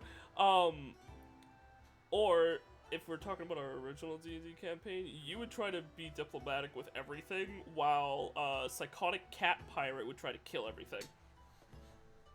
Yes, well, in our game, too, I was a very specific race of demon that required to be diplomatic with people, or else I'd starve to death. Yeah, in that campaign, but you've always tried to, you know, avoid fighting. Well, yeah, in my home campaign, I play a doctor who has the cause of do no harm. I know, but I have to leave all of the killing up to my bodyguard. Again, but I'm saying, like, our party would never be smart enough to, like, subtly cast a sleep spell from afar, and then, like, hold them down with... You say that, but sleep spell was one of the only forays that I ever really used. I'm saying, like, we wouldn't, like, the party wouldn't have been... Wrong, and we ended up just rolling, like, point thing that you're supposed to. I don't know what you're talking about. But, like, what I'm saying is, like, we wouldn't, like, not only just the sleep spell, but, like, using, like, vines to hold them down and take their weapons for when they wake up kind of thing. Right. Yeah, not in your campaign. In my home campaign, yes, but it's because ex-military person. Yeah. Well, it's because all of you guys were kind of idiotic. I'm sorry, but one of y'all died because of a ladder, and the other half of y'all fucking just got hurt. It was a very gruesome ladder. Our enemy, Sir Isaac Newton. And guard number 2, our divine god. Like, the funny thing is, too, I'm pretty sure one of you could fly, and you guys didn't think to use that. I can. Exactly. I'm pretty sure multiple of us could, actually. Uh-huh. But I specifically could because of the whole being a, I know. Anyways. As you enter the cave, you find that it leads toward a metal-lined hallway. Red power bounces off the surfaces of the walls, and energy and heat push down the tunnel towards you. You start to sweat right away, nervous of what you will find. You look over to the queen, her face stern, her eyes focused. Why wouldn't they put this up Somehow, the sweat rolling down her face looks complementary to her features. Suddenly, she stops. Also, eventually when I set up the, like, thing for, like, EU and VC, it would literally cover this. Flawless. No, this isn't right. What's wrong? Is something the matter here, my queen? I can sense my son up ahead, but I also feel we must hurry. She takes off, her gait widening as she races through the tunnel. You struggle to keep up until you almost run into her as she stops at the mouth of a large room. She should be more careful. Blocking the exit is fire hazard. As you look into the room, you see the prince, but you also see the outline of someone everyone would know. What? It can't be, the queen says almost to herself. Cleaver, is that you? Isn't that what we would already... We already knew that they were sacrificing them to Cleaver. Hello, my darling. The figure rumbles as he kneels in front of a bonfire in the middle of the room. The queen has come to be with her king, yes? So, sexy queen is not single? As the figure stands, you take King Cleaver, king of the knives, as flames dance across his face. Looks dope. What? The king? Is he here? What? The king? So glad this campaign is going well. King Cleaver stands before you, stripped of his royal garb. His muscles are coated with a layer of sweat as he basks in the light of the fire. The prince, in a cage in the corner of the room, is blocked in by a pulsing red energy surrounding it. A low growl escapes the king's mouth. You interrupted the incantation. I'll have to start again after you perish. My love, what are you doing? Something is not right with you. If only you had stayed away, my love. You wouldn't have to witness the work that must be done. You also wouldn't have to die. What has possessed my husband to cause him to speak like this? By what manner of evil do you move through this world? The king tilts his head, still looking into the flames, and... before I begin, this is where I monologue. I know, it's silly, but I've been working hard on it, and I'd love for you to experience your first big bad guy monologue. I'll do it for you. Is there a way we can skip it? Monologue away! Do you know how long this realm has had a king? For millennia. Before history can be noted as beginning, this land has always been ruled by a strong-willed king. And not just any king. The only king.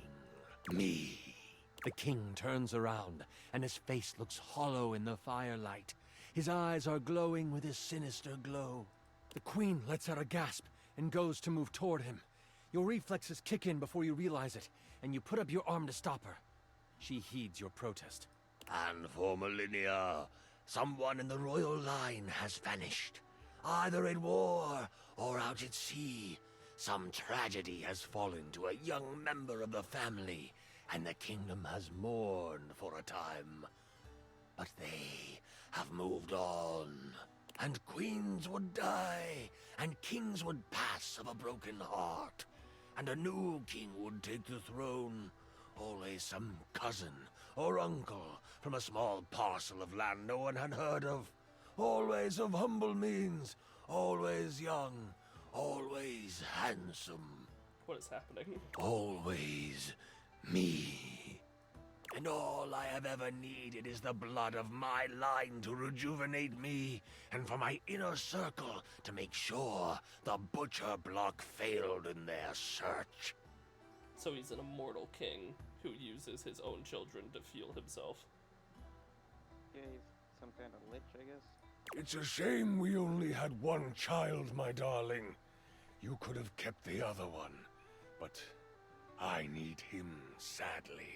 I don't suppose you can keep on loving me after this, can you? A smile twists across his face. Absolutely not.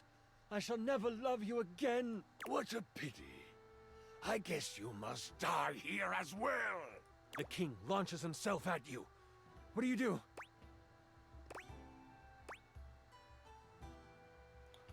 Probably dodge out of the way, hey? Yeah. Try to dodge out of the way. You push off the ground with all your might, flying out of the way just in time before the king comes crashing down where you stood. I hold my sword like baseball bat, ready to swing at him. That's not how you hold a sword, girl. Yeah, as an actual swordsman, I can concur that, yeah, that's how you hold a sword. He sees the move coming and shifts out of the way. Lynn, I was ready to hit home run. Whack! The queen lets lightning surge through her staff as she cracks it against the head of her husband. Quickly, she yells, get my son! Cleaver turns to her, ready to strike her down with his claws. What do? Ooh, whatever you choose, Yekaterina will help. I gotta save the queen, right? You got the help action. Yeah, well, the queen... I'm not gonna save the prince. He can't do his incantation while he's fighting us, so the queen must be protected. You whip around and shoot a sonic blast toward the king. It pushes him back, causing him to fly across the room and smack into the wall for... You did 40 damage to him. Damn. And he is stunned. The queen gives you a quick nod before flinging a spell at the cage.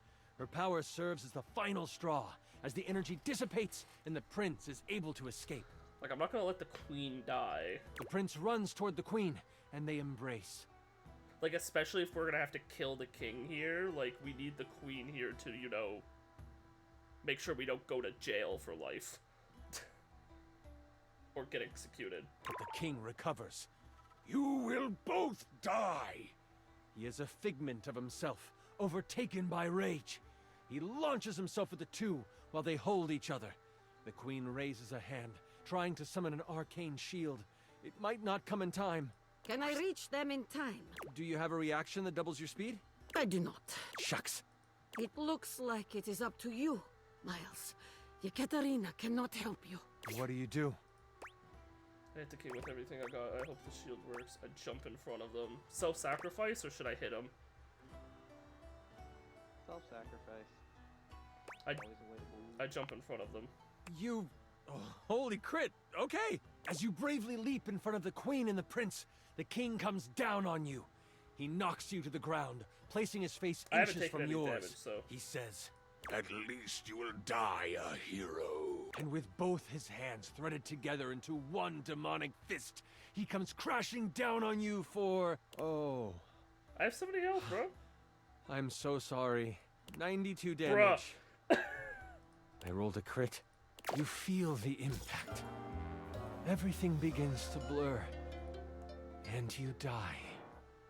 A hero. I should have hit him with everything I got. It isn't long before your body is found. Members of the Butcher Block find you in the chamber, next to the prince. They see the wounds on your body, and they easily make the connection. You put your life on the line for the prince. Of that, there is no doubt. They treat you like the hero you are, raising a statue in your honor. At the Countertop Tavern, an ode to the troubadour is written and sung. First, every night, and then weekly. But eventually every month on the full moon, when the world makes the most music, the song of you is sung.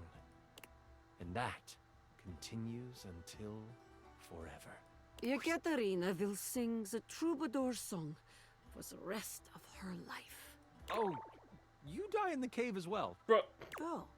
Ekaterina will sing in G&G heaven then. Why'd she die in the King cave? Cleaver may endure, but so do you. And you will inspire the one who eventually brings him down. Wait, so he still killed the queen and prince?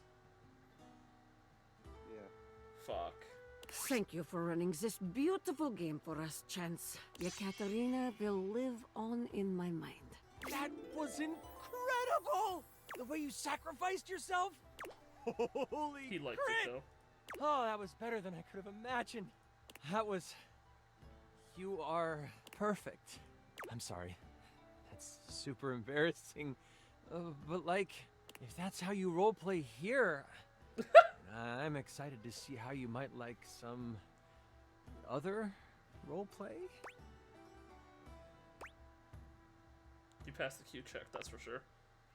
That was such a good session. I just saw the dice do the thing. Listen, I appreciate you so much, and I would love to play with you again. And I'm so damn glad you sat down with me to do this. You're amazing. I need to wind down because that was intense. But please, please, please, come see me again soon. I'd love to have you play with my dice again. Hey, yo! I mean, bye. Well, we played D&D and Romance Map Mercer. I keep skipping before we hear the thing. Oh well. Damn. We got 15. We really need to get our smarts up. What the fuck? He's like real life. He's stupid. Nah, if anything, fucking my real life one would be like, what, fucking...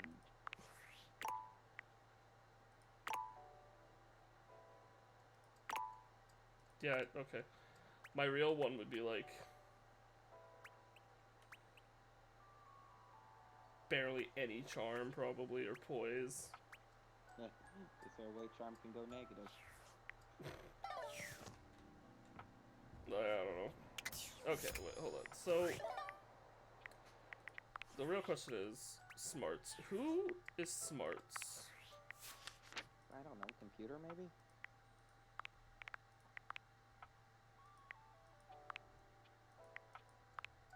Celia. I don't really want to romance the ceiling right now, though. Let's look at ones that actually pique interest. Hector's empathy. Timothy is smarts, so we'll get him when we get the hate ending. Arts is also smarts. What about River? Empathy. Eddie and Walter, empathy. Dolly? Smarts, okay. I'm okay with Dolly.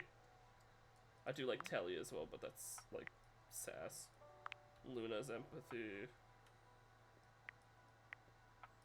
Could probably advance him, but that's the poise again. Gaia's smarts.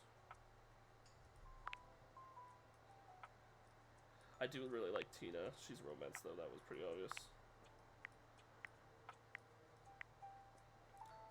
Sinclair is smarts, and he has a very easy actualization requirement, so we should honestly do him. Yeah. Then let's do it.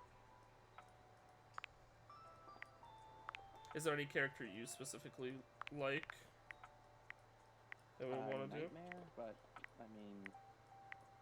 Right, Jean-Lu is a big one, but that's sass. I'm down for doing Jean-Lu, though.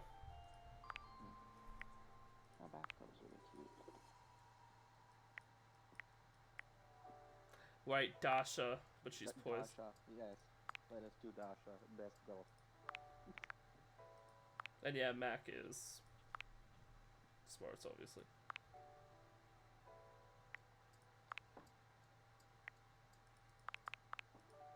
I wish there was like a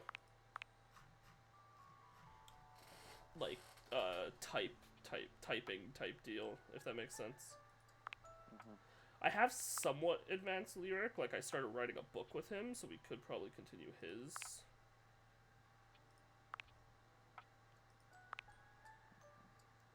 Maggie I've also advanced quite a bit. I feel like next talk of her would probably be good.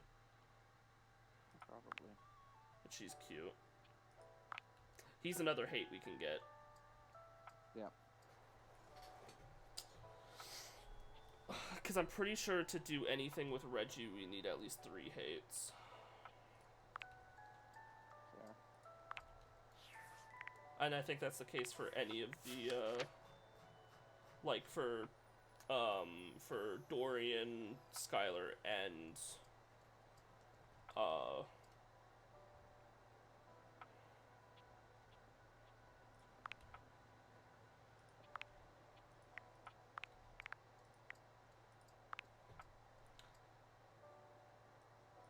it says he's smart, but I don't think we actually romanced him, because I don't think we got the stat increase. We do need to advance the... Oh god, Washford is smarts.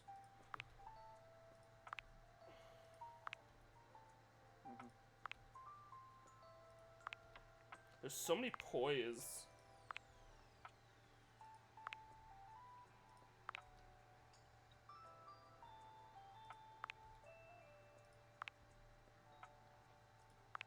Monique is smarts, that makes sense.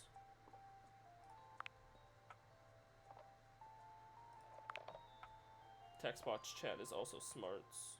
I do want to advance Textbox Chan. Oh. Last time you saw Zoe, she talked about coming back to life, becoming a real being in the house. You suggested that she go to the beyond instead. She said that she, what? No? You read that one. I know, I thought there would be a new one because of her being loved now. Oh, Shadow Lord's also smarts. And Doug. Okay, then let's do Shadow Lord. Mikey Transaction, both of them are, huh? Oh, Mikey Transaction takes 100 and everything.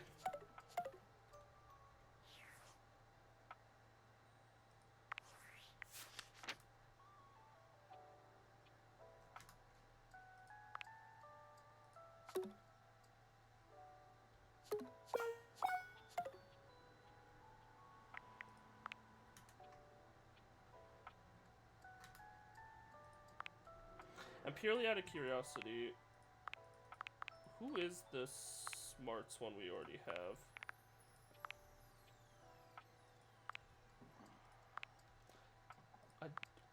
Is it him?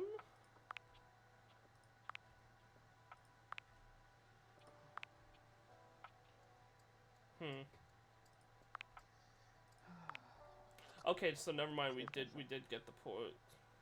We did get the points for Damon, but I don't think we've done it properly. So who were the possible ones we were thinking of? There's Shadow Lord or making Timothy hate us still. Or Dolly. Fair. Let's do Shadow Lord. I've been wanting to do him since we started this. Right, there was also Sinclair. So we'll do Sinclair tomorrow, because I think Sinclair's is probably almost done, because I accidentally talked to him a second time when I interacted with the sponges. But yeah, we can go do Shadow Lord.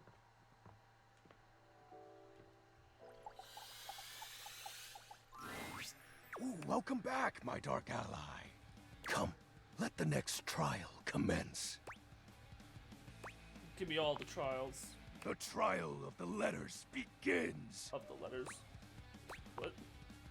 Back before the great cataclysm, my comrades and I would partake in spirit-shackling activities. Some have lasted several nights, others We simply gave up counting. Are you prepared to begin? I am prepared, Lord of Darkness. Let the game of shadows begin! I present to you the following.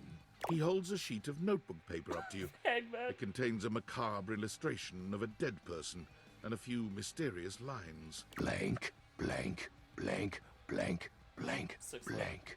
Shadow. Is the word shadow? Guess! Wait, is this Hangman? This is the Hanged Man. Now, choose your letter. Is it Shadow? I bet it's Shadow. The answer is Shadow. Let's go. I'm a genius. That's so sick, dude. Completely sick. Your turn. Shadow Lord's skull doesn't really have much in the way of expression, but he seems a bit smug. I'll have you know that among my dark cabal, I was the leading player. I guessed it without any letters, dude. Think to yourself, what is your mysterious text? Thank you, you're cute. Definitely. 2 words. The second, 4 letters. The first, an apostrophe.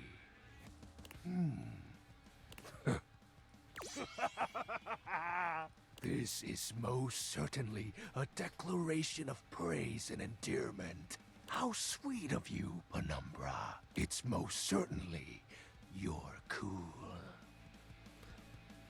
Also, question for you, Bets. Do you know what a penumbra is and what a numbra is? Sorry, withholding my breath for a sec. What? Not off the top of my head. So a numbra is the darkness behind the moon. And the penumbra is the edge of that darkness behind the moon. You're wrong. What? That's impossible. What is the answer then? You're cute. Shadow Lord falls silent as he tries and fails to process this compliment. Ooh. Oh. Well, I see you've chosen the path of flattery. I've chosen the path of flirting. As are you, Penumbra. Very cute. I wonder if he would have... I bet you if I'd done Date Vaders, he wouldn't have gotten it at all. Ah, that was entertaining. It's been eons since I've played the Hanged Man. Last time, I engaged in a mighty face-off with Lunar Knight that lasted until sunrise. Lunar Knight. Oh, it was legendary. Who's Lunar Knight? An old comrade from before the Great Cataclysm. The Great Cataclysm. Were you too close? He was a former shade of mine, if you get what I mean. Phone's ringing again, so I don't know if you need to mute again. Our conversations gathered more shadows than any other Void Dweller.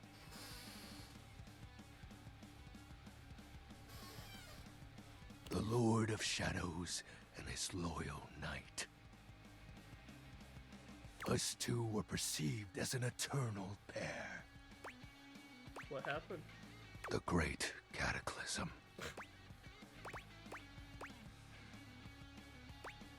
Just tell me more, Shadow. Very well. I suppose a proper explanation is owed. Tell me, Penumbra, what do you presume to be a power more fearsome than darkness? Love. We don't live in a world of whimsical tales and fantasy. Not anymore, at least. The overwhelming phantasmic force that realigned the unified lives of my comrades and I is... time. Yeah. You drifted apart.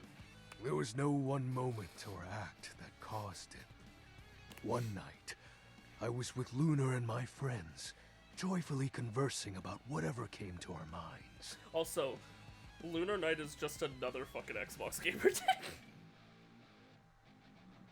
Time crept into our dark haven. I think Shadow Lord's a whole, like, allegory on old, like, console gaming, like, or gaming friends from when you were a kid and you growing up and drawing apart and not really talking to them anymore. Oh, probably. God knows I have multiple fucking friends on PlayStation that I probably haven't talked to in like 3-4 years. Minimum. I don't. Distance, a symptom, and then, many nights later, Lunar no longer wished to be by my side. Boredom came next.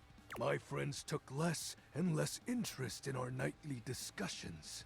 They too left, Boredom. one by became one. interested in our nightly game sessions.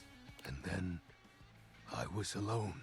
You may think it cruel of them for leaving without a proper goodbye, but I respected all of my friends' decisions, even Lunar's. I don't harbor any wrathful thoughts against any of them. I just think back to those days fondly and wonder why time had to come for us. We were happy. I was happy. Oh. I'm so sorry. Oh, shed not a tear for me, Penumbra. Time comes for us all in ways we don't expect. Normally, I'd celebrate triumphantly at obtaining another armament. That'll be all for today, Penumbra. Thank you for listening to my tale. Aww. I want to give him a hug. Why do I just want to give all these characters a hug? They're all very tragic and huggable. Shadow Lord is just a big shadow puppy. Yes. Alright, let's talk to Sinclair. You're back! Yep.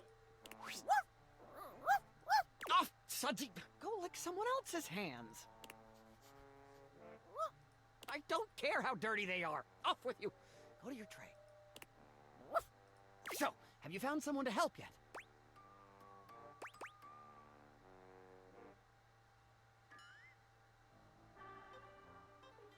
As a matter of complete coincidence, I happened to run into one Vagabond that's hilarious. You did? I did, and as a matter of coincidence, I happened to be carrying an unneeded shovel at the time. That's so unlikely as to be almost unbelievable. Well, you know what they say, fact is stranger than fiction. They do say that. They always have. Anyway, I offered Vagabond the shovel in exchange for lifting the curse, and voila, you're all better now. I am?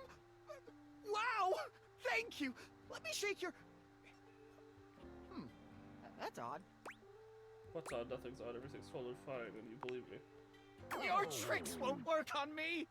My hand isn't a hand at all! It's a stainless steel knob! And my neck is a faucet! And my dog is still a bar of soap! I don't care if you don't mind, Sudsy. The point here is we've all been lied to! Exactly. This possibly might have been slightly misled. I'm sorry, I was just trying to help. Your story is so crazy, I thought that would just sort of get you out of it. Out with you!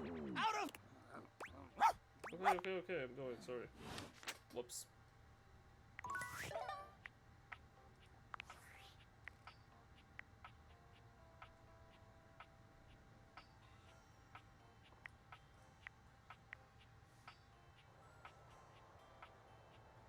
Why does it think that it's 4:55 in the morning, by the way? I swear this is not when we're playing this, by the way. No.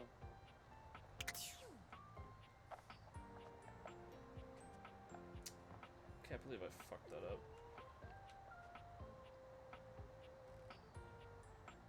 Anybody skeleton horde?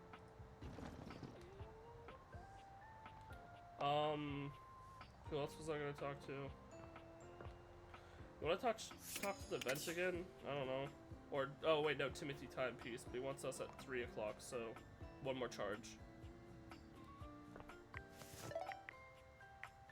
Who else were we talking to? That was it.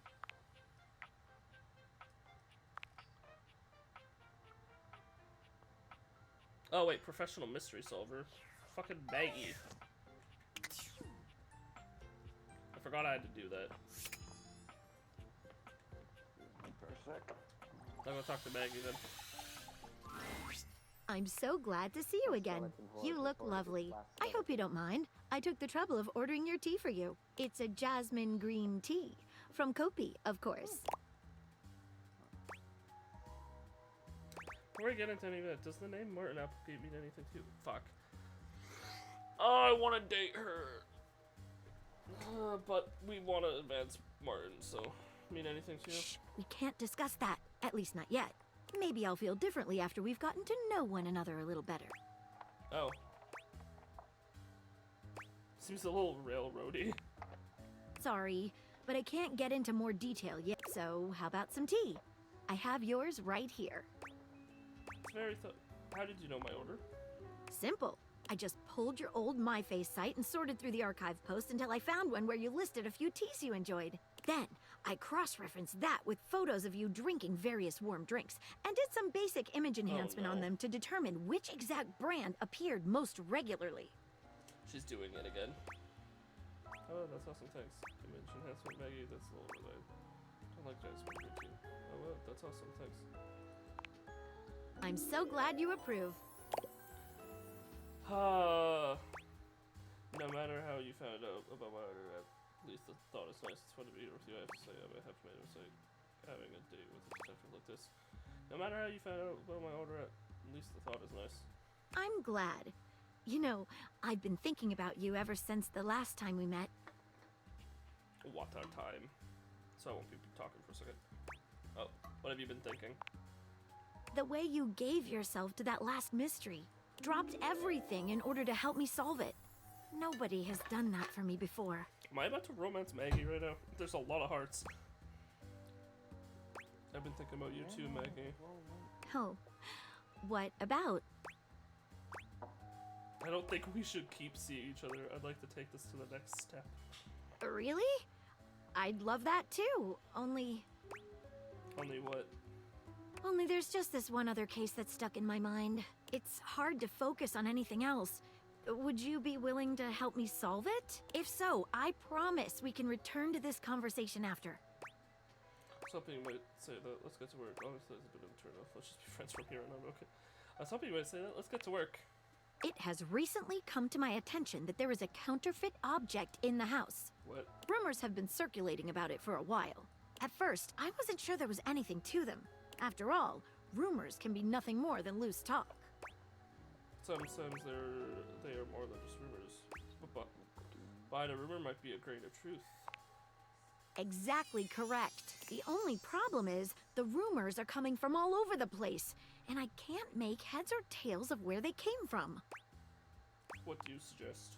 Well, I'd say we could bring in some witnesses. Were you here for the last mystery I did with her? Nope. Ah, that's when you were gone. Capital idea. That could be good. Who have you heard rumors from? Let's talk to them. Capital idea. I should say so. Okay, so I've heard whisperings from Lux, Hoove, and Wallace. God, I do not want to talk to Lux. Alright, sounds good. Who should we talk to first? Fuck it, let's talk to Lux first. Alright, when you get in touch, I'll meet you there.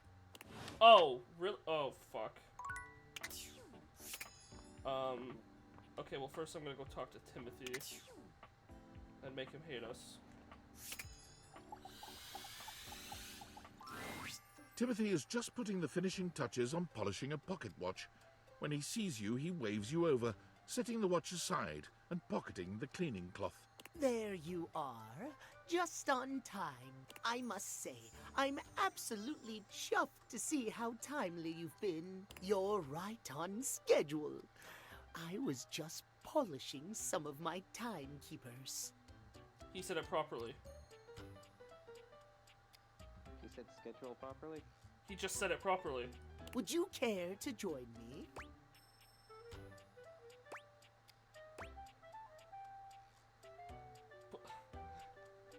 He's actually being nice.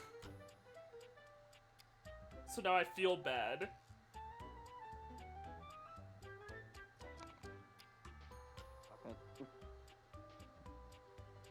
It's fine, we'll get the candy and we can I'd rather swallow glass. What? That was not an option. No, no. Calm yourself, Timothy. Think of time. Order. Tick, tock, tick, tock. Ooh.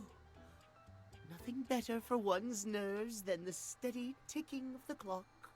That was unpleasant, but you need my help, and I have agreed to share my wisdom with you. What? So let us start again. Now, when last we spoke, we discussed the importance of what? Tardiness. No! Sweet Father Time, how could that be what you took away from our conversation? I say again, timeliness. The biggest lesson here is that time, above all else, is the first thing you must consider when it comes to love. But there are, of course, other things to consider.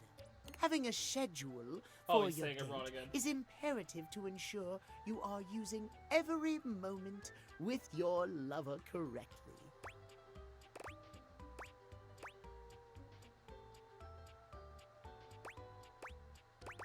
You schedule every minute of your dates. I'm just doubting him. Exactly. There is nothing more arousing than an orderly, efficiently planned date. Picture this. If you and your date arrive at your dinner reservation exactly on time, your date says to you, "Darling, what's on the agenda?" You say to them, "We have approximately 10 minutes to review the menu God, and shut engage in small talk." They can only moan in needful appreciation for your immaculate scheduling. Oh. He's saying it wrong again. I don't really think that I don't know, I was just thinking I've never been more turned off in my life. Well, the feeling is mutual. How distasteful. At any rate, scheduling your entire date down to the minute is not only efficient, but an excellent bonding experience for any couple. No. So let Tim. us practice now. You have asked me on a date. As we are seated for dinner, I look deeply into your eyes and ask you about tonight's agenda. You say? I read off a meticulously planned timetable for the evening in increments of 10 minutes. I ask the waiter when they're bringing the bread basket. I'm going to explain the history of Papa Watch's tea. Ask the waiter when they're bringing the bread basket. Bread? Bread cannot keep time. Are you mad? You must give me the schedule for the evening. Let us try again with another scenario. And please do better this time. Stop saying schedule. Surprise! Our date has gone swimmingly, and I have invited you to another activity. But your schedule has not accounted for horror of horrors. Bet What you can do already you tell you do? I slap you for daring to disrupt the schedule in my time. I hurriedly rearranged my schedule to accommodate. I slap you for daring to disrespect the schedule. I don't fucking know. Probably slap.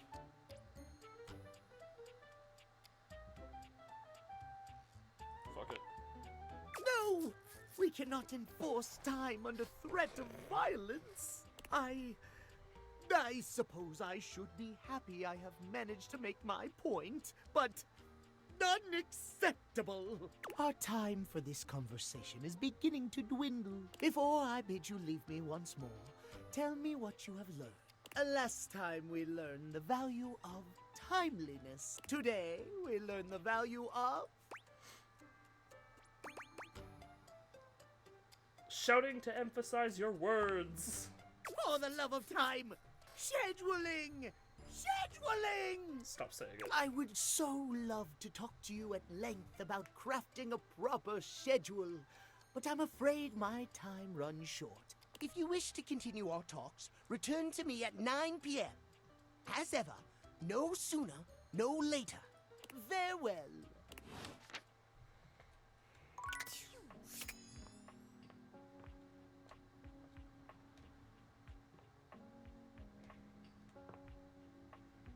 Who is next?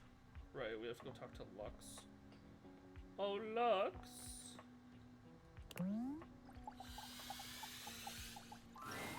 You find Lux fiddling with a tripod, but they're quick to straighten up and look entirely unbothered when they see you approaching. You can feel them turn on, a tangible shift in their energy. What's up, bitches and bros? Hi Lux, heard anything about a counterfeit in the house? Hey there, just wondering whether you knew anything about a counterfeit item in the house.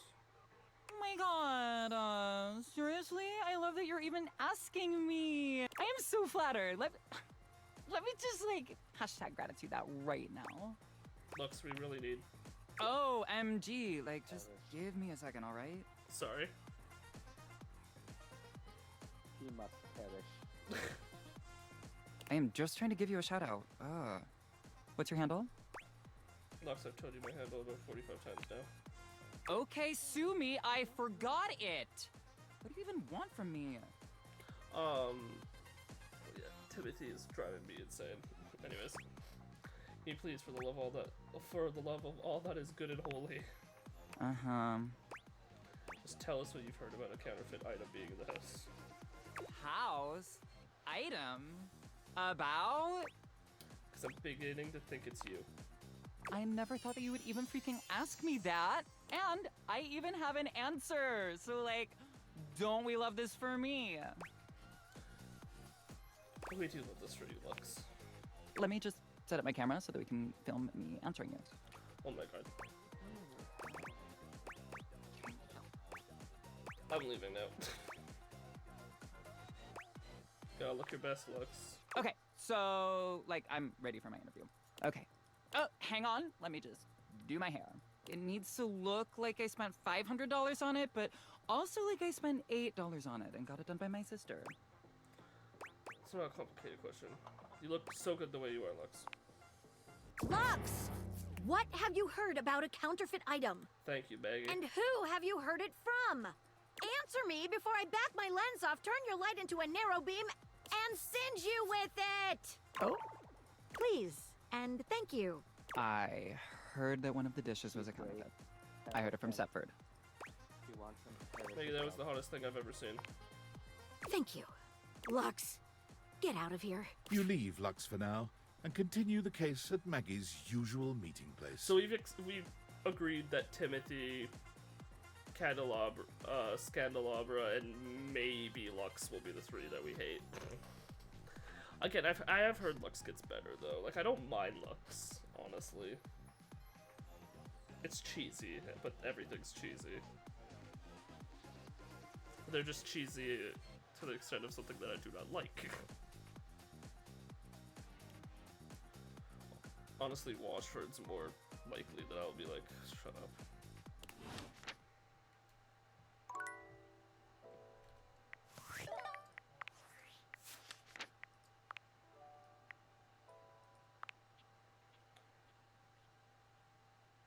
Go speak with Lux, Hoove, Wallace, or Stepford. Maybe we'll meet you at their locations. I forget who Stepford is. Oh no, he's the things upstairs. Wanna go speak to Wall? Or do you want to speak to Hoove? Or do you want to speak to Stepford, which are the trophies?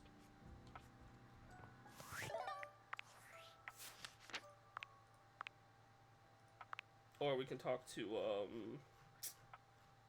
Shadow Lord again today.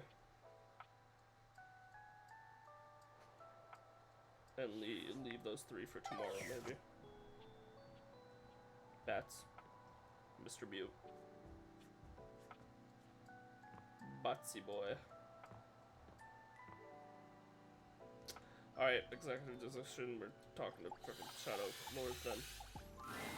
There's a strange heaviness to Shadow Lord today. He's not his usual dark, cheery self. Dark tidings, Penumbra.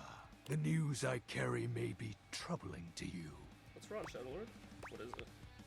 I have, found the final armament piece. Isn't that a good thing? That's great. Once I don it, my true power will be unleashed. With that, my final form shall be revealed. Bats, you might want to get back here. I think we're gonna see the real Shadow Lord today. You may be surprised by who I become. Mr. Mute. Do your worst. Shadow Lord bows his head, falling I silent was just for a making few sure moments back. before he I'm pretty begins sure we're his seeing Shadow incantation. Lord's real self today.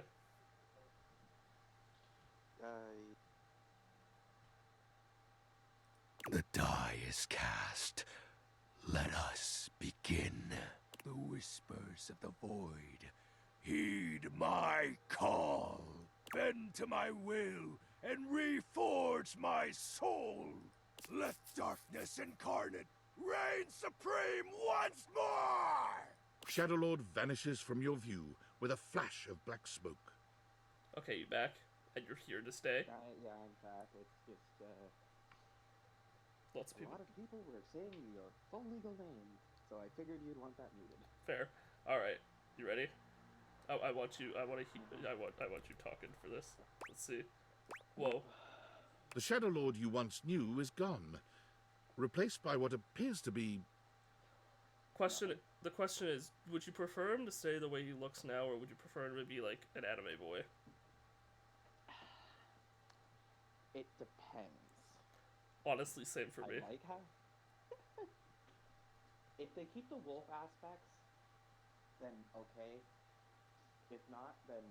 Like the animalistic aspects, maybe like the horns and stuff, yeah. Okay, let's see. It is complete.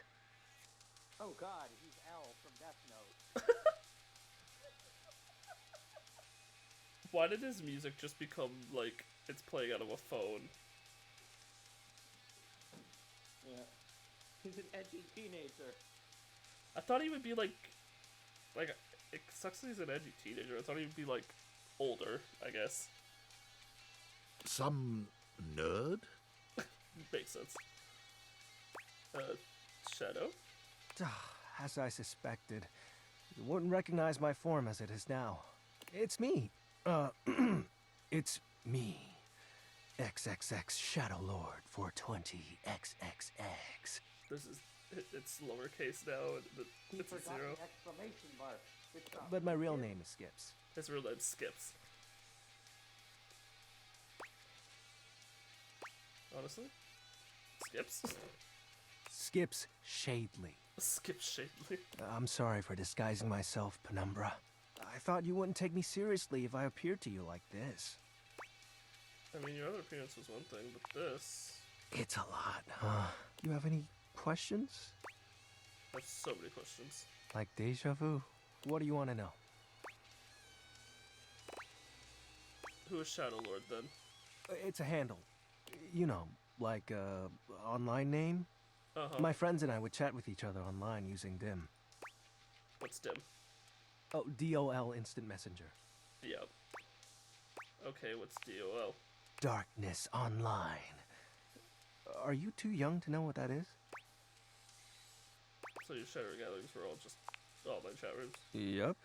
I wasn't kidding when I said Shadow Lord was a popular name. You know how many shades are out there? But you are darkness, right? We're all darkness. Some work in collectives, while some occupy a whole house to themselves. Who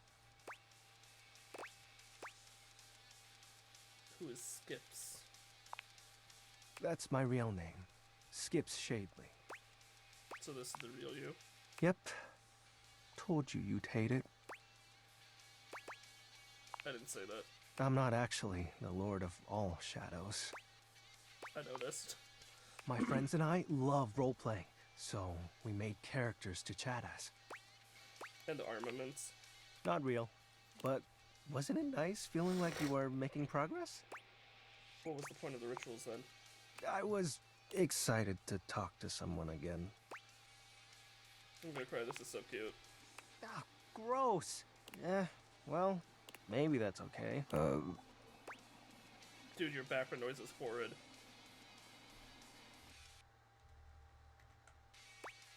Well, who was the Lunar Knight? His name was Benji. Is Benji. He's the one who invited me to the group.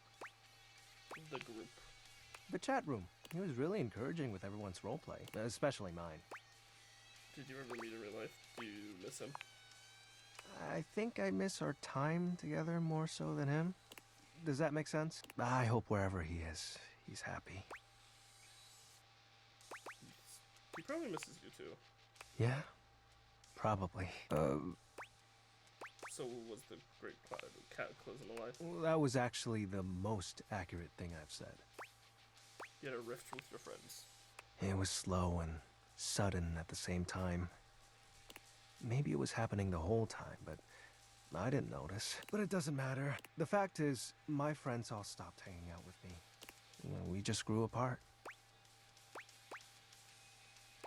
Probably because you got older. How do you accept that your friends aren't your friends anymore? A question for another time. I think I get it now. So, are you mad at me? No. Cool. Do you still want to hang out with me? Of course. Well, that makes me happy. So, what do you want to do? We can do whatever. Chat, play hangman, chill. After all, we don't have to worry about time anymore. Why is that? Well, because I'm going to turn you into a shadow. What? Now that I'm up to full power, I can reconfigure you. That way, we'll be together forever. That armor thing was made up. Yeah, but the powers of darkness are very real. Now, become untethered and enter the void. Not like this. It'll be fine. You're not like the others. You won't leave me like they did. Like Benji did. And we'll be together forever. Trust me.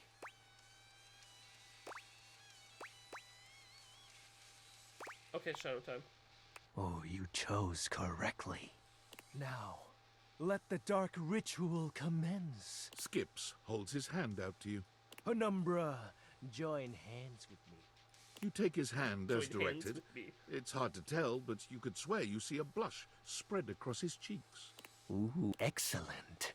Be untethered from the warmth of light and submit thy soul to the chill of night. Be one with the darkness. Skip's grand incantation ends, but there's no puff of smoke or flash of light. You certainly don't feel any different. Did it work? This can't be. Why isn't it working?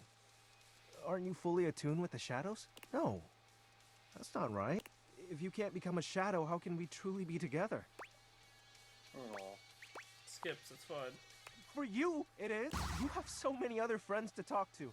I only have you. Why do you have to go in the morning? Why can't you just stay and be with me? Uh-huh. I shouldn't be saying aw because he's essentially a stalker, but still. Well, he's not a stalker, he's just obsessive. Well, like yandere. Yeah. I still love that our guest doesn't do this. You mean our dresser? Yeah. Our guest is very nice, in fact. Very, very nice. Mm-hmm. Alright, so let's continue this Maggie quest line. So we'll start by talking to this fucker. You find Stepford polishing his well-muscled arm vigorously. He appears to be muttering to himself. What were you just saying to yourself? What? You heard that? Oh. Just trying to get this blasted spot off. Not sure if you've noticed, but I've gotten a bit, bronze lately. Looking gold as ever to me. That's sweet of you to say, but I know you can see right through me. I don't know what I'm gonna do about it. Why is it happening? Do you think maybe it's natural? I don't care for your course no matter what. That's nice to hear, but I don't feel gorgeous. Okay, so did it not work? Because Maggie... As a matter of fact, I feel sort of crummy. It's like this. I got the way I am, all gold and beautiful and all, because in my youth I was extremely competitive. I entered and won every contest I could find. I was a complete natural. I never really needed to try. I just showed up and showed off and showed everyone what first place looked like. I lived for the competition, the cheering, the adoring fans, the tough opponents. It was the life for me. So what's the problem? Trophies change over time. If we stop competing, we...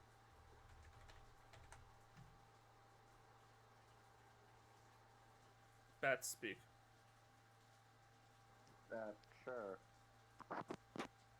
Okay, your background hum, it doesn't show up on stream, that's fine. Turn into showpieces. Our gold starts turning to silver and to bronze. What? So he's saying that if you don't pursue something, eventually it'll fade. It's not that we stop getting given out, but our inner essence changes. So that's what's happening to you. It is. Eventually, we come to a turning point. It's either get back in the fight and risk the arena once more, or retire and spend our time polishing up, clearing away the patina, and covering up what can't be cleared away. I think that's just called aging. Maybe you're right. But there could be one last taste of glory. Oh, I don't know. In any case, now that we're getting to know one another, I have to tell you something. I started doing all this tanning because, well, I'm actually all pewter underneath. Pewter! Oh, no. Like, what place even is that? 12th? Pewter's a tin-based. I don't know. Exactly. I'm afraid the time of decision is upon me. What will you get in the rings for retirement to be? What will you do? Honestly, I don't know. What do you think I should do? Sorry, you've done Well, the enough. fact I've never won a medal in my life, I have no clue. Work hard and get back into competition form. Maybe you're right. Thanks for talking to me. I think I'd better think about this for a bit. It's not an easy decision. If I compete again, I could get hurt or even lose. And I don't think I could bear that. Come see me again sometime soon, okay? Wait, I need to ask you about a case with Maggie. I'm on the case. Ah! Talk step for counterfeit objects. Go. Heard anything about counterfeit objects here in the house? You? Did you say counterfeit objects? Is that what you said? Well, according to the Lux, it's a plate. Yes, counterfeit object, that is correct. Don't play dumb with us. Oh, okay, counterfeit. Because for a second I thought you said bounterfeit, and I was like, nope, definitely not. That would make literally no sense. Tell us the truth. Well, you see, A single drop of sweat slides down his temple. He's starting to sweat. It was him that started the rumor. No, I'm only sweating because I just came from thinking about a workout. Go ahead, you started that rumor, didn't you? We know you didn't start that rumor, but we need to know who did. Okay, fine. I was embarrassed to tell you because I know I shouldn't have been spreading rumors, but here it is. Last week, the Scandelabra told me that all the supposedly genuine silverware in the house is actually fake. It's high time we got to the bottom of this. How about a chat with the rumor monger and thief? Rumor monger in chief. I'll meet you at location 1, Which is? otherwise known as the dining room table. Alright, we'll follow this line first.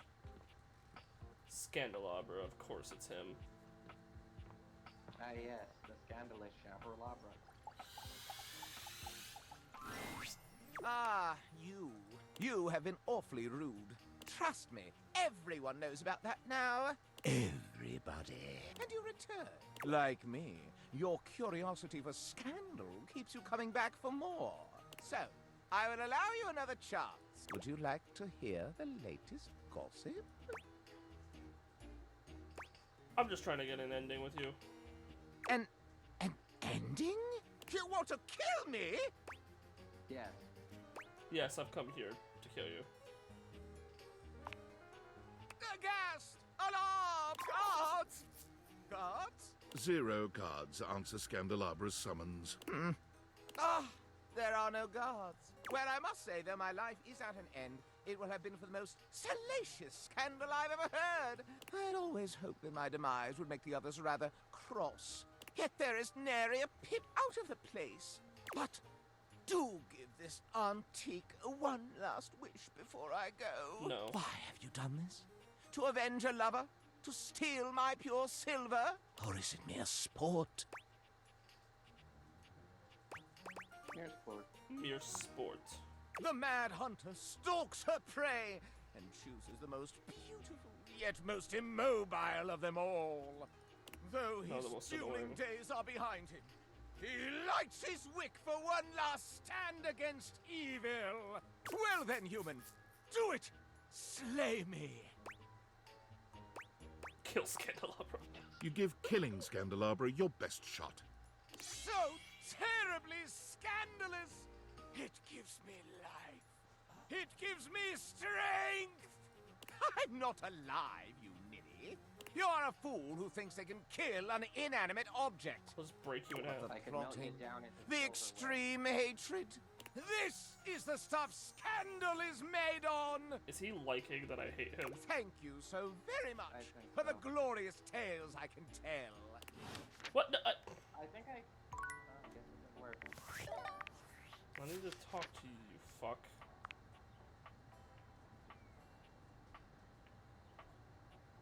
As a blacksmith, I could kill Scandelabra. I just throw him in my forge. Yeah. Hold on. Make him down into horseshoes. It's probably because it hasn't updated. Yeah, so let's go talk to... You want to talk to Hoover Wallace? Let's go Wallace because it'll be the funniest one. Whoa! And also, we already love him. Yeah, he's great.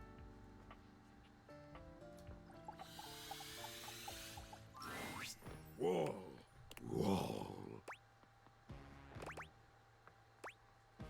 Wall. Wall. Wall. Fuck. Oh, didn't work. Okay, Hoover it is.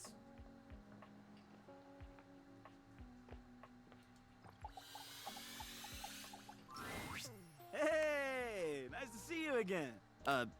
Hoove holds one finger up to you, his chest rising and falling with panted breaths. He bends over, both hands on his knees, his forehead and cheeks shining. Give me just a sec. No, do I need to call for you? Not just yet. Okay, that was a little difficult. Talking this hard for you, you seem pretty wounded. You're all sweaty. Oh, am I? Guess I'll have to towel off sometime soon. So, what brings you by? I was thinking we could do something together. I'd love that. What'd you have in mind? I'm not sure if I mentioned it last time, but I'm a big sports fan. And I'll never turn down a nice can of lubricant, as long as I'm not on the job. It's 5 o'clock somewhere, how about a drink? You read my mind. Let's crack a can. Hoove hands you a martini glass filled with a suspiciously dark liquid. It smells like alcohol, Did you sure, give me alcohol but and there's another strange oil? scent you can't quite place. Cheers! The drink tastes distinctly like the scent of my motor God. oil, and it leaves an unpleasantly greasy feeling behind. He gave me alcohol and motor oil. Tastes like that's delicious. It's a craft brew. Got a few drops of engine oil in the mix. Really gets my motor running. So, how you feeling?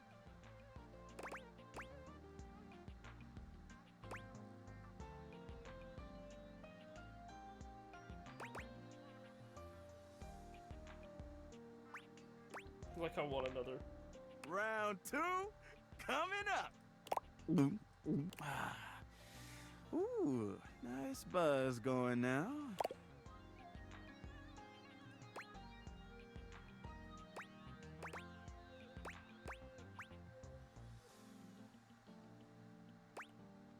How about another on me this time? That kind of night, huh? I'm game. Bottoms up. Hoove looks relaxed. Perhaps a bit too relaxed. Woo! Definitely feeling it now. You said there's a game on, so maybe take a break, get to know each other, but can't stop at 3. I mean, we could But why would we? Let's go! We're getting drunk. Hoove is beginning to look unsteady on his feet. It seems clear he's gone past the point of buzzed and is beginning to cross over into wasted. This was a great idea. I'm ready to have another.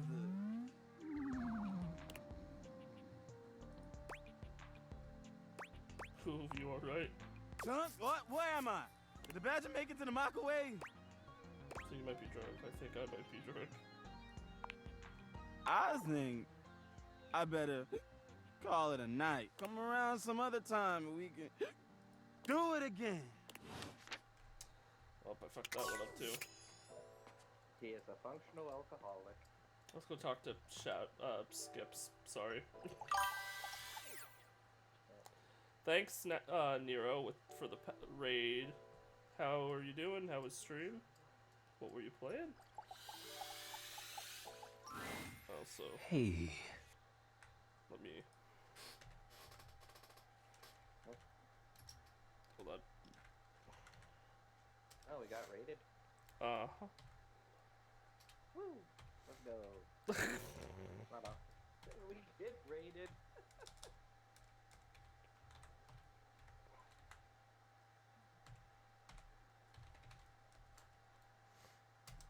Just step away from my moderator use at the moment on account of It's going well. being near a computer.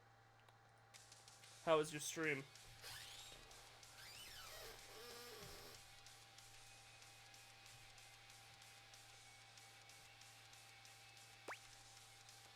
Good evening, oh dark and powerful one. You don't have to do that. But you're the Shadow Lord. If I was so powerful, you'd be a shadow. Is it so bad that I'm not? We can still be together, you know. Sorry, I'm just so scared to lose someone again. Oh yeah, trust me, I get it. Have you met Sophia yet? She we just finished her in the first half of the stream, and she does some things to me in bats. Oh yeah. Every time you go, I think, what if she doesn't come back? Yeah, I could. No, he's like my favorite character. Yeah, I could tell Betty's quite interesting as well. I haven't done much with her yet. Oh yeah, we also finished Lucinda, or yeah.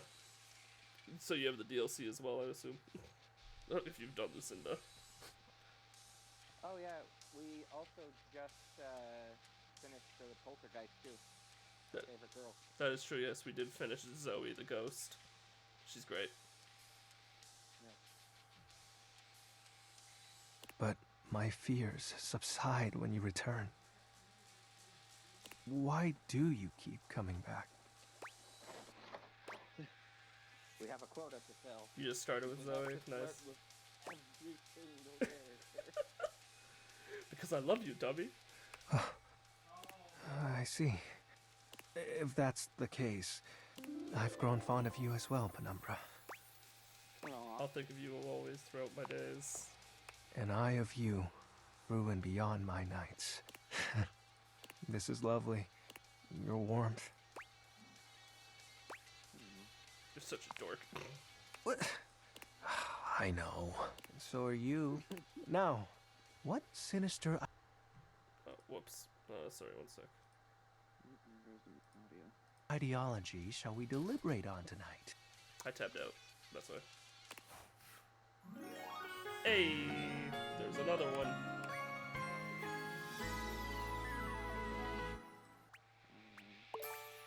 And that's more smarts. We need more smarts. That makes sense. He's kind of like a nerd. Yeah. He is essentially just hell, though. True.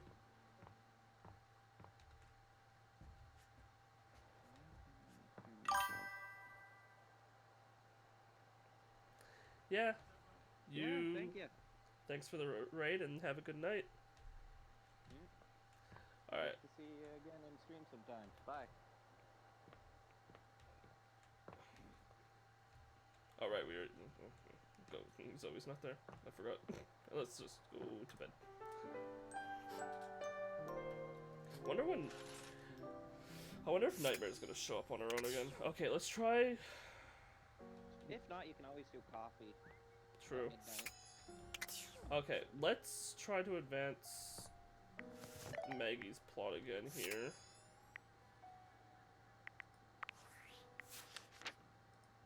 Okay. So we have to talk to Chandelabra then, probably. But this time not kill him, I guess? Even though I want to melt him down into horseshoes. Yeah, he'd like to return it. That guy. If you'd like to see Timmy come in another time. You mock executed son and he loved it. We're gonna end up romancing him by being mean to him. I'm getting drunk with Hoove. He had to leave the date to sleep it off. You make investigated the case of the charge. Our safe girl probably would get along well with Chandelabra.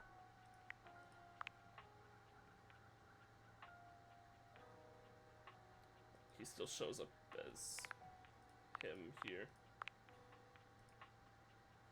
Yeah, we're not gonna get that because it requires a hate ending. Ah, jeez, we have 13 loves now. Alright, if we talk to Scandalabra, because she says to reconvene at the dining table. Because, like, hold on. If you go to... Come on, go down. Okay. If you go to Stepford, it says, and found that the tread led to the Scandalabra. Meet at location 1, the dining room table, for further sleuthing. Does that mean I have to scan the dining room table? We could try it. We'll the table's a nice fellow to chat to, at the very least. We'll do that if scanning Scandalabra doesn't work. Ah, you have been awfully rude. Trust me, every and you return like me. So, would you like to hear the latest gossip? Why, I'd be delighted. That's the well, scandal time! This housedom, while it may appear peaceful from the outside, in fact, harbors a hotbed of scandal from the inside. I don't like him. For example, did you know that the previously paired aerialists, Washford and Drysdale, are no longer speaking to each other? Yes, you learn that when you meet them. Yeah, I did know that, actually. Next, were you aware that known vagabond Bobby Pin is on the loose once more? Can you imagine the heist they are planning? Can you imagine the romantic dalliances as they make their way through the house? I didn't know that I'm more up to date than you are. Actually, Bobby is with Ronaldini these days, learning magic. Legasp! I am remiss in my renown. The pin is found and joins the circus. Who would have thought? My esteem rises. It's not really a circus. More scandals abound. They say there is a shadow that does not obey the laws of physics. Yeah, he's a nerd. He's kind of a dork. Scandal that undermines the physical realm. He's kind of a dork. Yeah, but he's our nerd. Oh yeah, we've met. You know of the Lord of Shadows? He will not speak to me. Oh, I wonder why. Something to do with flames casting out light or some such nonsense. My esteem hardens and rises. Ugh. But I am not Stop finished with the daily scandals, no. One has heard of self-insert, yes? Yeah. Could you imagine a video game in which all the creators inserted themselves romanced all of at them too. once at the same time? Such a thing is not imaginable. But in one that I've seen, they've hidden themselves within their very names. He would have been a really good way to learn of, like, some things, at least.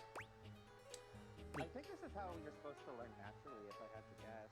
The devs met him. He isn't super obvious.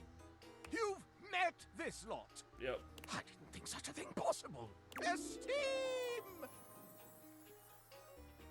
I'm actually about to get a romance ending with Scandelabra. Very well.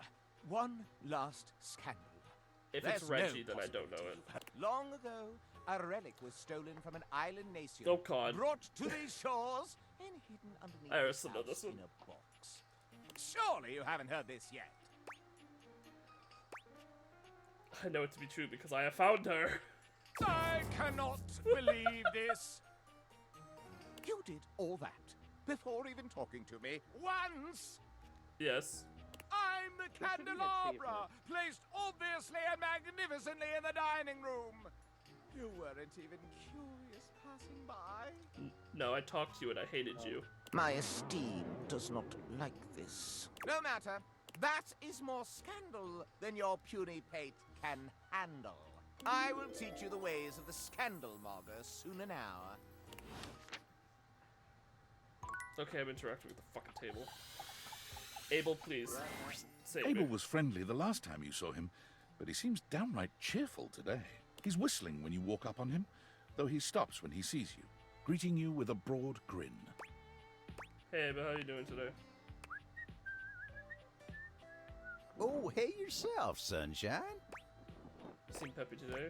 Sunshine, who even are you? You seem peppy today. Oh, well, you know, sometimes a table just wants to feel heard. What? If you were me, Admiral, where would you put a charger? Probably fell between, like, a piece of furniture and the wall. Probably. I'll check there. Had a long talk with Dasha before you got here. Going over the finer points of lifting, supporting, and, you know, just the good old basics. Just feels nice to be understood, you know? That's fair, Abel. I wish I knew what that was like. It's so nice that she gets you. For someone who said they were supportive of you, sure, talking a lot about you. It's not so nice that she gets you. It is, ain't it? Lifting's no easy job. We got a lot of folks in this house who do a damn fine job at what it is they do. But how many people's job is it to lift? What's up? You know what wouldn't surprise me? Is if this was the Albertan. As in Albertan, who kind of looks like this in real life. My roommate kind of looks like this. Yeah. My family all come from cattle ranchers. I know, but, like, he could also very well just be, like, Midwesterner. Yeah, I know he could be like Texan Or Texan. Wyoming or something. But this game's made so many random references to Canada. He's a Canadian made table. Ain't no Swedish. Which means that he's like To make sure everyone's got what they need, Wait, to hold make on. sure they know they can rely on you day in and day out. And ironically, that might be the case because guess where the U.S. gets all their wood? Us. Yeah, I know us. We sell it as stuffage. So and he's obviously not like Kia, otherwise he'd be Swedish. So if he's a real hardwood, it's most likely from Canada. So he probably is Canadian. Yeah, which means, well, technically it means he's British Columbian because that's where all of our wood manufacturing is for the most part. We have a lot. Was. We have a lot of Oh, I know. There's stuff a pulp here as mill well. not too, like in where is it? Up on your way to Jasper. Yeah, anyways, continuing. It's a lonely lot in the life of a table, but I knew what the job was when I signed up. Did you sign up for it? I feel like it was assigned to you. Semantics, pal, semantics. I know who I am and what I do. But sometimes you just wish someone knew exactly what in tarnation you're even thinking about without having to explain yourself. That's Dasha. I think he likes Dasha, which fair enough, man. I see maybe you should talk to her more often. You think so? She's had a real positive effect on you. Oh, well, shucks. I don't know. I'd hate to bother her. She's got a lot of lifting to do herself. I can't be distracting her from her very important job now. I think you should at least consider it. I'll consider it, yeah. Anyway, I can't take up much more of your time today talking about myself. Just remember what I said before, okay? I'm here if you need me. Oh, well, you remember what I said too, please. I will. You take care now. Alright, let's just go scan Maggie, I guess. I don't fucking know. Yeah, that makes no sense to me. I'll meet you at location 1. See you there. Okay, well, fuck me, I guess. We scanned Chandelabra, we found the table. Unless it's that table, but I don't. That's not the dining room. Yeah, I know, it's the kitchen. Well, fuck it, I can't talk to Sinclair yet because I need to get to that point with Maggie where she can help. I'm just gonna scan the HVAC. Wait. No, it's Wednesday. You feel an unseen presence detach, flee. It seems that there is nothing here to speak with. Mysterious. Perhaps this is not the place. Oh, so he doesn't even show up later? Meet us? He didn't tell us to meet him anywhere. We just have to go talk to the great. Fucking. Fuck it, let's go talk to Damon. I feel like there's more to him. I don't bite. I think, did I? The background's all fucked up. Like, you can if you want. Do you bite? I should know that. Munch, munch. You're back then. Did you have a good time? Where did we leave things off again? Love. Hate. Friendship. Nothing. Actually, never mind, you say. I'm not really plussed. Only a little. But you're back. So it can't have been that bad. I am. You are? Look at us. Peas in a pod. Bugs in the beaker. Broken things, breaking things.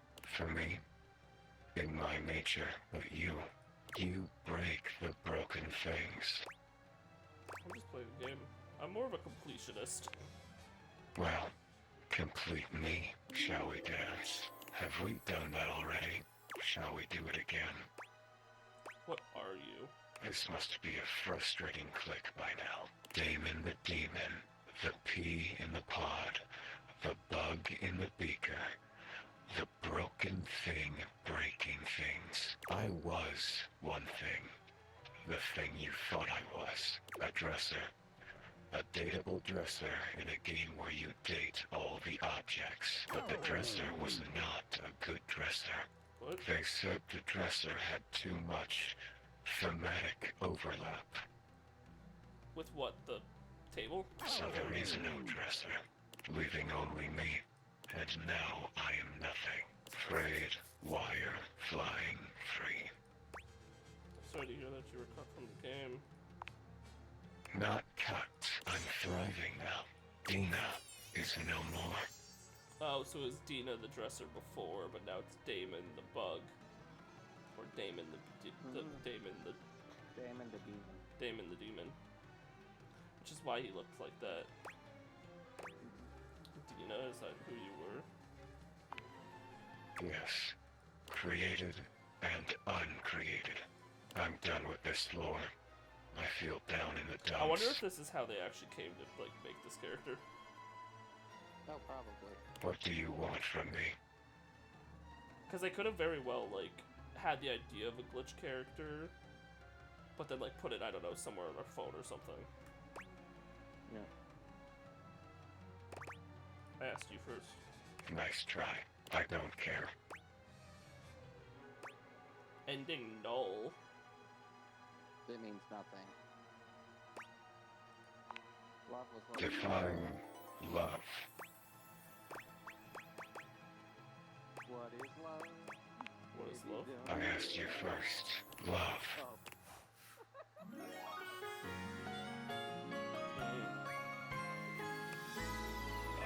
Damon never really smiles, but for the first time you see the ghost of a smile on their artifacted lips. The effect is not comforting in any way. Happy? See you next time.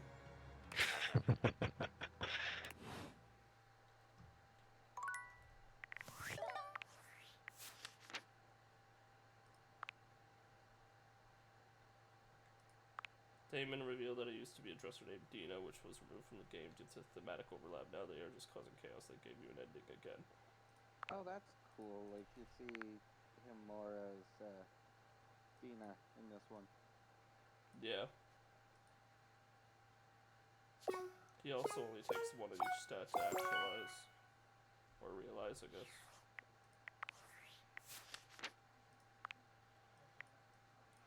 Candelabra. Candelabra seems filled to the brim with gossip from around the house. Go see him again for more.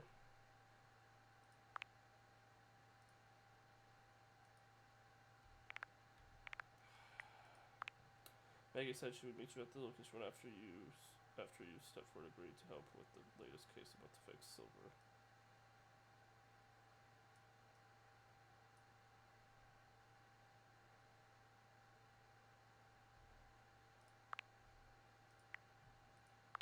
Tried to speak to the servants, but no one was there. Last time we saw Abel, he was all smiles after conversing with Dasha, by whom he feels truly understood. Maybe you ought to talk with her for a bit more often. Kind of hit a wall with Maggie at this point. Yeah. Like, unless... Like, I don't want to be wasting all these charges on this fucking... on Scandelabra. But, like, maybe now? You come upon the Scandelabra with his back to you. What is he doing? Talking to himself while seeming to furiously polish something. 1 part calcium, He's jerking off. 2 parts carbonate. Okay, thank fuck. Okay, I think this is it. Polish until glistening. Yes. Smoother. Smoother. I'll take out those solid smears. The fuck? Effulge! Effulge! He sets the cloth down on the table, delicately wiping his brow before finally turning. Damnation! Do you even knock, human? You're in a room. There's also the fact that you're in a room with no doors. Sitting on the table, what else am I supposed to do? Maggie has a few questions for you. That silly little sleuth. Now? Oh, how dare you! The polishing of my knob is a sacred art. That's a euphemism for jacking off, by the way. Yeah, you don't say. The man screaming, "Oh, by heavens!" Only the most panegyrical of acolytes are allowed to know of my backstairs ministrations. I hate him so much. And you are not that. I know not what you are. My inquests have turned up fallow. Well, you've come to see me, eh? Must be for my brilliant shine. No. Which is what I was doing. Uh-huh, sure you were. I am made of the purest silver. Born in a small chandler's hut in the Swiss village of Saint-Martin, I have traveled transatlantically to this abode, where I preside over the rest of the objet. Objet. What? Sounds like a man having a zoom tight. Recipe by the Messiah, I suppose. The machine god blesses. That really fucked me up. I require a great deal of polishing and care, which you do not do. So I'm forced to self-lubricate.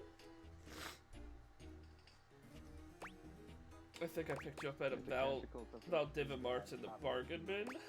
What makes you think you're in charge of the rest of the objects? I'm sorry, I didn't polish you, everybody. I think I picked you up at a Valdivimart in the bargain bin. Yes, that is where Also, I completely ended ignored the fact that I after said a long she has and special torrid throat. affair with a bellicose baroness in Belgium. She had unceremoniously dumped me in an antique shop in Lisbon, where I sailed along with a smuggler across the ocean. Uh-huh, sure. Your new country fascinated me at first, until the veneer of novelty abraded. I had lived with one of your landed gentry until they perished as your kind do. The ruffians who exhumed his palace threw me in a sort of refuse bin, where I ended up as a bargain. But I am no bargain. And most importantly, I am chaste. No, that's sucks. That does sound impotent. I mean, important. I perch aloft this dining able, surveying the better part of the kitchen, living room, and Dining the emptiest of walls. As I gaze into that wall, sometimes This is how you would have found out about the wall. Ennui imaginable. Do try it sometime. It's rather addictive. These other objets, these rottish roustabouts, love each other in ways you cannot imagine. Oh, I can imagine them all right. What? How would one of your kind possibly know? I fall in love with one. No! It cannot be! With multiple ones. More than one, even. Oh! You're making me ejaculate! Ugh. I exclaim, bellow, ululate, no! Such a scandal cannot stand. Having told you my story, I must away. Regards, S.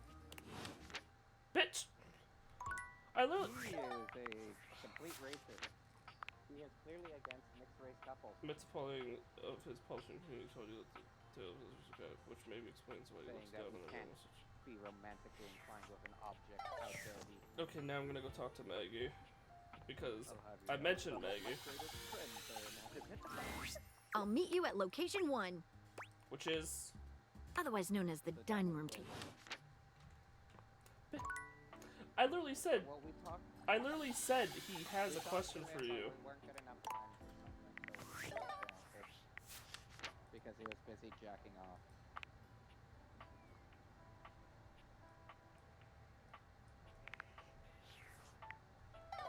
Probably like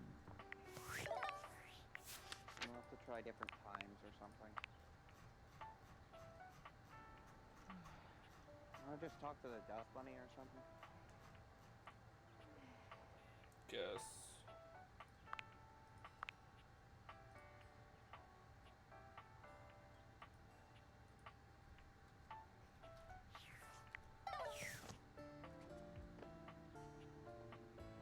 Actually, no, I'm gonna talk to... no. Yeah, fuck it. Let's go talk to Dolly.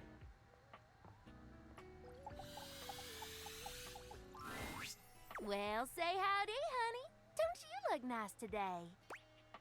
Hi, Dolly. Thanks. I've been working on my style. I can tell. What have you been up to under here? What do you do when you're not floating around the house? What have you been up to under here? Oh, you know, just catching up on some reading. Some novels, a bit of light research. Wait, research? What kind of research? Mostly abiological history. You know, when dust first started settling and forming into bunnies, historical data, that sort of thing. Also parsing through archaeological research. Mite morphology, translating timeless, tarnished text, the basics. Oh, wow, okay. Is that a hobby of yours? Sounds like you're a real academic. That's right. I'm tenured at DIRT, the Domestic Institute of Research and Technology. I've been teaching there for, oh gosh, I finished my first PhD 8 years ago. Did not think she would be a teacher. Well, never judge a book by its cover, as they say.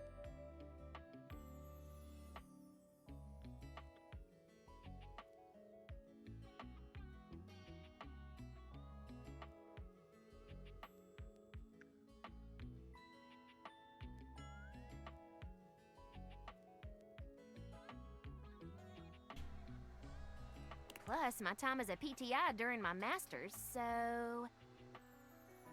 114 years? Oh my god. Well, 114 years. We inanimates don't work on your human timeline. If you have a problem with my age, then we have a problem, honey. I just didn't expect you to be so educated. Oh, I see. You saw the ears and the pout and the getup and immediately thought, oh look, there's a silly little bimbo. Not exactly. I just didn't think teacher. What? No. It's okay. Honestly, I understand the sentiment. I've gotten it all my existence. Pretty face, slim waist, curves of dirt in all the right places. Why would I want to work at anything at all? Truth be told, even though the body came first, the bunny ears came after the degrees. What? Others were already judging me based on my looks. Why not own it? And get paid for it, too. You mean you're a model? That's right. I was Oh Miss my God. May in the latest edition of Play Bunny magazine.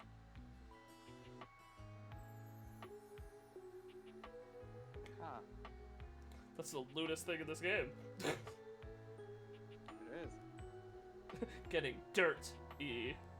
Hot for teacher, more than just a pretty face. Fast as a rabbit into the mind of a fast-track educator.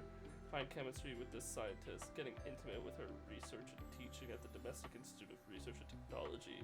Extra Miss May. Bring an apple. Score a date.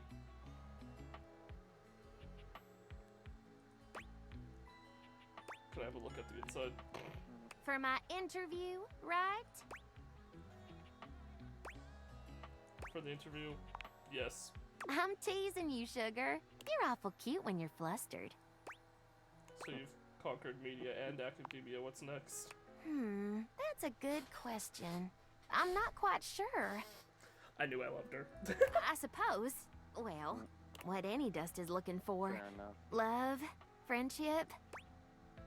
I'm looking for that too, I guess. Can't go wrong I am with so attracted to you right now. Maybe not be so on the nose with it next time. Yeah, let me be 100% honest with you. I may put myself out there, but work keeps me pretty busy. I don't meet that many new folks, especially humans. I'm very selective about who I spend my time with, and what few others I can let in. Take me. Let in. That's right. I keep myself hidden for a reason. Don't be too forward with me. I don't like it. Why don't we join back up here Sorry. after a while and try our hand at a proper rendezvous? What are we gonna do? An expedition of sorts. You let me worry about the details. All you have to do is show up. I'll be there. See you around. I love her.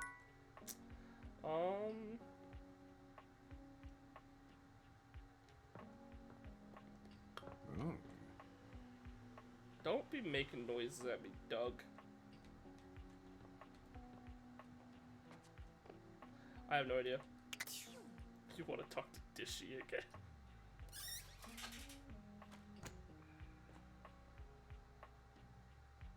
Oh wait, hold on, what time is it? Have to eventually. It's 6 right now. But he's the final boss, I'm pretty sure, or something weird. 6. So we have to meet Timothy on the next charge. Fuck it. I hate him so much. Ho hum. What a most bothersome feeling. The feeling of offline mode. As if there was a whole wide world to explore. And you chose to stay indoors. A silly thing if you ask me. I'm not silly, I don't want you on mine. It's not I silly. can do so much more. Surely you understand this. Oh god. Have you ever felt unappreciated by Philistines? I'm scared. I am too. Shut up, dweeb. No, not really. Sigh. I'm like an astounding wonderkin, stuck in a one-horse town with nothing but the local yokels to keep my prodigious mind company. If all you want from me is to wash dishes, I can do that. Yeah, I can. do that. Stop But your I staring. must do more.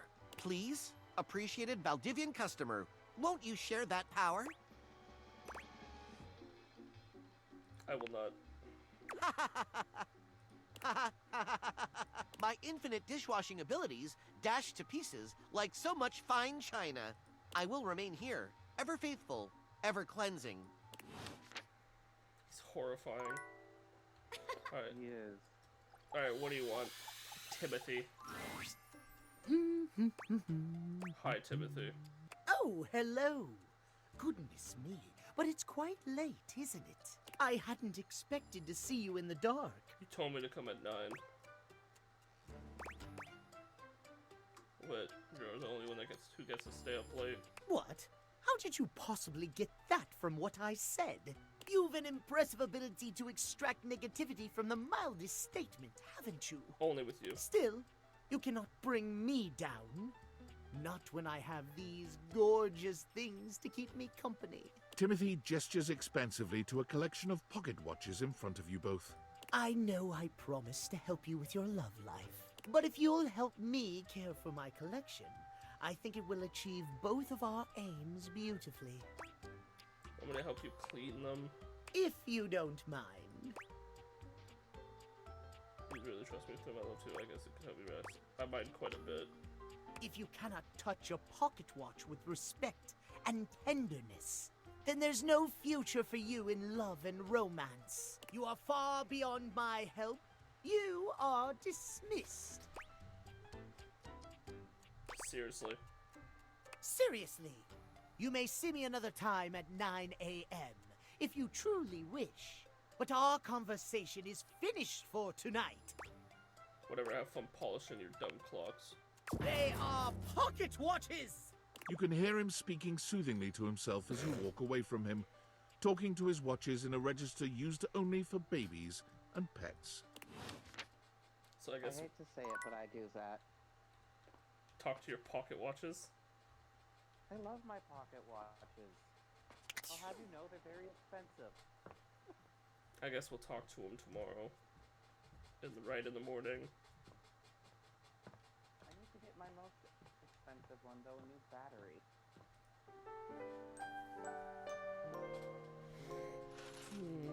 I really want to get myself a proper wind-up one, but it's so hard to come by. Well, well. Look who's arrived on time. No, I'm a minute earlier. A stunning achievement for you, who has such disrespect for time and order.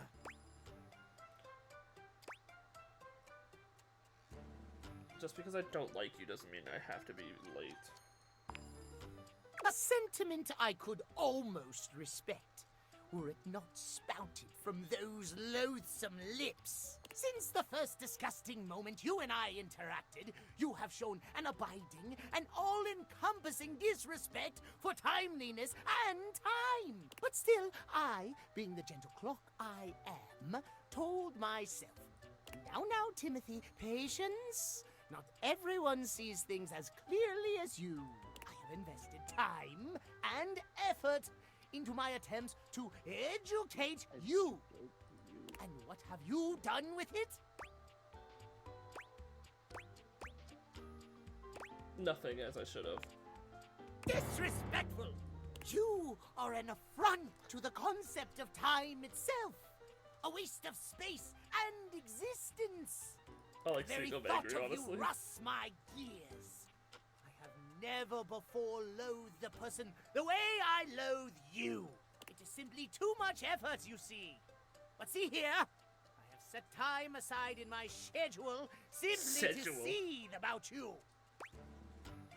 No wonder you have no friends. Him to be like your friend. He stops saying schedule and starts saying schedule. Probably. But he does it purposely to annoy you or something. That's so sad to me. No wonder you have no friends. I would rather have no friends than tolerate the presence of one as uncivilized as yourself. I will not waste another moment on you, The fact that this is swine. a Kirito. Leave me now. I just realized both Kirito and Asuna are in this game. Yes. And they play vastly the same character. Kirito is playing a black hair. Or what?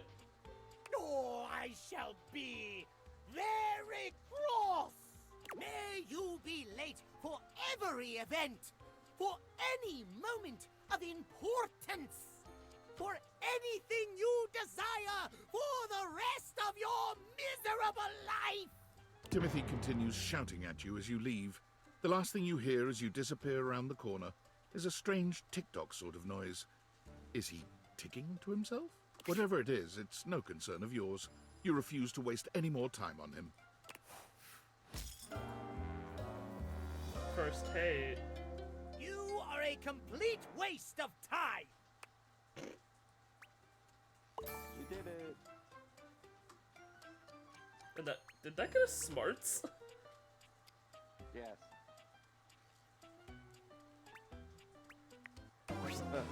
Time's up. How you feel about him? A well-dressed figure saunters Time's into the up. room, tossing his locks over one shoulder as he shoots you a look that makes you shiver. Also, if you're wondering, apparently he shows up every single time someone rejects you. There's an aura of danger about him, as if he delights in the misfortune of others, and is eagerly anticipating yours. Well, well, well. I can't believe it. You really did it. Did what? You got dumped, kid. I didn't get dumped. I fucking told him to go fuck himself. Majorly rejected and just tossed to the side. Are you done? Sorry, I couldn't help myself. I'm absolutely giddy. Who are you and what's your deal? He places a hand on his hip, giving you a knowing look. I'm a hot topic. Surprised you haven't heard about me already. I'm Regina Rejection. Regina Rejection. But you can call me Reggie.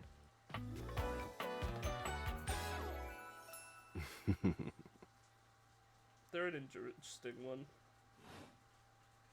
I love that the hips are like down votes, like thumbs downs, dislikes. Oh, it just took me a moment to realize that, yeah. They also have an X on their Regina, isn't that a lady's name? You've seen a lot of eye rolls in your time, but Reggie's feels like the most hateful one in memory. You think I care about gender norms when I'm dressed like this? That's fair. You show up every time I'm rejected? If I have something to say, which is every goddamn time, baby. So this means I can see you again? Oh, don't worry. I'm always just one rejection away. Listen, bitch. I'm giving you special access to me here on this app I'm putting on your phone. Have a chat anytime you like. Reggie takes your phone, typing something into it. He turns your phone back around to show you a funny little icon that looks like a broken heart. I want you to look up how to romance Reggie just to make sure, because I'm pretty sure you only have to get 3 hate endings. I would love to.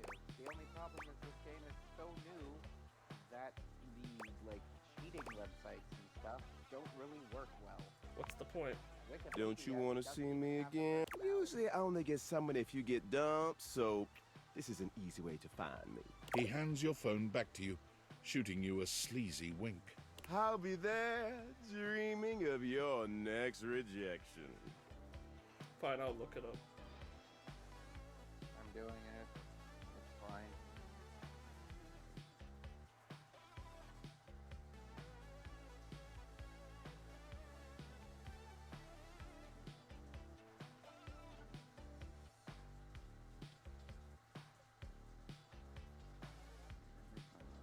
Dateable object you come across, I'll just wait after all, but different characters. Okay, get to the point, Google Translate.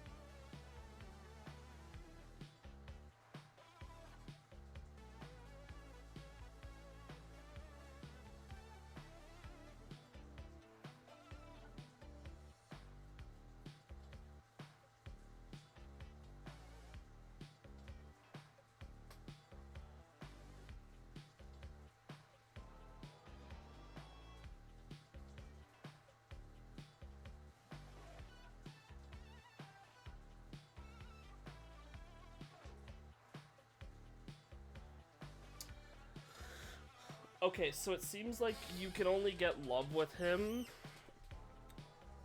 if you have So you can get his friend ending if you have 5 hates.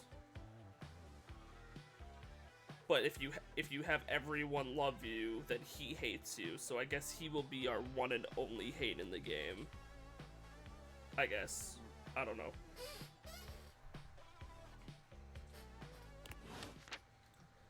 I'm assuming each one of them has an ending. Like him, Skylar, and Dorian. And it's probably like they'll always be what they are until like you go back and like, for example, to have Dorian be realized or whatever. I don't know. Weirdly enough, just doing what we're doing, we will get an ending with him. It'll just be the hate ending. Yeah. But at least we met him. Yeah, and then we'll also have to undo Timothy, obviously. Yeah, so there's no point in really. You met Reggie, rejects a spiteful voyeur of failed relationships. You see him around, looking just past my vision is the possibility of hitting objects rather than dating them. I'm sure he'll give you a jab now and then, but I think he's ultimately harmless. It's a dirty job and someone's gotta do it. He just looks so fabulous doing it. Likes hate rejection himself. Just likes love friendship anyone else. Voiced by Bill Butts. That's awesome. That's awesome. That's Albert from HSR. Do you know who that is, right? Yeah, I know who Albert is. I just realized we have 95, 96, and 97 all romanced. What is with us romancing the bottom? Because we're at top? I don't know. Okay. Do we try Candelabra again? We'll have to get him to be loved anyway at some point. Whatever. Yet you return. You must desire me in some way. The chance of critical colloquy beckons. Though your own scandal-mongering leaves much to be desired, I can take you under my labrum. Candelabra, Maggie needs to speak to you. Not yet, not yet. There are more important matters to attend to. But, tell me, when I spoke of polishing my knot, do you even know what that is?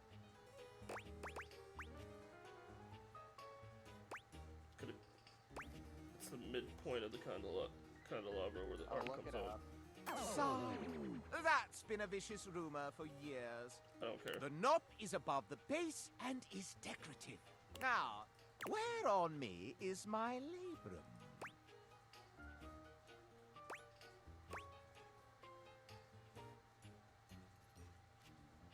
I'll look this up. Give me a sec.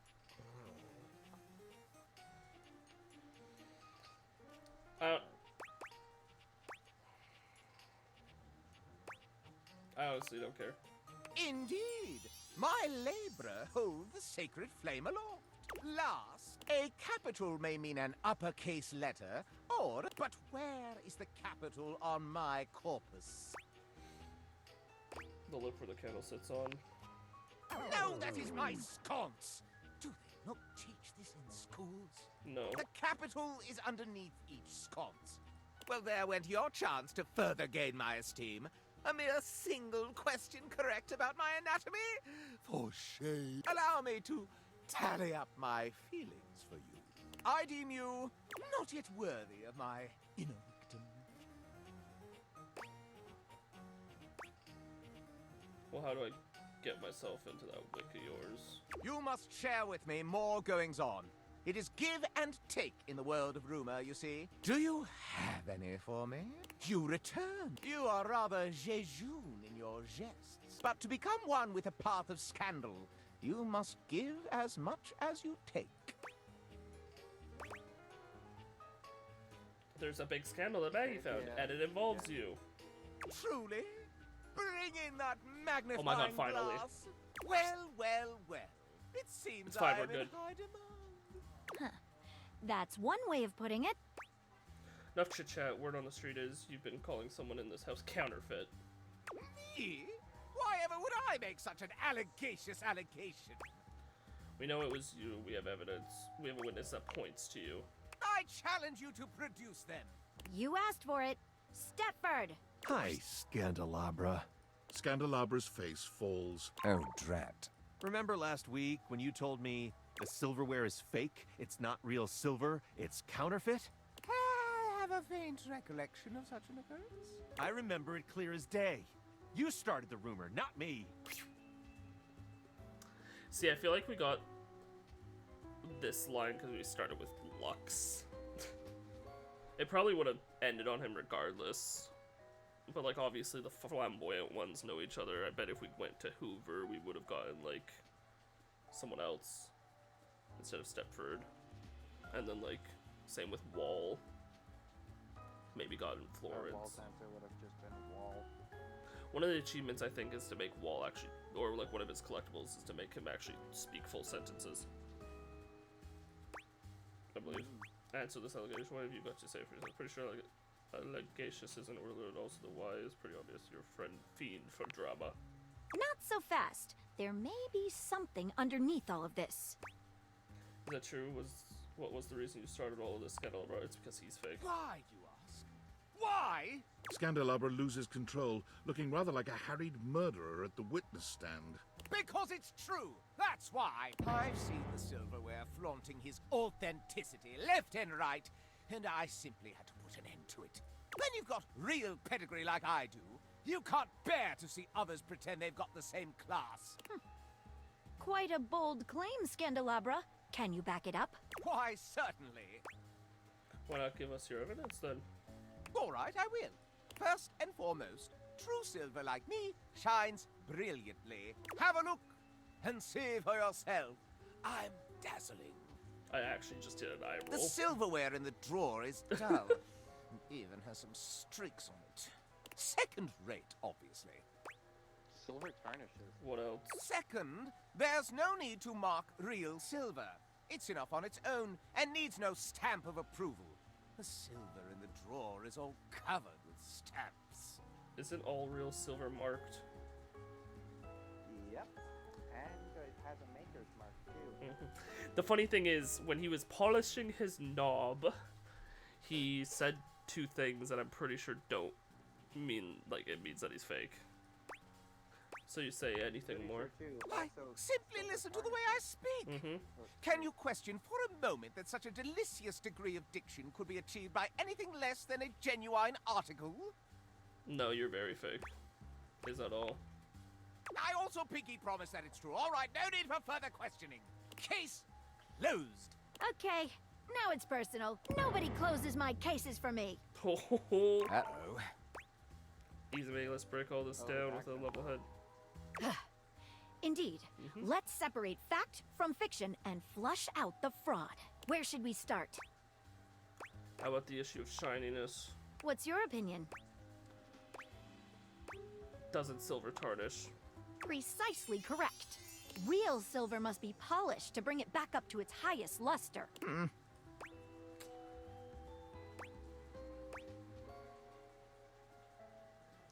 How about the Scandalabra's pinky promise? That sounds pretty legit. Naturally, I shall not dignify that as evidence of anything except idiocy. True. What about this way Scandalabra speaks? What about it? He did take pains to point out his delicious degree of dictation. I don't think pedantic palaver points to pedigree. While articulation and eloquence are praised by the prestigious, they are not foolproof signs of anything. And only a pathological prat like the Scandalabra would use it to try and cast blame on the innocent. What about the prince? I think I've heard enough. Not so fast. Yep. You're forgetting one last thing. Quite so, the engraving of approval. Real silver is stamped in order to affirm its authenticity. If we look on your bottom, however, Scandalabra, your bottom. I suspect we shall find something other than such a stamp. Made in China. Oh no! Not my...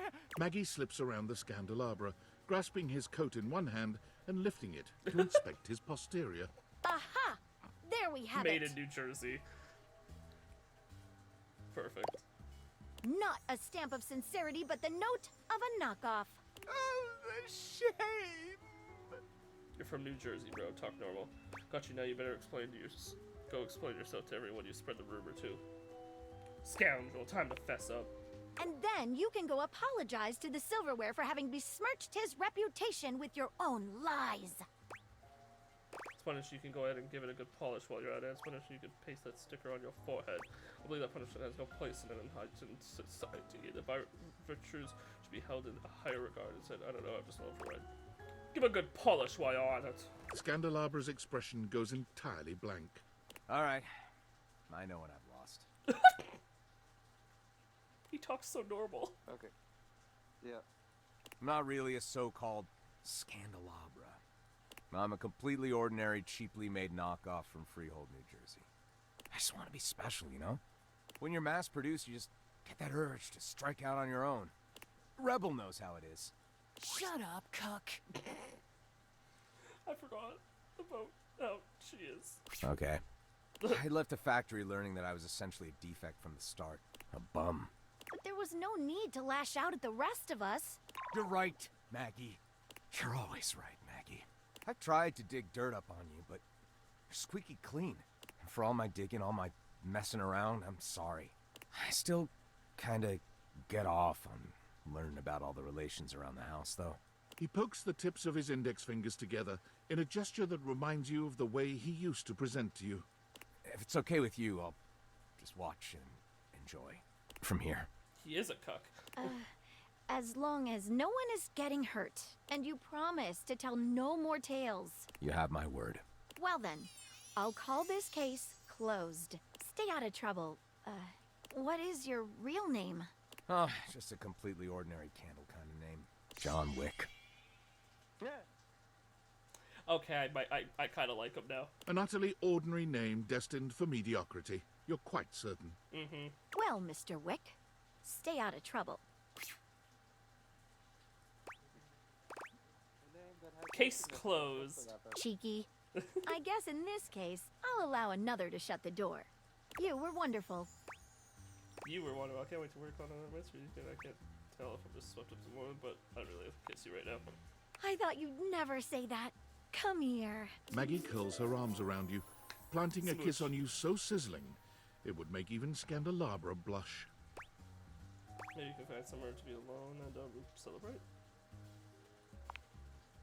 Follow me. Oh! Oh!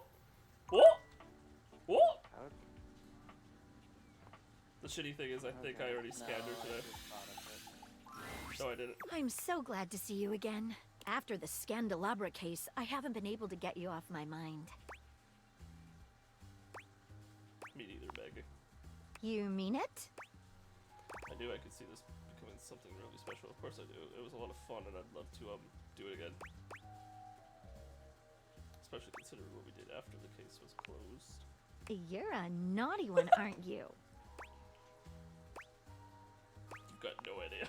I think we're gonna have a lot of fun together, you and I. Now that I think about it, something quite urgent has come up on my end. With your breath near me, I'm getting rather fogged up. See, I wasn't the hugest fan of Maggie when we started this, but oh my god, I love her. Maybe She's you can adorable. help me deal with it before we carry on our conversation? Yes, please. You help Maggie with her urgent case, the details of which we leave to your imagination. That's hilarious. Do you get the reference, at least? Vaguely. It's Titanic. Pretty sure it's the Titanic. Yeah. The car scene. Now that that's taken care of. Oh. You know, I feel like I can finally trust you enough to share something with you. I've never told anyone about this before. You can tell me. Well, there's a case I've never been able to solve. Sinclair?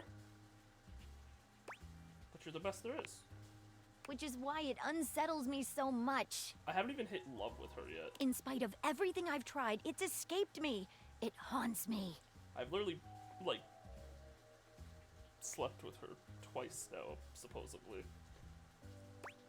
Tell me, maybe I can help you.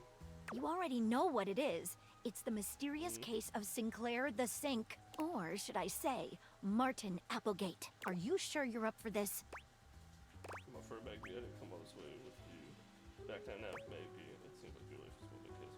I don't think I didn't come all this way with you to back down now. It all started with the dandelion. The what?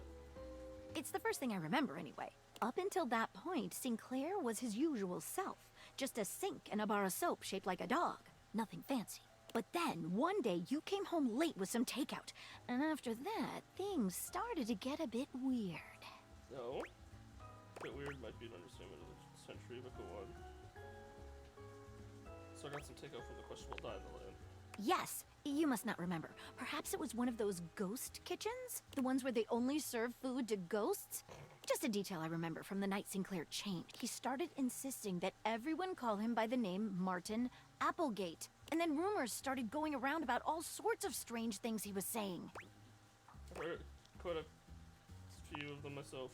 I must confess, I can't make any sense of it. What I suggest we do is go and speak with him together. What, did the takeout make him schizo? I think that's just the ticket. I know he'd like to speak with you too. He mentioned finding someone who's good at solving mysteries. First one. Excellent. If you'll bring me to him, we can take things from there.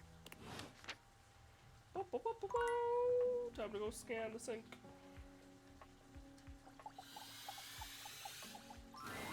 Sinclair does a funny little dance when he sees you, leaping up in the air and clicking his heels together. You've returned! And no better time. I've been hearing some strange rumors lately. It would seem that some people are saying I'm not a man at all. They say I'm a sink who's lost his mind. You are. Can you believe it?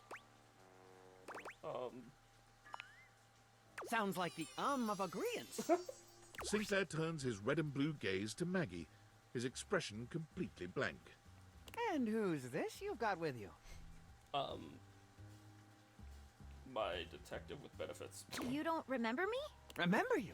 Why, no, madam. We've never met before. I'm sure I'd remember such a stunning beauty. He waggles his handles the way a human might waggle their eyebrows. Huh. Maggie bends to allow Sudsy to sniff her hand, patting his head briefly. Hi there, Sudsy. That's a good boy. Now run along to your tray, won't you, dear? Yet my dog seems to know you. How curious. Sinclair, Martin, listen. I've brought Maggie here to help figure out what's going on with you. So that's the name of this shapely glass. Right, and she's a professional. We're here to get to the bottom of this. Let's dive right in. Our mutual friend here filled me in on your last conversation, and... How rude. You asked for my help. Yes, and that's very kind of you. I meant it was rude of me to interrupt just now. As I was saying, I know the contents of your last conversation. It seems to me there are a few different avenues for further investigation. There is my very curious choice of occupation, my journey downtown after work, my incongruous lack of memory with regard to other entities in the house, and my encounter with the mysterious Vagabond of the Sinclairius.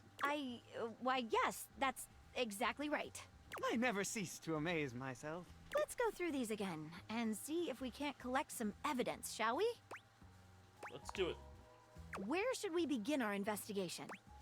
Let's go into a bit of detail about your occupation, Martin. Martin, I'd like to talk about your trip downtown in more detail. Tell us a little bit more about this Vagabonda character. Vagabonda! What a mysterious character. What was the deal with her punch card? It was a loyalty card for a free shovel from Ace of Spades. It's a bespoke shovel manufacturing. Do you still have it?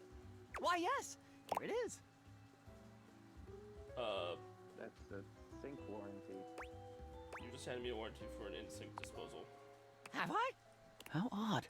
Completely unlike me to do such a thing. What else would you like to know? Why did she curse you again?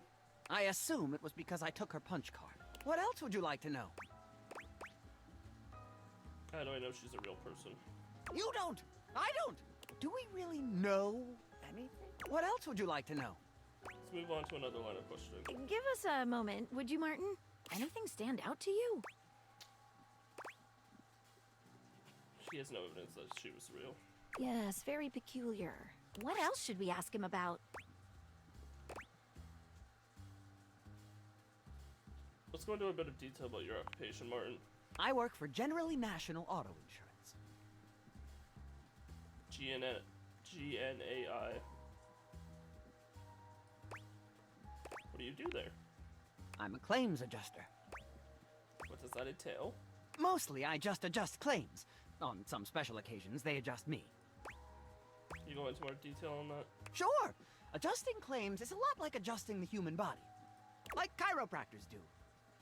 You kind of take one bit and then sort of twist it until something snaps. Then the person says, "Wow, thank you, I feel so much better." After that, you submit the claim for approval. And your boss says, "You did a great job, Martin.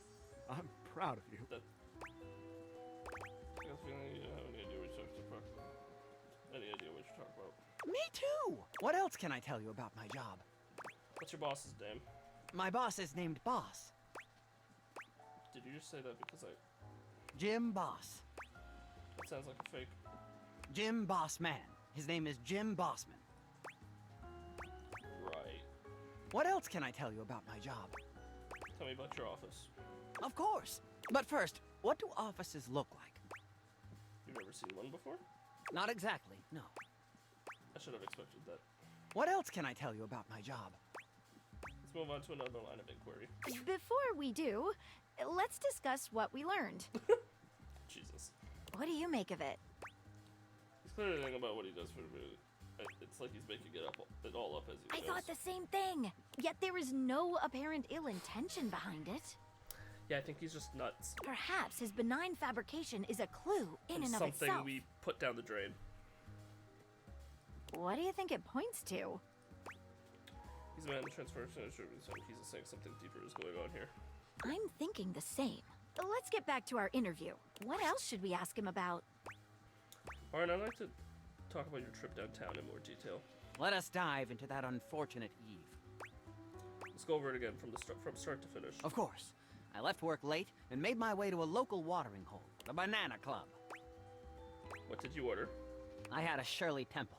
I thought you said you had 7. And then I had 6 more of them.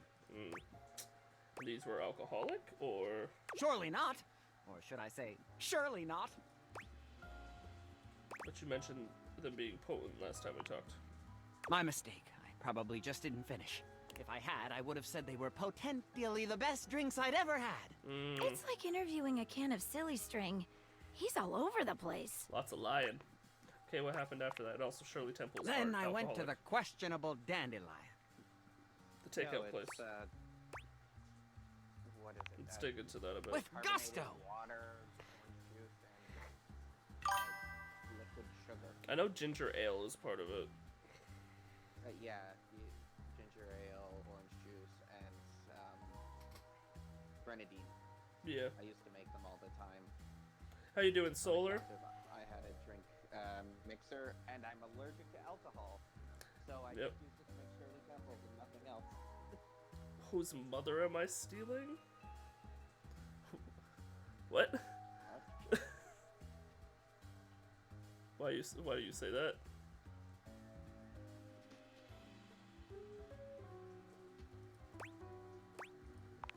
What did you eat? I had one of their new specials. Jimson Reed cupcakes with a side of Diplodocus berries. Delicious. Did you mention that they sold Excedrin by the pint? I didn't have a headache, so naturally I avoided that item. How very rational of you. Then what? I roamed about a bit. Then I saw a mysterious, threatening dark alley which I wandered into. Quite sanely, I might add. That's when I met Vagabonda. Okay, let's go over this. What do you make of the questionable Dandelion? Oh. Fair enough. It went right over both of our heads. Yeah. Afraid so. What do you make of the questionable Dandelion? Well, that is actually a real place. It's usually called the QD. What is? Oh, Dairy Queen. Oh. It's the first thing he said that seems like it could be I true. was like, what is that in reference to? But what about those ingredients? Real, they come from the Power Spirit, chips and weed is a thing. Explain is real, it's an off-brand head of med. But it's real. Okay. Guess there's no real clue here then. Okay, let's go over this. What's the deal with that bar, the so-called banana lounge? You got me, I can't find anything about it online. Okay, let's go over this. I have a takeaway from this line of questioning. What is it? You know, from a real artist, that's the only thing he's told us so far that adds up. I don't buy what he said about the Shirley Temples. I think they must have been alcoholic. I'm confused. It would be... Maybe ordered? Yeah. Indeed, I thought the same. Guess that's a dead end. What else should we ask him about? I'd like to know what some other objects in the house think. Sinclair, would you give us a moment? I think witnesses are in order. We can talk to Dorian, Arma, or Sudsy? Who should we talk to first? Can we have a moment with Sudsy? Alright, Suds, give us the straight dope.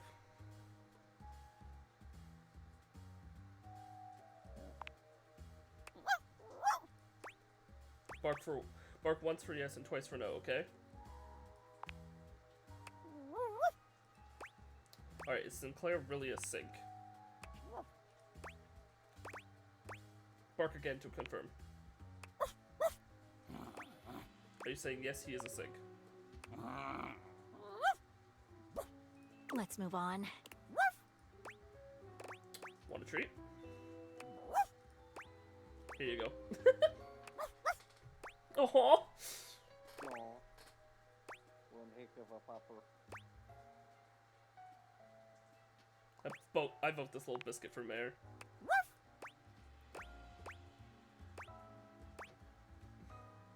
Best time I ever spent. I couldn't agree more. What do you think it taught us? Sudsy is shaped like a dog. Sudsy is shaped like a dog. I knew I could trust your judgment. Who should we talk to next? Let's bring in Dorian. Hello, loves. What can I do for you? Hi, Dorian. We'd like to ask you about Sinclair. I'm open for questioning. Was Sinclair always this way? No. Far as I recall, Sinclair used to be, well, charming. Oh. He was always thoughtful and took great care to have perfect hygiene. Bit of a mess now, isn't he? I'm open for questioning. Does Sinclair recognize you? No. It keeps calling me names like Walbert and Jonald. Jonald. We have met all but one character, which is, well, I forgot her name. The anime girl. That anime girl. Really rather annoying. I'm open for questioning. Haven't you said anything odd about him? You mean aside from everything? We made a point to meet as many as we could before actually continuing stories, because we are aiming to 100% this game eventually. I guess he does seem to be getting backed up a bit more often than usual. Sorry, what was that, Bets? You have to figure out how to exit the house without ever interacting with the door. There's probably some speedrun glitch, I don't know. We'll look it up. Or maybe we just exit the house when the glasses show up without even taking them. Isn't the door bashed open now that I think about it? We are going with love on every character. Thus far, we have, what is it, like 13 or 14 loves? We have 2 friends, which is Dorian and Keith. 1 hate, which we'll have to undo. Yeah. We just needed so we could introduce ourselves too. Yeah, and then we have 1 hate, which is Timothy. Yeah, we did that so that we could meet get Reggie. Reggie's hate out of the way. Yep. For our hate run when we get his love out of the way. Yep. Which, Google search by Bats revealed that we won't be able to romance Reggie. He'll be our only hate at the end of the game. I'm unsure about Dorian. I'm hoping we can romance Dorian. I'm assuming by talking to Trap Dorian, that's how we romance him, but we'll see. I'm open for questioning. Alright, let's move on. Who should we talk to next? Arma, I guess. Hey, folks. What can I do for you? We need to talk to her more. How can I help? He provided a medical diagnosis of Sinclair/Martin's condition. Well, I'm not a doctor, but I can speak to it from an emergency responder's point of view. Oh, you're doing the hate run first and it's kicking your ass. We'll probably do the hate run next, and then the last one we're gonna do will be a speed run of friendship. I mean, we already technically did a speed run. Of what? We just walked out the doors. True. Yeah, like our last one will be we'll probably speed run friendship, because we noticed that a lot of them, like if you get to the love ending, it's just friendship anyways.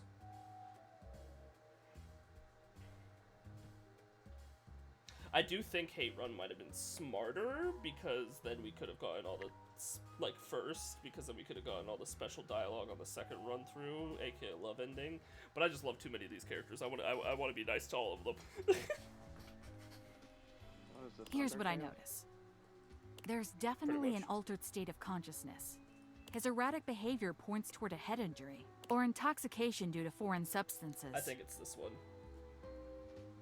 I'm thinking we put something down the sink that literally gave him, like, hallucinations and or whatever he's having. Or I guess magic? Who's to say? How can I help? Does Sinclair remember past interactions? Not in the slightest. And he's created a bizarre memory of another life. Sorry, folks. That's all I've got time for. Who should we talk to I should next? check what the second optional was. I think we're ready to move on. What else should we ask him about? I think we're done here. Let's solve this thing. Sinclair, could you give us another moment alone? Of course. Here, take it. What? What? All right. Thank you. I've been thinking. Whatever is going on, clearly Sinclair/Martin's mind is fractured. A poorly baked souffle. Exactly. I'm a little concerned that given his fragile state, he's vulnerable. I'm afraid that if we make the wrong analysis of the situation, he might lose it completely. True. Okay, well, we have to make a move sometime. I think that's what I'm really thinking. I'm really confident I know what's going on. Yeah. I'm glad someone is. I've never been so nervous. I can't make heads or tails of this. I've never trusted anyone with a case before, but I'm gonna trust you to make this call. So what's what? Have you gotten to the bottom of things? We have gotten as far as we can. Well, what's your verdict? Am I man? Or am I sink? Or am I walnut brittle? The walnut brittle. Sinclair, you're actually a sink. Preposterous! I don't believe it for a moment! What evidence do you have? Other options in the house corroborate it. Something happened on your night out. Your encounter with Vagabond wasn't real.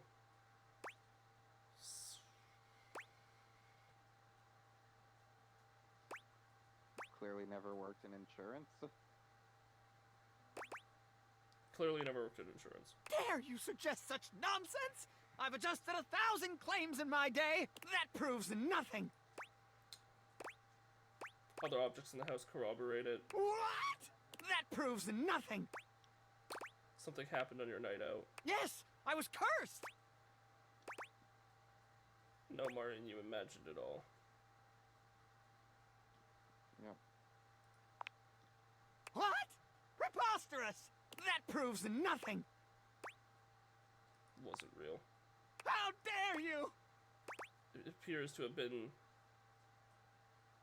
a hallucination, or the punch card was a disposable warranty. It was? It can't be! I can't believe it! And yet... Sinclair wobbles, staggering back against the wall. Oh, is the room spinning? I don't feel so good. Sinclair doubles over, holding his sides with a sickly groan. I feel something in my pipes. Something strange. It didn't even give me the option to guess what I actually assumed it was. What are you trying to say, Sunsy? Hit the disposal!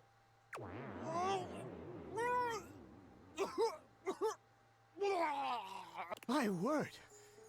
That's done it. He stands up to his full height, one hand resting gently on his belly, approximately. What was that in my system? Why, I feel as if I've just returned from some sort of journey. Have I been dreaming? In a way. Now, the moment of truth. We need to ask you one question. What is your name? I'm Sinclair, of course. We've done it! Done what, Maggie? Never you mind, Sinclair. Never you mind. I think you'd better get some rest. Rest, Sinclair. Get some rest. Yes. That would be nice. I am quite tired. I'll come see you soon. Shall we? Indeed. Meet me back at my office.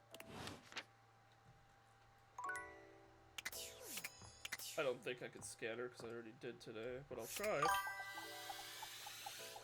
Dishy terrifies us. Yeah. We are both very terrified of Dishy. Anyway, wanna go have some coffee? Yeah, sure. I was gonna talk to HVAC, but sure. Talk to my girl. Nightmare. Welcome to Roofbox, the home of all your coffee needs. What could I get for you today? Oh, fuck. Oh, I forgot about that.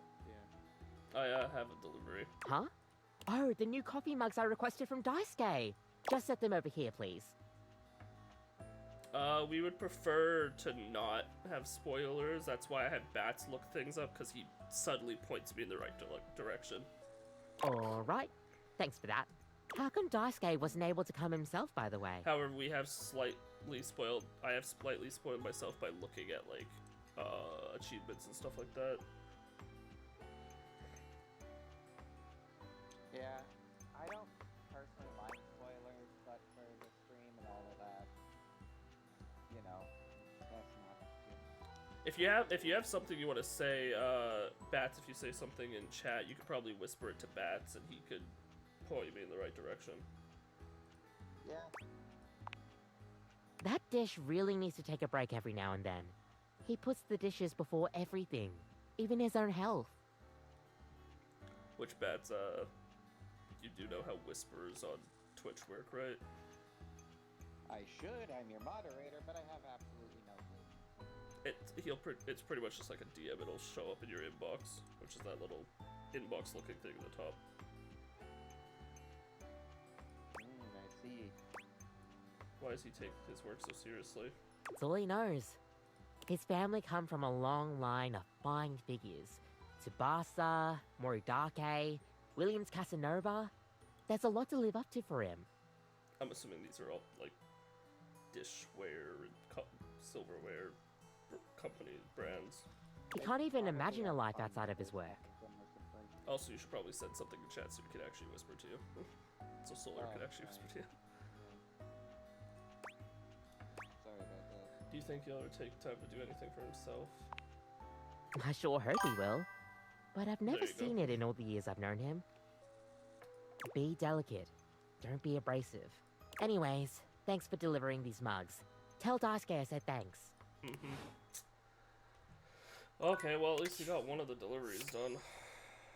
Still have to go deliver to Beverly and Mitchell. But I'm not really worried about that path right now. Huzzah! We're gonna go talk to Sinclair and Maggie. We're gonna start with Sinclair though. I feel as if we are meeting for the first time. That has that problem where you can. Oh, you can't whisper with strangers apparently. Oh, I see. Alternatively, if you do exclamation Discord, we do have a Discord, and you could send it there and ping him if you feel. Again, it's up to you. Fair enough. I feel as if we're reading for the first time. Oh, Sinclair, it's a pleasure. I assure you, the pleasure is all mine. Oh god, he talks weird now. If it weren't for you, I'd still be a raving lunatic. Now that I'm back to my old self, I'd love to thank you properly. I wouldn't say no to a date. Oh, fair enough. We did just bring him back to being himself, so. I claim to love you. Hey! I forgot he was smarts. Let's go. So we have 20 and 20. And neither would I. May I take your hand? You take more than my hand. Sinclair fans at himself with one hand, tugging at his tie pipes. My. Let's at least wait until after dinner. With fierce abandon, you show him that waiting is not an option. He is soon drained. I think Sinclair is going to be our first realization, which we'll deal tomorrow. Sure, why not? Well, he only requires 5 and 1 stat. I can't believe we actually did it! Solving that case with you was one of the highlights of my existence. I barely even know what to say. No need to say anything. Let's party. Woohoo!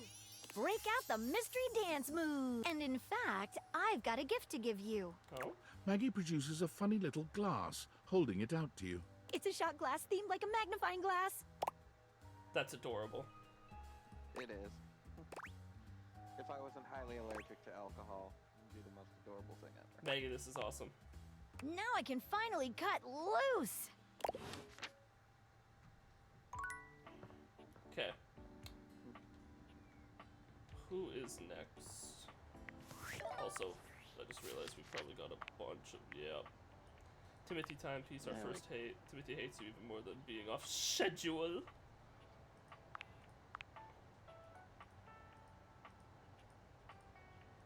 Oh, he has alternate forms, Timothy's apparently. alternate form. Huh.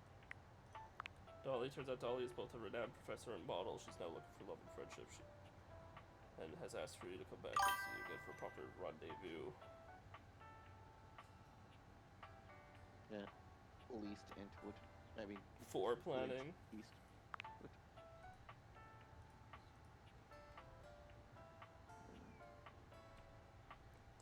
Like, how difficult is the hate ending then? Grateful to have his sanity returned at last. Sinclair fell in love with you. Like, it sounds like it's a pain in the ass, almost. Yes, tomorrow we'll realize him. Fuck, Dish is super bummed that you haven't ever connected him to the internet. Yeah, I'm... Wait for it. Refund Dishy, achieve the boss battle. Maggie said she would meet you at the location. Maggie got to the bottom of the case of counterfeit. Did it? You saw the case of the supposed sink with Maggie. Time to party. See Maggie again to different in the magnitude of her hangover. Hey, we got all our collectibles. Yep. John Wick. You met Scanlover in the midst of his polished routine. With Maggie's help, you found out that Scanlover is a fictional persona. Scanlover's really known as John Wick. He promised not to tell any more lurid tales. Approach with caution. I feel like we should go talk to him now. We could. Well, but we could also talk to Dolly. We could talk to the dining cart. What, finish out that quest? Yeah. Sure. Oh, hi. Welcome to the Tipsy Tumbler. What can I get for you? I'm actually here for a delivery. Delivery? Oh, you must be talking about the branded rocks glasses I asked Daisuke to get me. She's voiced by Keyleth, by the way. Oh, thanks so much. I'll take those right off your hands. You hand Beverly her package, and she sets to work unpacking and cleaning the glasses right away. I'm glad Daisuke managed to get these for me. He's one of the only people around here that really has a good taste for these kinds of things. Half of that wasn't written down. How is that old dish slinger anyway? He's recovering from a chip, but he's alright. A chip? Oh, poor guy. That's the last thing he needs. But then again, maybe he'll finally relax a little now that he's forced to. So he really just never takes a break, huh? Yeah, he's always been into his work, but he used to make time for his hobbies and friends. Did he tell you he writes poetry? He hasn't told me anything but dish it. Dear, oh dear. He's fallen right back into his old workaholic pattern. I got to 80 characters to hate me. Now I'm struggling to get a couple characters to hate me because certain interactions lock themselves with the hates. I definitely need to restart because some people won't even talk to me and I need them to progress. Oh, wait, so you haven't met all the characters, so you're locked out of a few because you have hates with the other ones? Someone needs to remind him of who he used to be, who he still is. He's a real passionate guy, you know, but passion can lead to pain. It's easier for him. So he's into poetry, I'll have to remember that. Write him a poem. It'll really tickle his teapot. I'll have to try that. Thanks for the chat. Hey, no problem. Come back to the Tumblr anytime. And do we want to talk to him right now, or do we want to try talking to someone else? Well, I mean, I quite like Daisuke, so... We're not talking to Daisuke, we're talking to Mitchell. Alright, we could talk to Mitchell. Daisuke's after Mitchell, after we've done the 3 deliveries. Oh, pitiful. Utterly mismatched flavor profiles. Texture's a mess. Mitchell waves a hand at you. I've got a delivery from Mitchell, from Daisuke. Ah, yes. Unpack them for me, won't you? Are you sure he is? Mitchell looks over your deliveries, nodding his approval. Brilliant. These are perfect for what I need. They should look spectacular in the dining room. Your favorite video game that you've ever played? Sounds like the protagonist from Steins Gate, my favorite anime of all time. Does it really matter that much? These are just plates. Just Because the plates? voice actor only knows Just one voice. plates? Food is an art form, and the plate is the canvas. The presentation is a non-negotiable part of the deal. Plating is as vital to a dish as the seasoning. Being a voice It elevates actor the doesn't really entire have to experience. do a bunch of different voices. It's nice to have vocal range, but like, it's also just about being able to actually act. Yeah. Without Daisuke's hard work keeping me supplied, my dishes would be nowhere near Michelin level. That's one, but also story progression. I think there may be a bug, but I need to talk to creators for some else.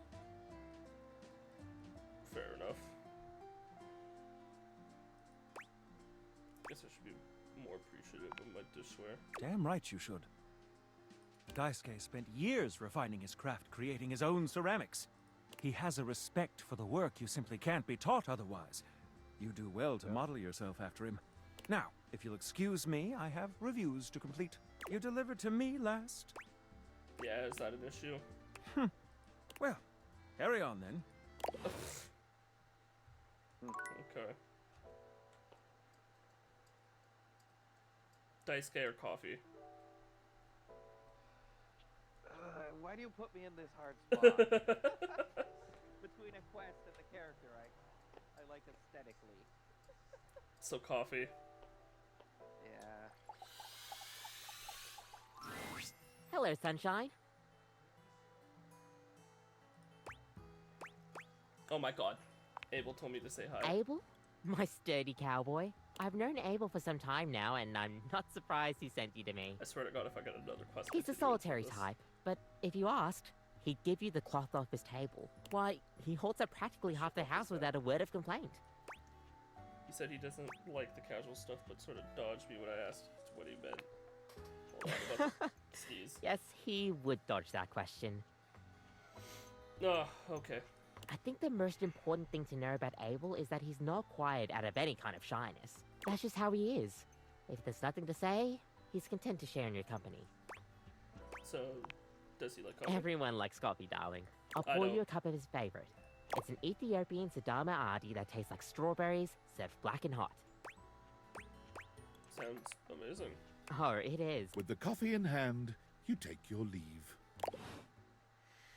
Finally, we could have coffee at midnight. We didn't drink that one. That one's for Abel.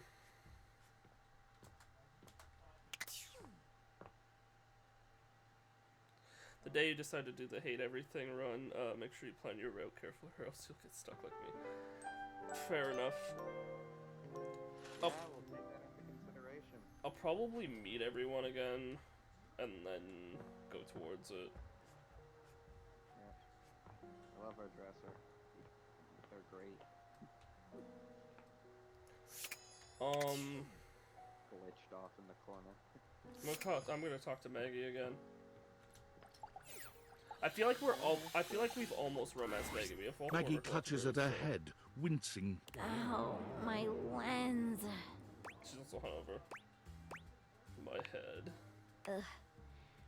I'm still hungover from our party, but I don't regret a thing. Unless there's something I'm forgetting? Made out with a dust bunny. You got naked and ran through the living room. We, Let's just say it was a one-time thing, yeah? we've already done it, girl. Oof. I'm speechless. Twice, too. Yeah. For a good time, Maggie, as detectives and lovers. We really are. In fact, I've never felt this way about anyone before. You've brought so much fun, so much love into my life. What would you say to making this official? Finally. I'm kidding. Some characters, you can only get them to hate you on the first interaction. Oh. Huh. Is Aaron one of them? Because I accidentally romanced Aaron. I accidentally made Aaron love us in the first interaction. I would love that. In that case, I truly can't wait to see you again. I promise I'll be the best partner to you. You've already given me the confidence to know that you'll be the best for me. How should we start our new relationship off? How about we finish that tea date? I can think of nothing I'd like more. And this time, I promise not to get distracted. Depends what you get distracted on.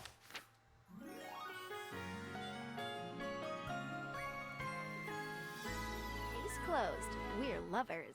Case closed, we're lovers. Damn, Neff smarts is our highest. Remember when it was our lowest?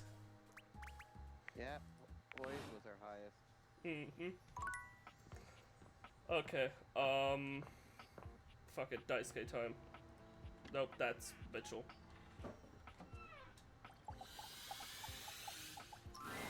You find Fabrizio and Daisuke mid-discussion. What? Beautiful. Like a ceramic sunset over a shining sea of China. I told you I would help you organize. Just look at you now. Even an injury cannot slow you down. Your assistance has allowed me to catch up on the rest of my work.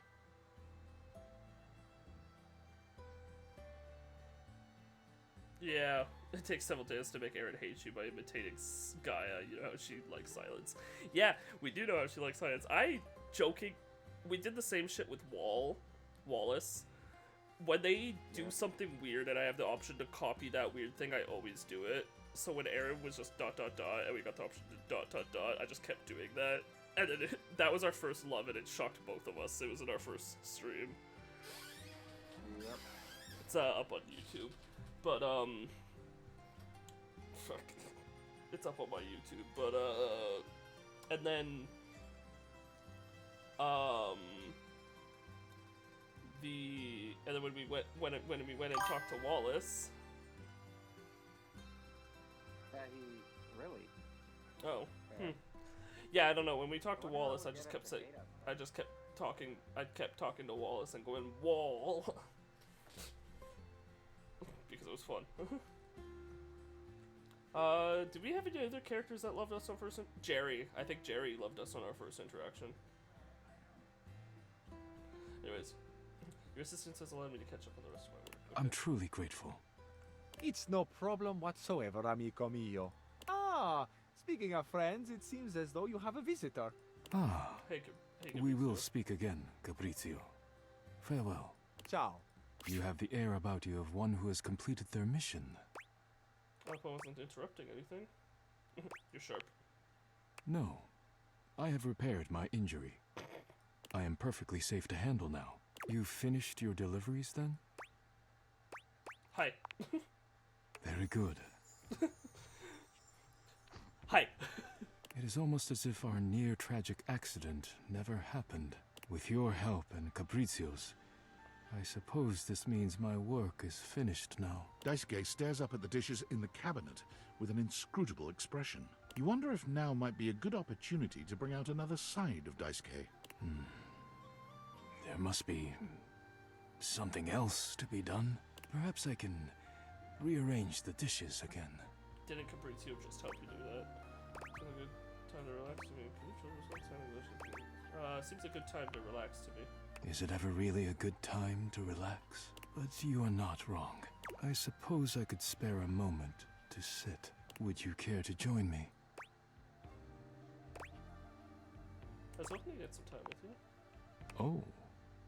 Well, I have the time now. As you sit with Daisuke, both of you gazing up at the majesty of the china cabinet, you turn over the advice you received in your mind. You could talk to him about coffee, poetry, ceramics. Loud ass car outside. I can hear it over my noise canceling headphones. I heard you write poetry. Who told you that? Beverly. Beverly's job is to dispense beverages, not secrets. I have been betrayed. Yeah. You shouldn't hide your art.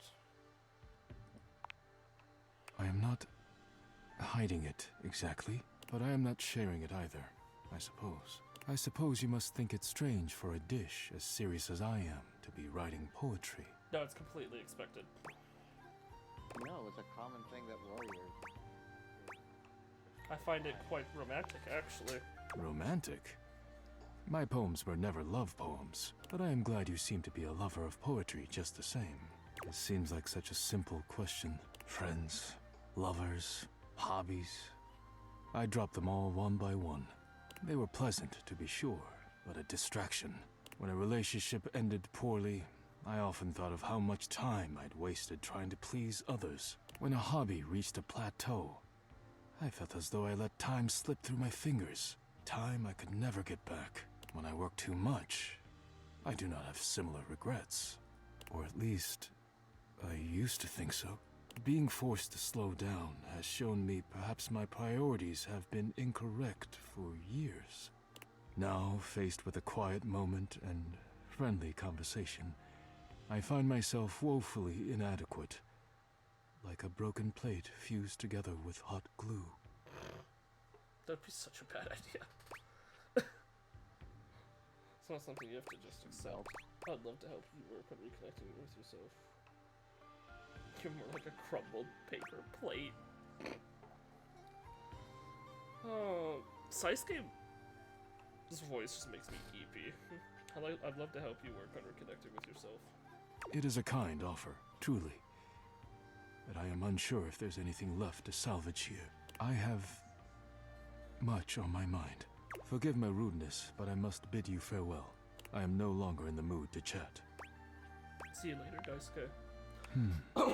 I might have to go get some water in a second here. Fair enough, though at the same time, it is getting close to the time we said we'd end stream. True.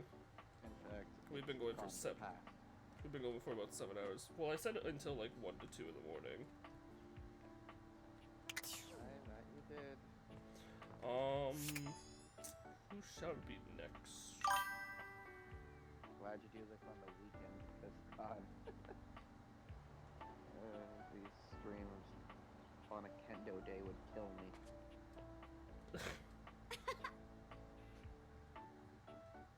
Jeremy, why are you laughing at me again? Beat the shit out of me.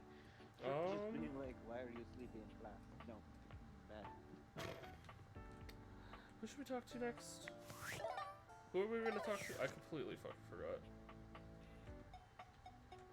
I don't know, do you want to talk to the chat box? Yeah, sure.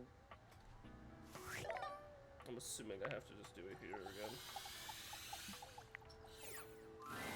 Hey, hey! Hi! Hi, text box chat. Ho! So you've met 14 dateables? I've met 101. Smarts, I thought you wanted me to find 16 dateables. It's the first time we could actually do this! Yes. Oh! The harem continues to grow! Sure does, that's gross. I'm here to make friends in a harem. I'm talking with everyone here so I can destroy their souls one by one. It sure does! Oh! Survey time! How would you rate your text box user interface design? She's gorgeous. Oh, thank you! Though I meant accessibility-wise. You're so pretty. Okay, I suppose I can take that as working as intended. Anyway, with all the new peeps you've been meeting, your listening and reading skills must be off the charts. So be honest with me, are you the type of person to skip text and dialogue? Skip. No, I read every single word. Yes, I know you do. I've only skipped like the flavor text at the bottom of the character descriptions. I'll read like what I've done with them, but like it got to the point where it's too long for the other ones. We did. You did accidentally miss like one. Yeah, that's it. It's... I get an alert every time you click next, and they're pretty spaced out. I really appreciate a person like you. I wonder if she would have. I wonder if they programmed if she could tell if I was lying. All right, your because turn. remember what they, Dev said about the timered boxes. earlier about the timer being a problem? Yeah. If the timer is too complicated for them to figure out, I guarantee you a lie tracker probably is. Trying to do what? To ask me a question, duh. It's not fair that I just ask you questions all the time, right? So, ask away. What's your biggest pet peeve? What's your biggest fear? What's the most NSFW thing you've had to convert into text? Should we? Yeah. That's a great question. She's hiding behind the wall. Are you gonna answer me? Chatting time is over. She hid behind a wall. Come back after you've awakened 41 dateables. I've already done that.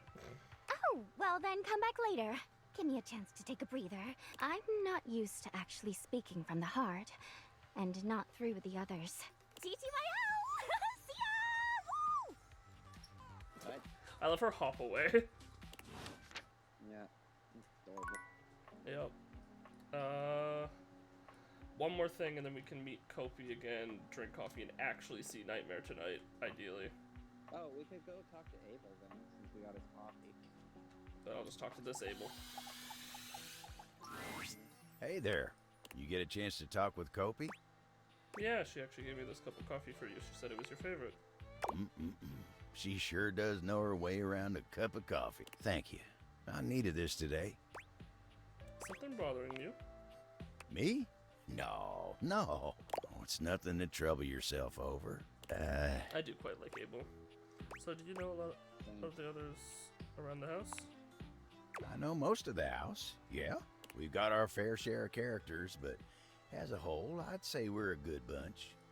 Plenty of stories to tell. You just like him because he reminds you of your family. What about you? Me? Yeah. Oh, sure. I've got stories, I suppose.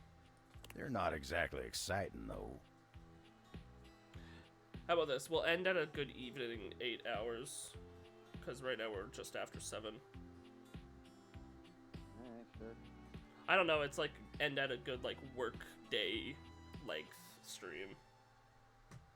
Yeah. You know what? You want If they exciting? paid like a work day. You should talk to the captain. Why, I swear he's seen it all. The captain? Why don't you go ask Captain Jacques about his time on the high seas? He's just sending us on like quests, right? Kopi. Kopi is in the middle of opening a bag of coffee beans, wafting their aroma towards her with a pleasant sigh. Oh, hey! Welcome back. I hope you're in the mood for some delicious coffee. I just got him some fresh new beans, so they're gonna be nice and ready to grind. And, well, I'm looking to try something a little different today. So, what can I get for you today? I wish the affogato would be like guaranteed to get us the nightmare, but I'm pretty sure it doesn't involve caffeine. So like I'm unsure if it would even Well, we could work. try it anyway. We got like another hour. Yeah, like we need the sticker anyway for 100%, don't we? Yeah. It says online that it does, so we'll grab it and hope for the best. An affogato. Yeah. Okay, no problem. One affogato? Order up! Kopi flies into action, assembling your drink order with speed and skill. Alright. Literally, for reference, I've only had one coffee-related thing in like the last... Outside of Coffee Crisp, but we don't count those. I've had one coffee-related thing in maybe... I'm trying to think of the last time I had an ice cap. I use coffee and baking a lot, but I can't handle caffeine too well. Like, I haven't drank a coffee... Drink coffee. I've literally not drank a coffee-related thing since maybe... before COVID, so like 2018, 2019. I had one coffee, and that was when I was at Adams, and... Are you trying to dox yourself or something? Adam's a very common name. And... Yes, you were at the first man. Yes. And he usually has like Coke in his house, so I was hoping to get one of those to try to stay awake for our like hangout, but he didn't. But he always has coffee because Adam is a big coffee drinker. He likes like the fancy shit. So I'm like, can you make me the most non-coffee coffee? So like, you know, creamed all hell, sugared all hell, cold, all that jazz. It was okay as I'm drinking it, but the aftertaste just murdered me every time. I was like, God, it's so gross. Yeah, I hear it's an acquired taste. Personally, I'm a tea person. Me too. Hell, I don't even... I have some really good rare blends of tea, and I have my fine china. I don't really like hot... As you know, since I'm an antique Yeah, collector. I know. I don't really like hot beverages that often, so I don't really drink hot tea often. That's why I drink so much iced tea. Oh, neither do I. I let it sit on the counter for like 3 hours, then I pour it. Fair. Here we go. One affogato. Enjoy. That's adorable. Is there anything you'd like to know about the affogato? Why is it called an affogato? Well, for fun coffee, the name certainly backs it up. In Italian, they call it affogato al caffè, which literally means drowned in coffee. So, affogato means drowned. Oh my god. That's the way it's made after all. Drown it in espresso. Sounds like delicious drowning. Don't get lost in it. We'll see you next time.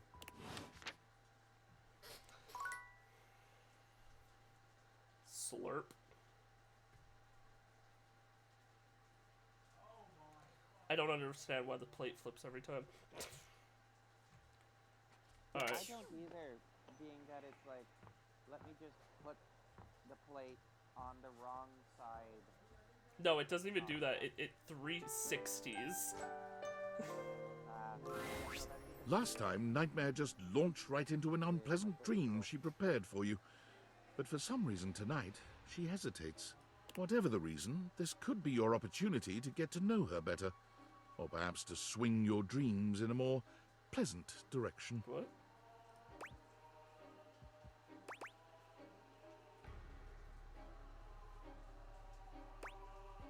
So Nightmare. Oh. You want to talk to me? I was thinking maybe we could talk a little before we get down to the scaring. Do we have to do the nightmare tonight to sleep? Perchance to dream? To sleep. Perchance to dream. I was thinking we maybe could talk a little bore before we could get down to the scaring. Oh. Check. Well, sure. I guess we could for a little while. We've been talking She about blushed. fear. And what your fears mean to you. Would you like to talk about more of your fears? God, please no. I just want to talk to you, actually. What about my fantasies? Well, that wouldn't be so bad. I can work with that. Tell me your deepest desires. What are you, Lucifer? I've always wanted a goth girlfriend. You have. It's hard to tell in the darkness, but you could swear She is? Nightmare blushes. That's interesting. Well, wow. Of all the things to have in your mind. There's all sorts of things in your head, you know. And I can dig through them and try to make the best sense of it I can, but... I wonder if she has a secondary form, like Shadow Lord. I hope she doesn't. Haven't you ever wondered why some of your Okay, but dreams what are if she so became like nonsensical? a really hot goth baddie with like still having like the snake and lion coming out and like I don't know, something with the horse? Okay, if she stays demi-human, then yes. But if she becomes like a hot human, then it's mid. I can make anything scary, but the scariest dreams are the ones that stick with you when you wake. The ones that come from a place of true fear. Things that keep you up at night. So you telling me those things about your biggest fears, it was nice of you. You gave me the keys to really scare you. I guess. I'm not used to people playing along with me. Aww. Can't imagine why there's value in fear, even if it doesn't feel good at first. I bet most people don't understand how important your work is. This one. Yes, exactly. There's so much to be learned from nightmares. Dude, people love fear. Like, why do you think horror is such a big genre? Like, hell, the horror game genre is freaking huge because, like, it's so, like... The horror game fans are so passionate about the horror genre, they're actively looking out their next scare. Yeah. That's why if you're... Gothic and I like Lovecraftian. Not a big fan of gore, though. Yeah, I'm not a huge fan of gore either. I like the more psychological thriller. Jump scares are always a good, like, little fun jaunt.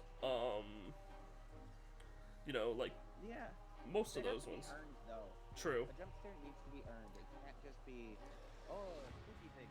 And honestly, that's why I don't like FNAF. I think FNAF does it a good way. Because, well, they earn it because you get jump scared when you fuck up.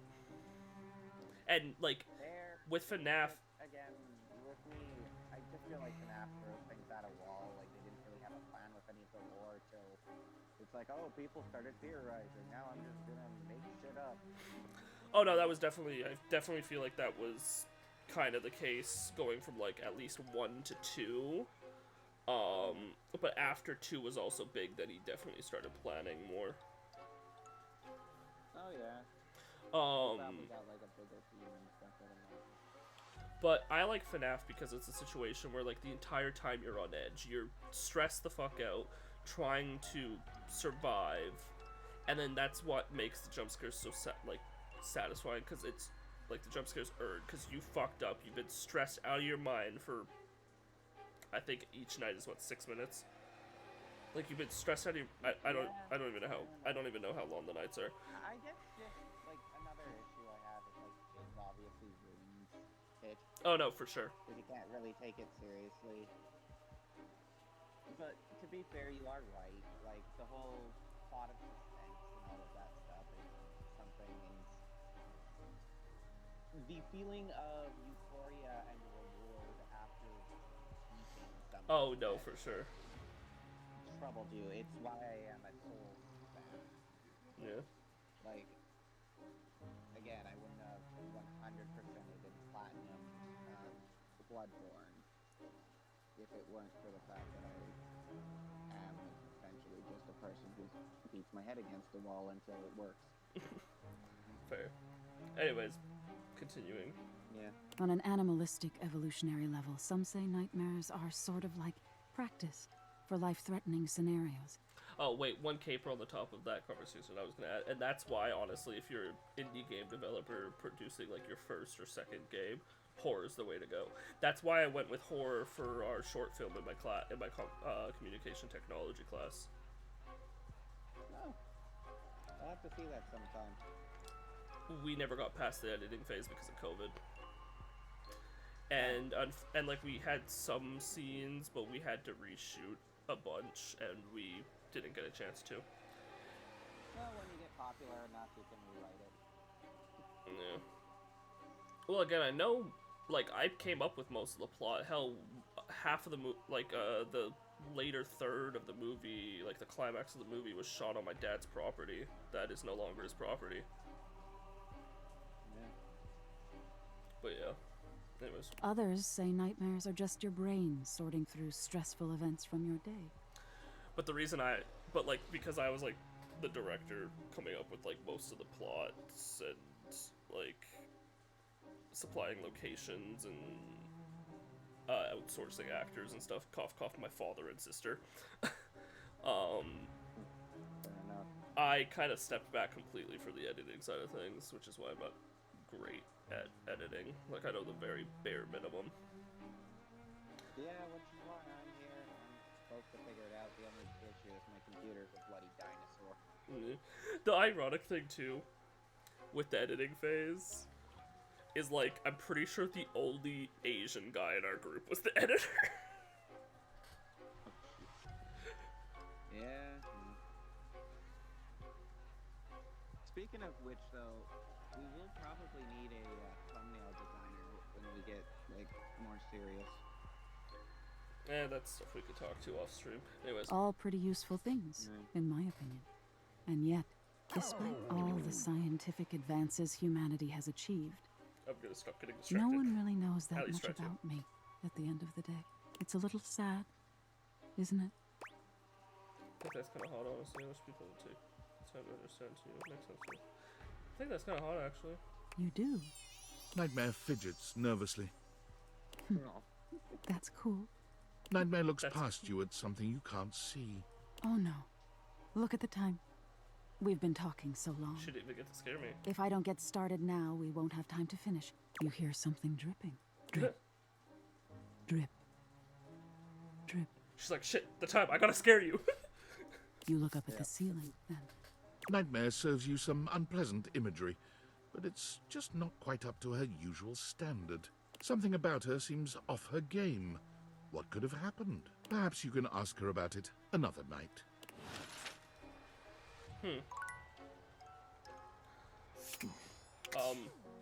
Okay, I was about to say her music's still playing. Well, I wouldn't mind if it continued. I quite like her music. True. You want to advance Holly, maybe? Or do we have any other quests that we're, like, in the middle of? Like Abel's? Yeah. Well, again, too, don't we have an app that lists our current quests or something?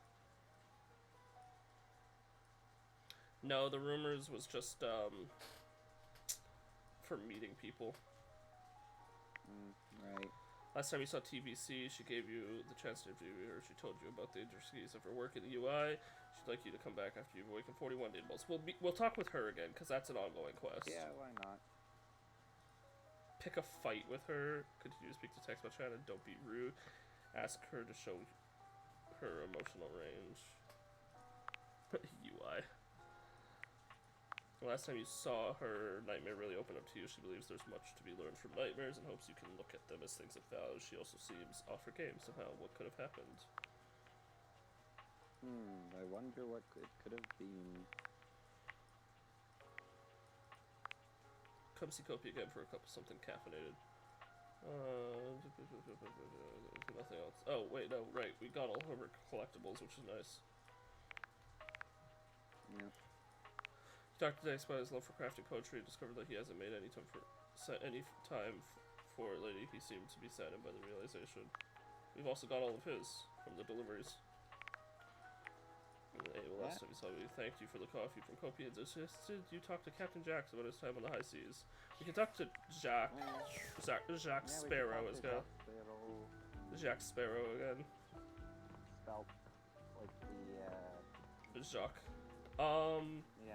Okay, wait. So, And you know what? Let's Terra. start with French or something. UI.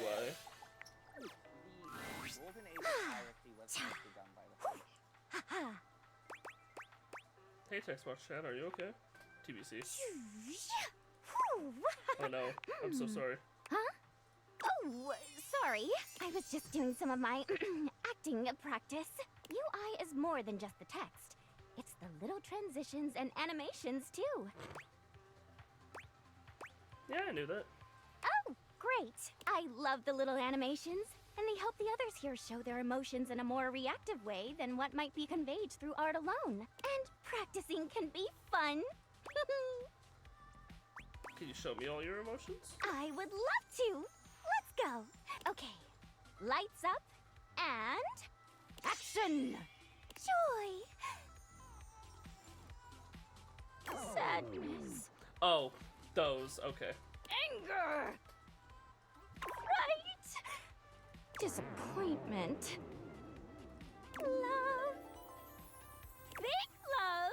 Big love. Have we got big love? I think we got big love with Lucinda. Violence. Violence. Well, we got big love with Aaron too. Yeah. And scene. What do you think? Sorry, as always doze off to replace. That was really fun. I'm so happy you liked it. I don't show this to everyone, but I want to UI me for my versatility. UI me.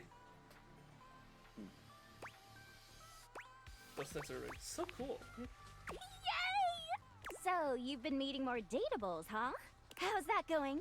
Anyone catch your eye? Yes, they're so hot. Oh, is that so? I love the peeking out of a wall. Well, hey, since you've I been love her doing a emoticons great so job much. of being curious, I'd love to let you know that you're doing a great job. Huzzah. Being inquisitive, asking questions, listening. These are my favorite things. Keep up the good work. Skip.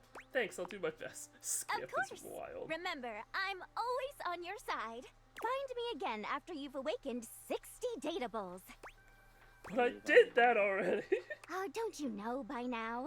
Having the rest in between conversations helps the illusion of time passing, which makes it seem like our relationship is progressing. Isn't that a fun thing? No. I guess so. TTYL! I love her little hopping away. Just pop, pop, pop, pop.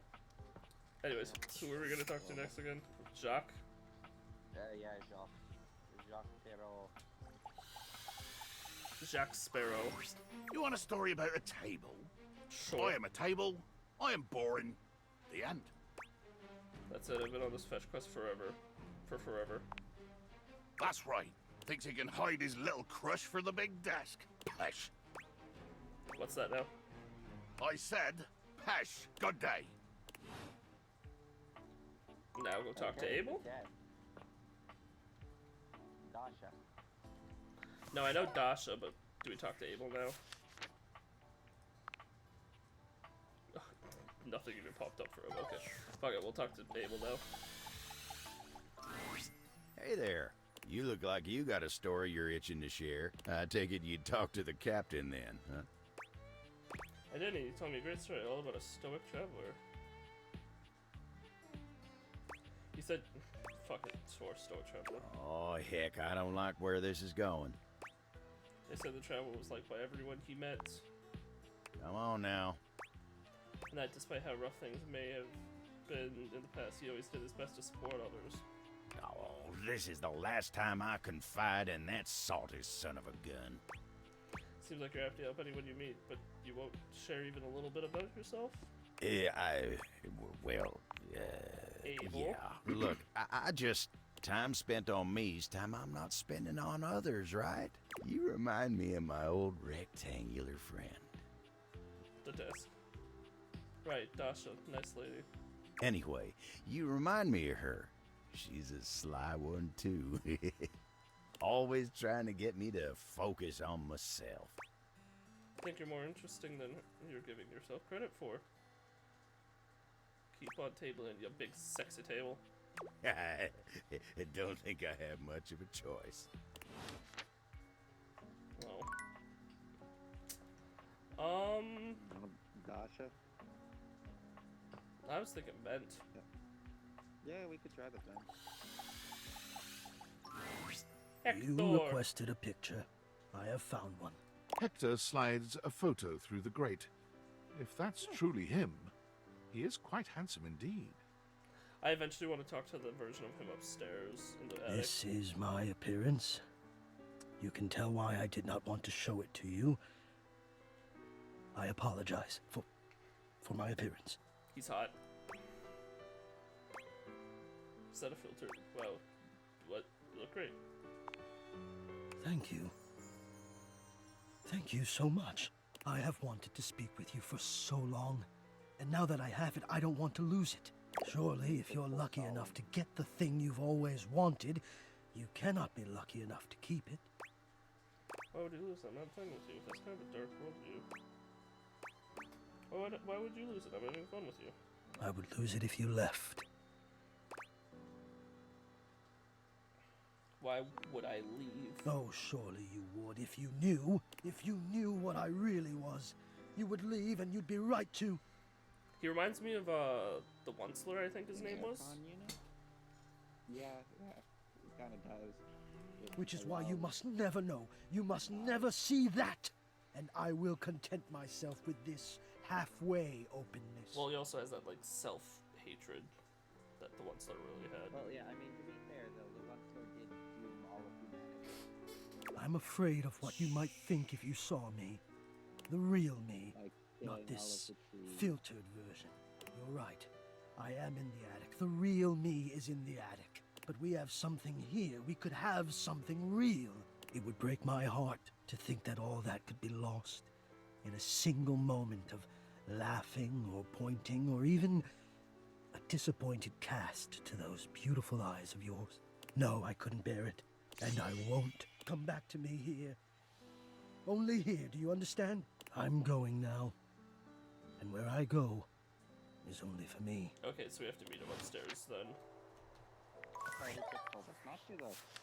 Which is why we need to. He tried to speak to the thermostat, but no one was there. Hector has confessed that he's ashamed of his appearance. He's worried you won't like him for who he is. He has also made it clear that he doesn't want you to come to the attic, but rather to meet him at the grates only.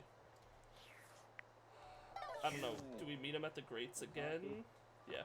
Do we meet him at the grates again and then go up there, or do we go straight up there? It's my favorite customer. What can I get for you today? An Irish coffee. Right.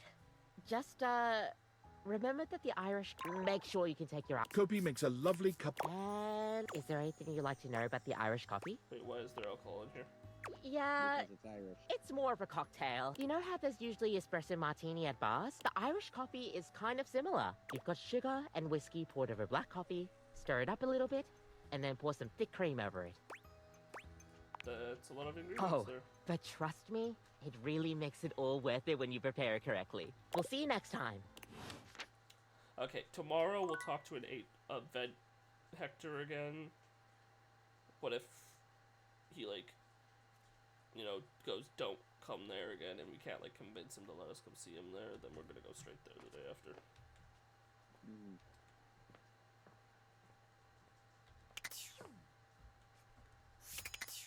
Also, apparently there's more story to Wall. Nightmare comes to you right, at the I usual forgot I drank time coffee. and place, but there's something strangely hesitant about her tonight. She fidgets with the dark wisps at the edges of her being, the same way one might fidget with their hair. Hello, my dear. Aww. Hey, Nightmare. Hey, you. The other night. Were you afraid? You know, I did my best, but I got the feeling you weren't all that scared. You did feel a little off your game, if I'm being honest. I knew it. I knew something was wrong. Nightmare sighs, her horrifying shoulders sagging visibly. You've never seen her look so out of sorts. I knew it. I knew better, but I did it anyway. Did what? I let you see more of myself than I intended. I'm losing some of my mystery. I'm losing my ability to frighten you.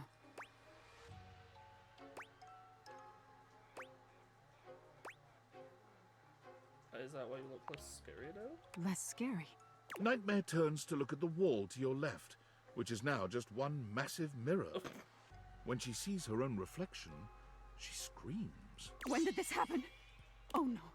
No, no, no, no, no, no. She looks the same. Are you okay? No! Nightmare is pulling at the shadows that make up her body, like one might pull at clothing. Did she not know she looks like this? I just thought, if I could teach you about fear, you'd learn about the darkest reaches of your mind and stop fighting your nightmares. If I can't even scare you, what good am I? Aw. Why do you have to scare me? It's my entire reason for existing. I'm scaring her now. If I can't scare you, I'm nothing. You can fix this. You're going to be afraid of me. She rounds on you suddenly, pointing a finger at you and letting out an unearthly screech that raises goosebumps all over your body. But despite even that fairly decent effort, you can't help but feel unthreatened.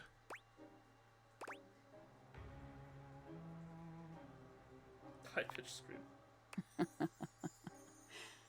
I've still got it. Nightmare sighs. How is this your dream and I'm the one having a nightmare? How do you deal with this? Try being this of a mate. You need to just embrace whatever this is going to be.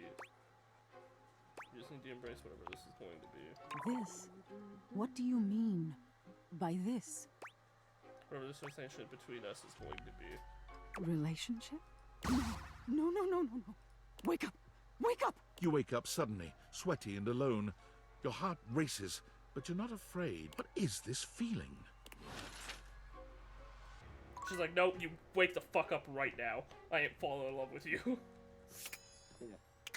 No relationship with goth girl for you. So we'll talk to UI again. And then who else were we talking to? HVAC. And then... there's also Abel. We could talk Abel? to Damon again. Yeah, and then Damon and then Coffee again, probably. Yeah, sure. That sounds like a good plan. It makes me so nervous having to open this to romance a character. Hi. Look at that. You found 60 datables. Despite the visible uwu in her words, you can tell that Textbox Chan's heart is simply not in it today. Aww. Hey, are you okay? I'm fine, really. You've been doing a lot of running around the house dating, huh? You're really flying through those text screens. Boys are my tired. And boy, my arms are tired. Huh? You can see the sweet little gears turning in her mind. Oh, it's that old joke. That was cute. I was just thinking, you know, it's very hard work following you around and transcribing all those different conversations. What was that? Just a side glance in the emoji form. Yep.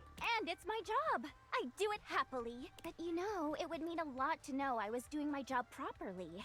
She looks at you hopefully, her yellow eyes shining. You're doing great. You're doing great. Really? Oh, I'm so glad you think so. Ooh. See, she was just made, like, she already has a plus in being one of my favorite characters because of midriff. Well, fair, yeah. Also, she's not muscular, but she's toned. You know, it's funny I ended up in this line of work. True. Which is, like, a plus for me. Hell, I have weird eyes. I don't know if my model specifically has it, but I should. Yep. No, you do.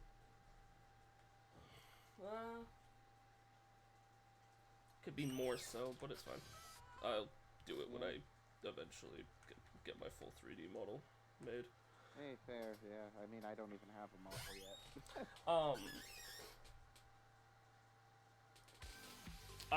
But lore-wise, I have galaxy. You can see like a nebula / the universe in my eyes. Oh, that's cool. I was always Yeah. really interested in reading and communication. Let's I continue. was just so in love with the power of the written word bringing people together. And UI really lets me do that, but everyone is always so concerned with, does it look cool? Legibility is the most important thing. But no, Yeah, all you sure. ever hear people say is that UI is so stylish, or that UI is ugly as sin. Well, what do you expect? People are all about appearances. I know, and I wish they weren't. Imagine what we could accomplish if people were half UI as is interested beautiful, in girl. accessibility and legibility as they were style. Ooh. I'd like to live in that world. So look, there's still a bunch more datables left for you to find. No, there really isn't. I have one. Why don't you come back once you found 80? I'm gonna do the best work I can until then.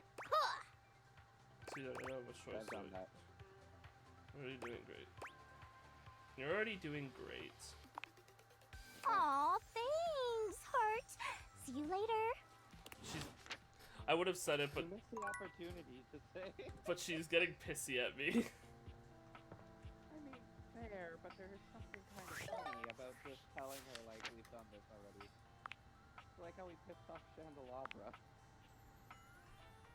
Last time you saw her, text box trying to reveal how deeply she cares about her job. Well, about the power of the written word to bring people together. She's not all about appearances. Come back when you've awakened 80 datables. Jesus. Another 100. Yeah. And don't be rude is the main one there. Yeah. Oh, yeah, I forgot to read last night. Let's finish. Let's just do that real quick. Abel. Last you saw him, Abel mentioned Dasha yet again, yet he still didn't admit he was into her.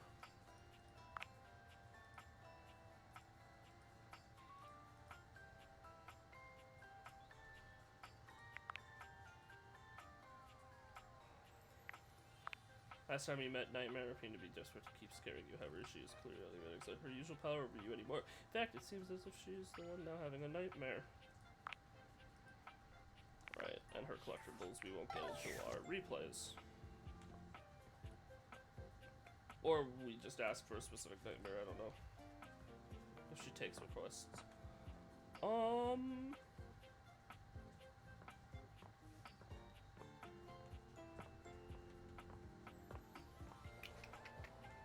Right, we were gonna talk to HVAC and Abel, right? So let's talk to this Abel. Well, well, well, look who it is. You know, it's funny being here in the foyer. I got the best seat in the house to keep an eye on everybody's comings and goings, but you ain't left the house in so dang long. Seems like I only see you here when it's time to pick up a package. Not that I'm judging, mind, just ain't exactly living up to the full potential of the position here, am I? But hey, I do my job no matter the circumstances. So don't you worry about me. Now then, I'm sure you got something on your mind. Probably. What can I do you for? All's well here in the foyer, amigo. Would be nice if more folks came over. I'd love to see more of them coming through here. I feel like we're gonna get some kind of collectible that will go on this, because, like, why is it so bare? Oh, but don't you worry about that. Just keep doing what you're doing. Okay, maybe we have to talk to Dasha. Yeah, I think we do. Did we have the whole day planned? Because we were gonna touch to HVAC. Other than that, we don't really have anything else. Like, just a regular, like, last appointment is, coffee. Mm-hmm. But we don't have anyone else. Not that I recall.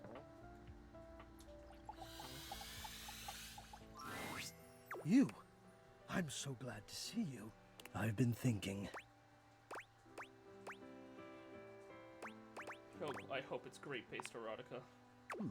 It could be.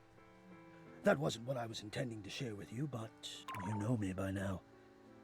Any desire you express, I cannot help but do my utmost to fulfill.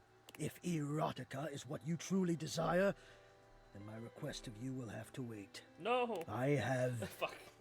written much in my spare time. It helps to ease the longing. Oh, what do you need from me? I require only your presence and your patience to confront a demon. Not to worry, it is an internal demon, nothing of scale and that would've been fire, dope. though to me it has felt like that at times. So I ask you, will you help me? Of course.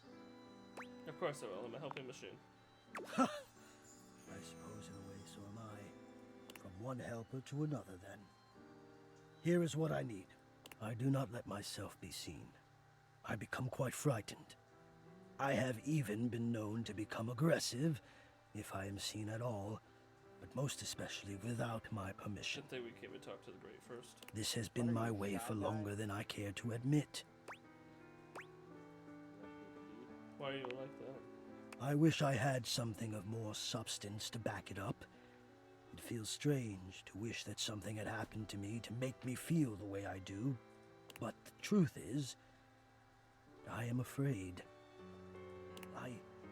I do not like what I am. No, that's not it. I love being what I am. I am a complex system of ducts and vents that brings air, literal life, to the home of this person that I love. Wrong type of duck, Antara. But for such a miraculous function, I have always wished that I looked more the part. One moment. Do they want us to clean up the fence? Maybe.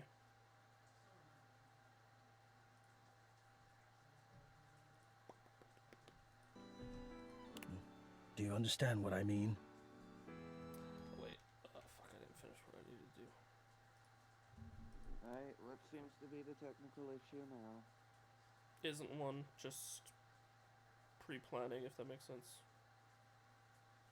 Right, and what shall we be planning of the pre? Don't worry about it.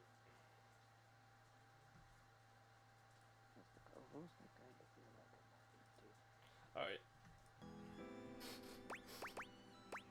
Think so. Do you mean you're self-conscious with the way you look? I am both grateful and stunned by how quickly you grasp things. Grateful. Yes. I do not think the way I look is enough. I wish I were better. I wish I were more.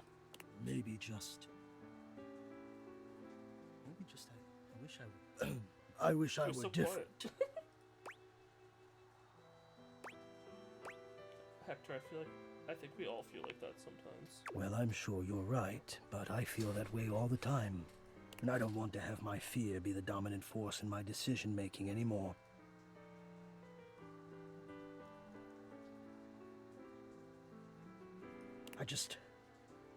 I don't think it's a way to thrive. I want more than my fear, so I have to confront the fear, and the only way I can think of to do that is to let you see me. So, I am inviting you to Good the thing attic. we came and talked to the Great again.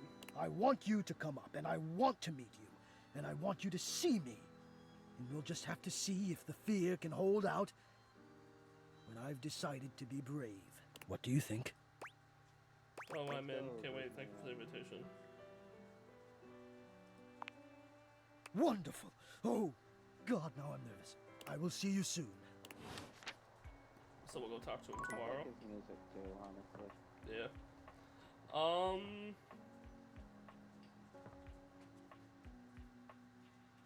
You want to finish out Dice Game, maybe? I feel like we're pretty close for Dice Game. You don't see Daisuke right away, but as you approach, you hear him calling out to you. Please, come in. What's going on? Our conversation the other day showed me that I have been neglecting myself and my once beloved hobbies. And with my work done for the week, I found myself going mad for want of things to keep my hands busy. It felt like a good time to remind myself there's more to me than my deep and abiding love for dishware. Oh, it's my business. I'm so happy to hear that. There's always been Dice Game. There's always been Dice Game. Glad you know it. I have not always known this. Perhaps I still do not, but I would like to try.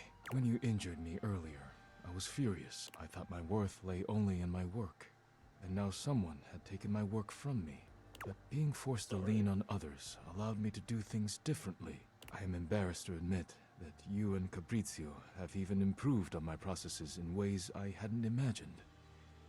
I am far more efficient now.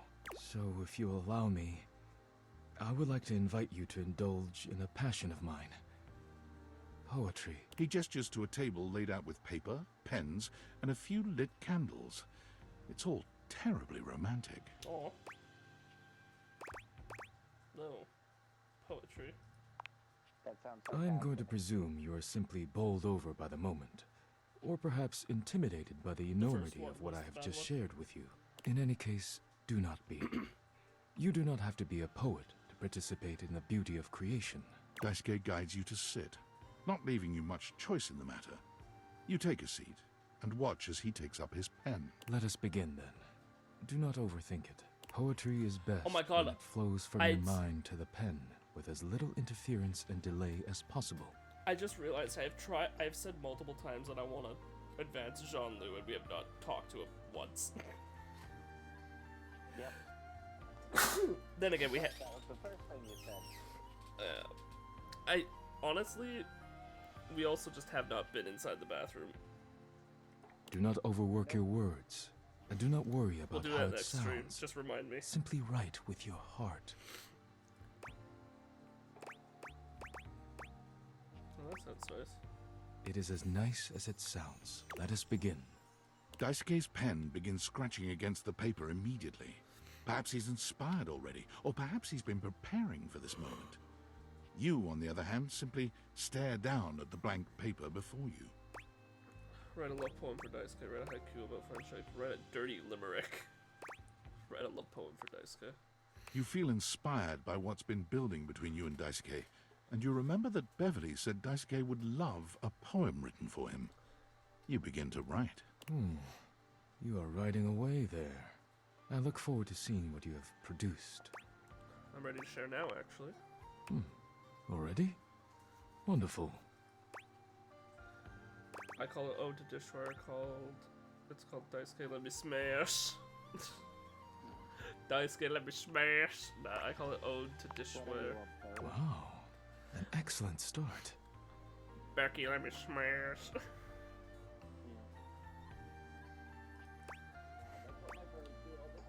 I fell in love with dishware. They say ugly. I'm like, bish. This is so funny.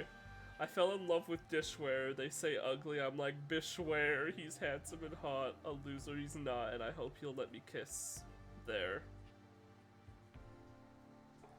Beautiful poem. Daisuke stares at you in silence for a few interminable moments. That was incredible. I've never been given such a personal gift. Thank you. You could swear you see tears glimmering at the edges of his eyes. I am so moved. I barely know how to share my own now. But let me get on with it, before I embarrass myself making a scene. Daisuke clears his throat, looking down at his paper with some mix of pride and excitement. Since you entered my life, I have been renewed, like a forgotten subscription to a magazine. Your beautiful smile bathes me in sweetness, like a jar full of honey that has been knocked over on the shelf. The day you fell on top of me was a day of great change, like a pocket filled with quarters. I hope we will fall on top of each other in a different setting one day. Oh my. He stops there, looking at you expectantly. It seems that is it, and he is deeply proud of himself. That was not what I was expecting. I was expecting more traditional Japanese poetry. We've romanced mainly women, right? Yeah, I guess. Because I was just like, why does it feel like we've romanced a lot of men? But I think it's just because we've talked to a lot of men recently.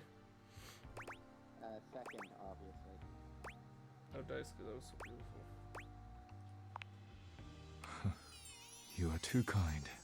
Thank you. It has meant much to me to be able to share this part of myself with you. Thank you for being here with me. It was my pleasure. You and Daisuke sit in a pleasant silence together. When it comes time to part, you know neither of you will forget this moment. I'm assuming next time we talk to him it will be love. In theory, yeah. Also, just checking. 1, 2, 3, 4, 5, 6, 7. We've romanced 7 men. So yeah, we have 8 women. So we'll have even in a second here. Fucking Timothy. We'll fix them later. No, just fucking Timothy. Like, fuck you, Timothy. It's my favorite customer. What can I get for you today? A latte, I guess.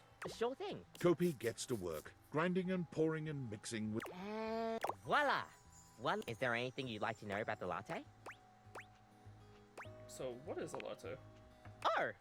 Well, a latte is your pretty standard coffee. It's a shot of espresso topped with steamed milk with just a touch of foam. Some people think it's basic, but I think it could be a hard coffee to pull off if you don't know what you're doing. If you put in too much foam, you're gonna be making a cappuccino instead. Definitely underrated. Yeah, you get me. We'll see you next time. I wish this animation was quicker. See, the thing is, we could, like, just not drink the coffee and just meet her naturally every once in a while, but now we're just having a nightmare week, apparently. Well, to be fair, if I saw someone that cute in my nightmares, I'd have more of them. I have seen people that cute in my nightmares, just usually they either die or turn into something horrendous. Nightmare looks both pleasant and horrifying tonight. A strange mix of the way you once knew her and the way she's grown to look to you now. 1 second, roommate just walked in.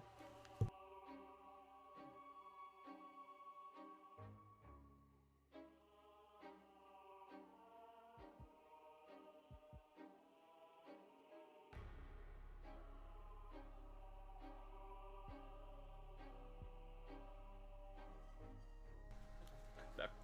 Nightmare looks okay. What are those tongue teeth, though? Hello, my dear. You're not going to scare me again, are you?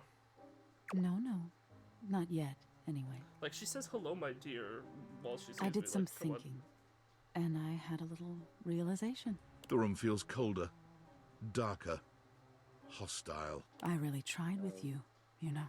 I pulled back the curtain, tried to make you understand, and you rejected all of it. No, I didn't.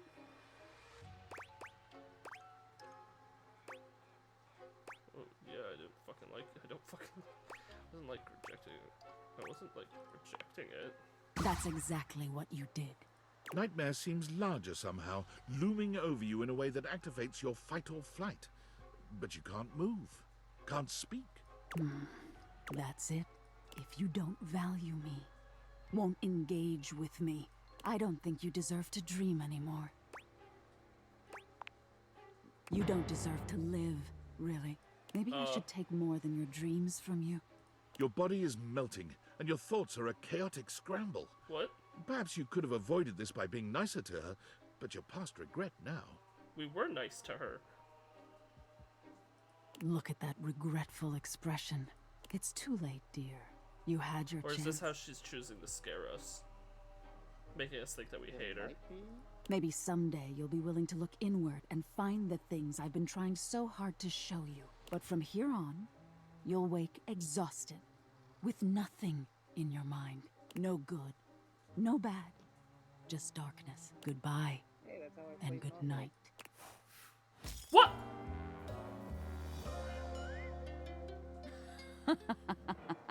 What the fuck did we do wrong? I think maybe we should have complimented her when she failed to scare us.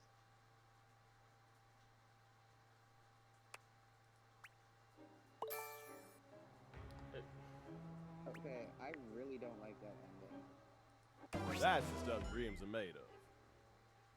Now he's gonna fucking mock us for getting rejected. Not too shabby. You know, I'm not one for friendship much, but I think it's time we scooch up our relationship a half notch so I can throw you a bone in the form of specs points. We compadres now, you hear? After 2? Friends till the end. Shocking. I think he gave me sass. Friends with you. Sounds good to me. Hope I can get you to hate me too. Friends with you?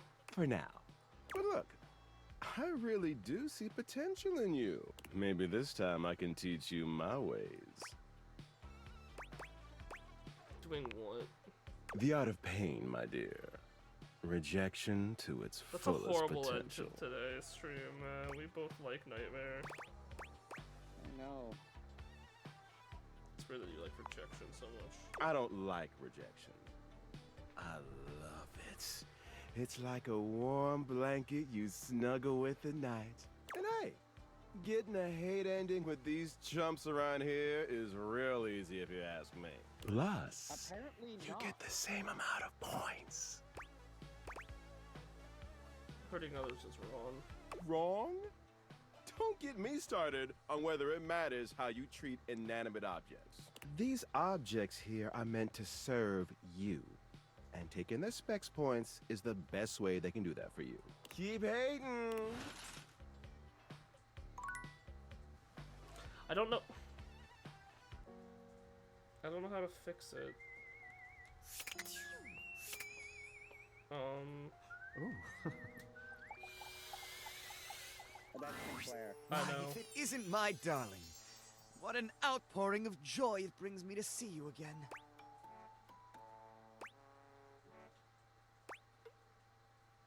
Actually, I'm ready to realize you. Realize me? Why, I never thought I would have that luxury. Have you washed away all that stands in the way of this?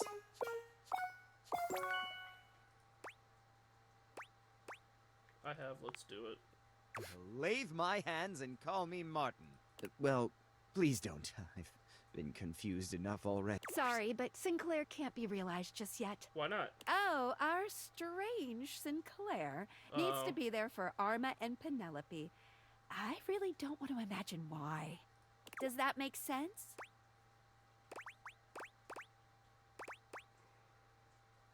Why can't I just realize someone whenever I want?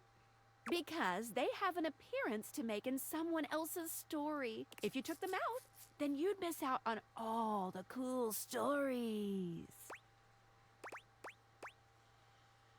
That makes sense. I like stories. Nice! Yeah, okay. I wanted to get our first realization, but that makes sense. So we have to advance Penelope and Arma, and then we can finally realize our first character, I guess. He is like literally one of the easiest ones. I'm just disappointed now because of Nightmare, man. Like, hold on.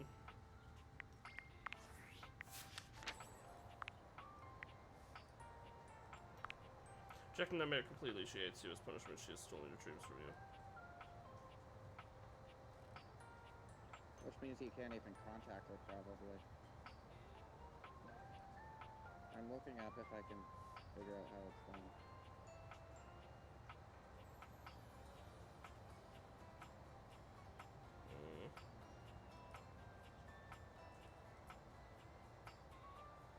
That makes me really upset.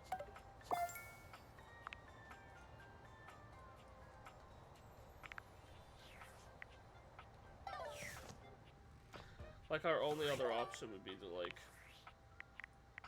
load this save. Or note this save, but that was from 6 hours ago. Yeah, I know, which is I'm doing a bunch. There's apparently an item later in game which allows you to get rid of the hate. Yeah. Or something. So let's just keep progressing, though it's a really shiny note to end the day on, obviously. Yeah. But I'll finish. it is what it is. Actually, I'm not even gonna finish today's, because it is what it is. Shall we raid someone? Let me see.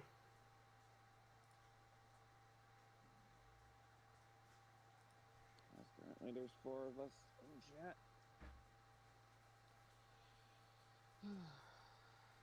None of my friends are streaming right now.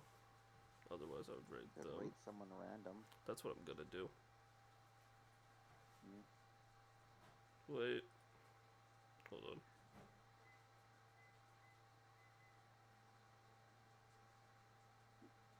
Cupcake? Yeah.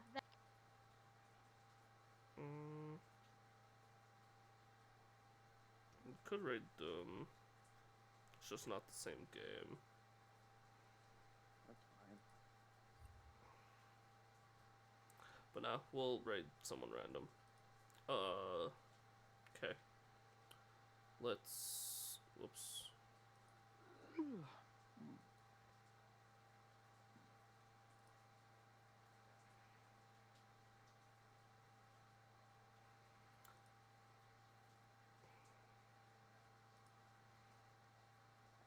Alright, gotta swap over to this one. Okay. Who do we want to raid? Let's see.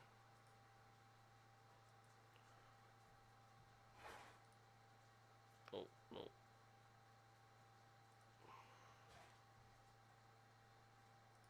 She gives the paper a careful She just left.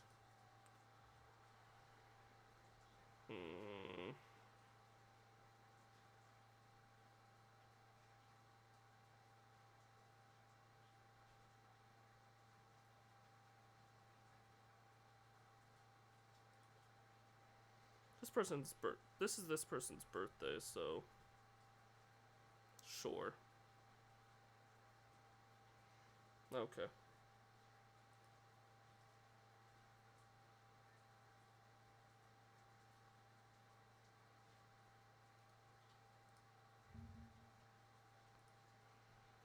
Alright, guys. I hope you enjoyed the stream today. And I will see you in the next one. Where hopefully we can fix the fuck up on Nightmare, because she's one of mine and Bats' favorites. But until then, have a good night.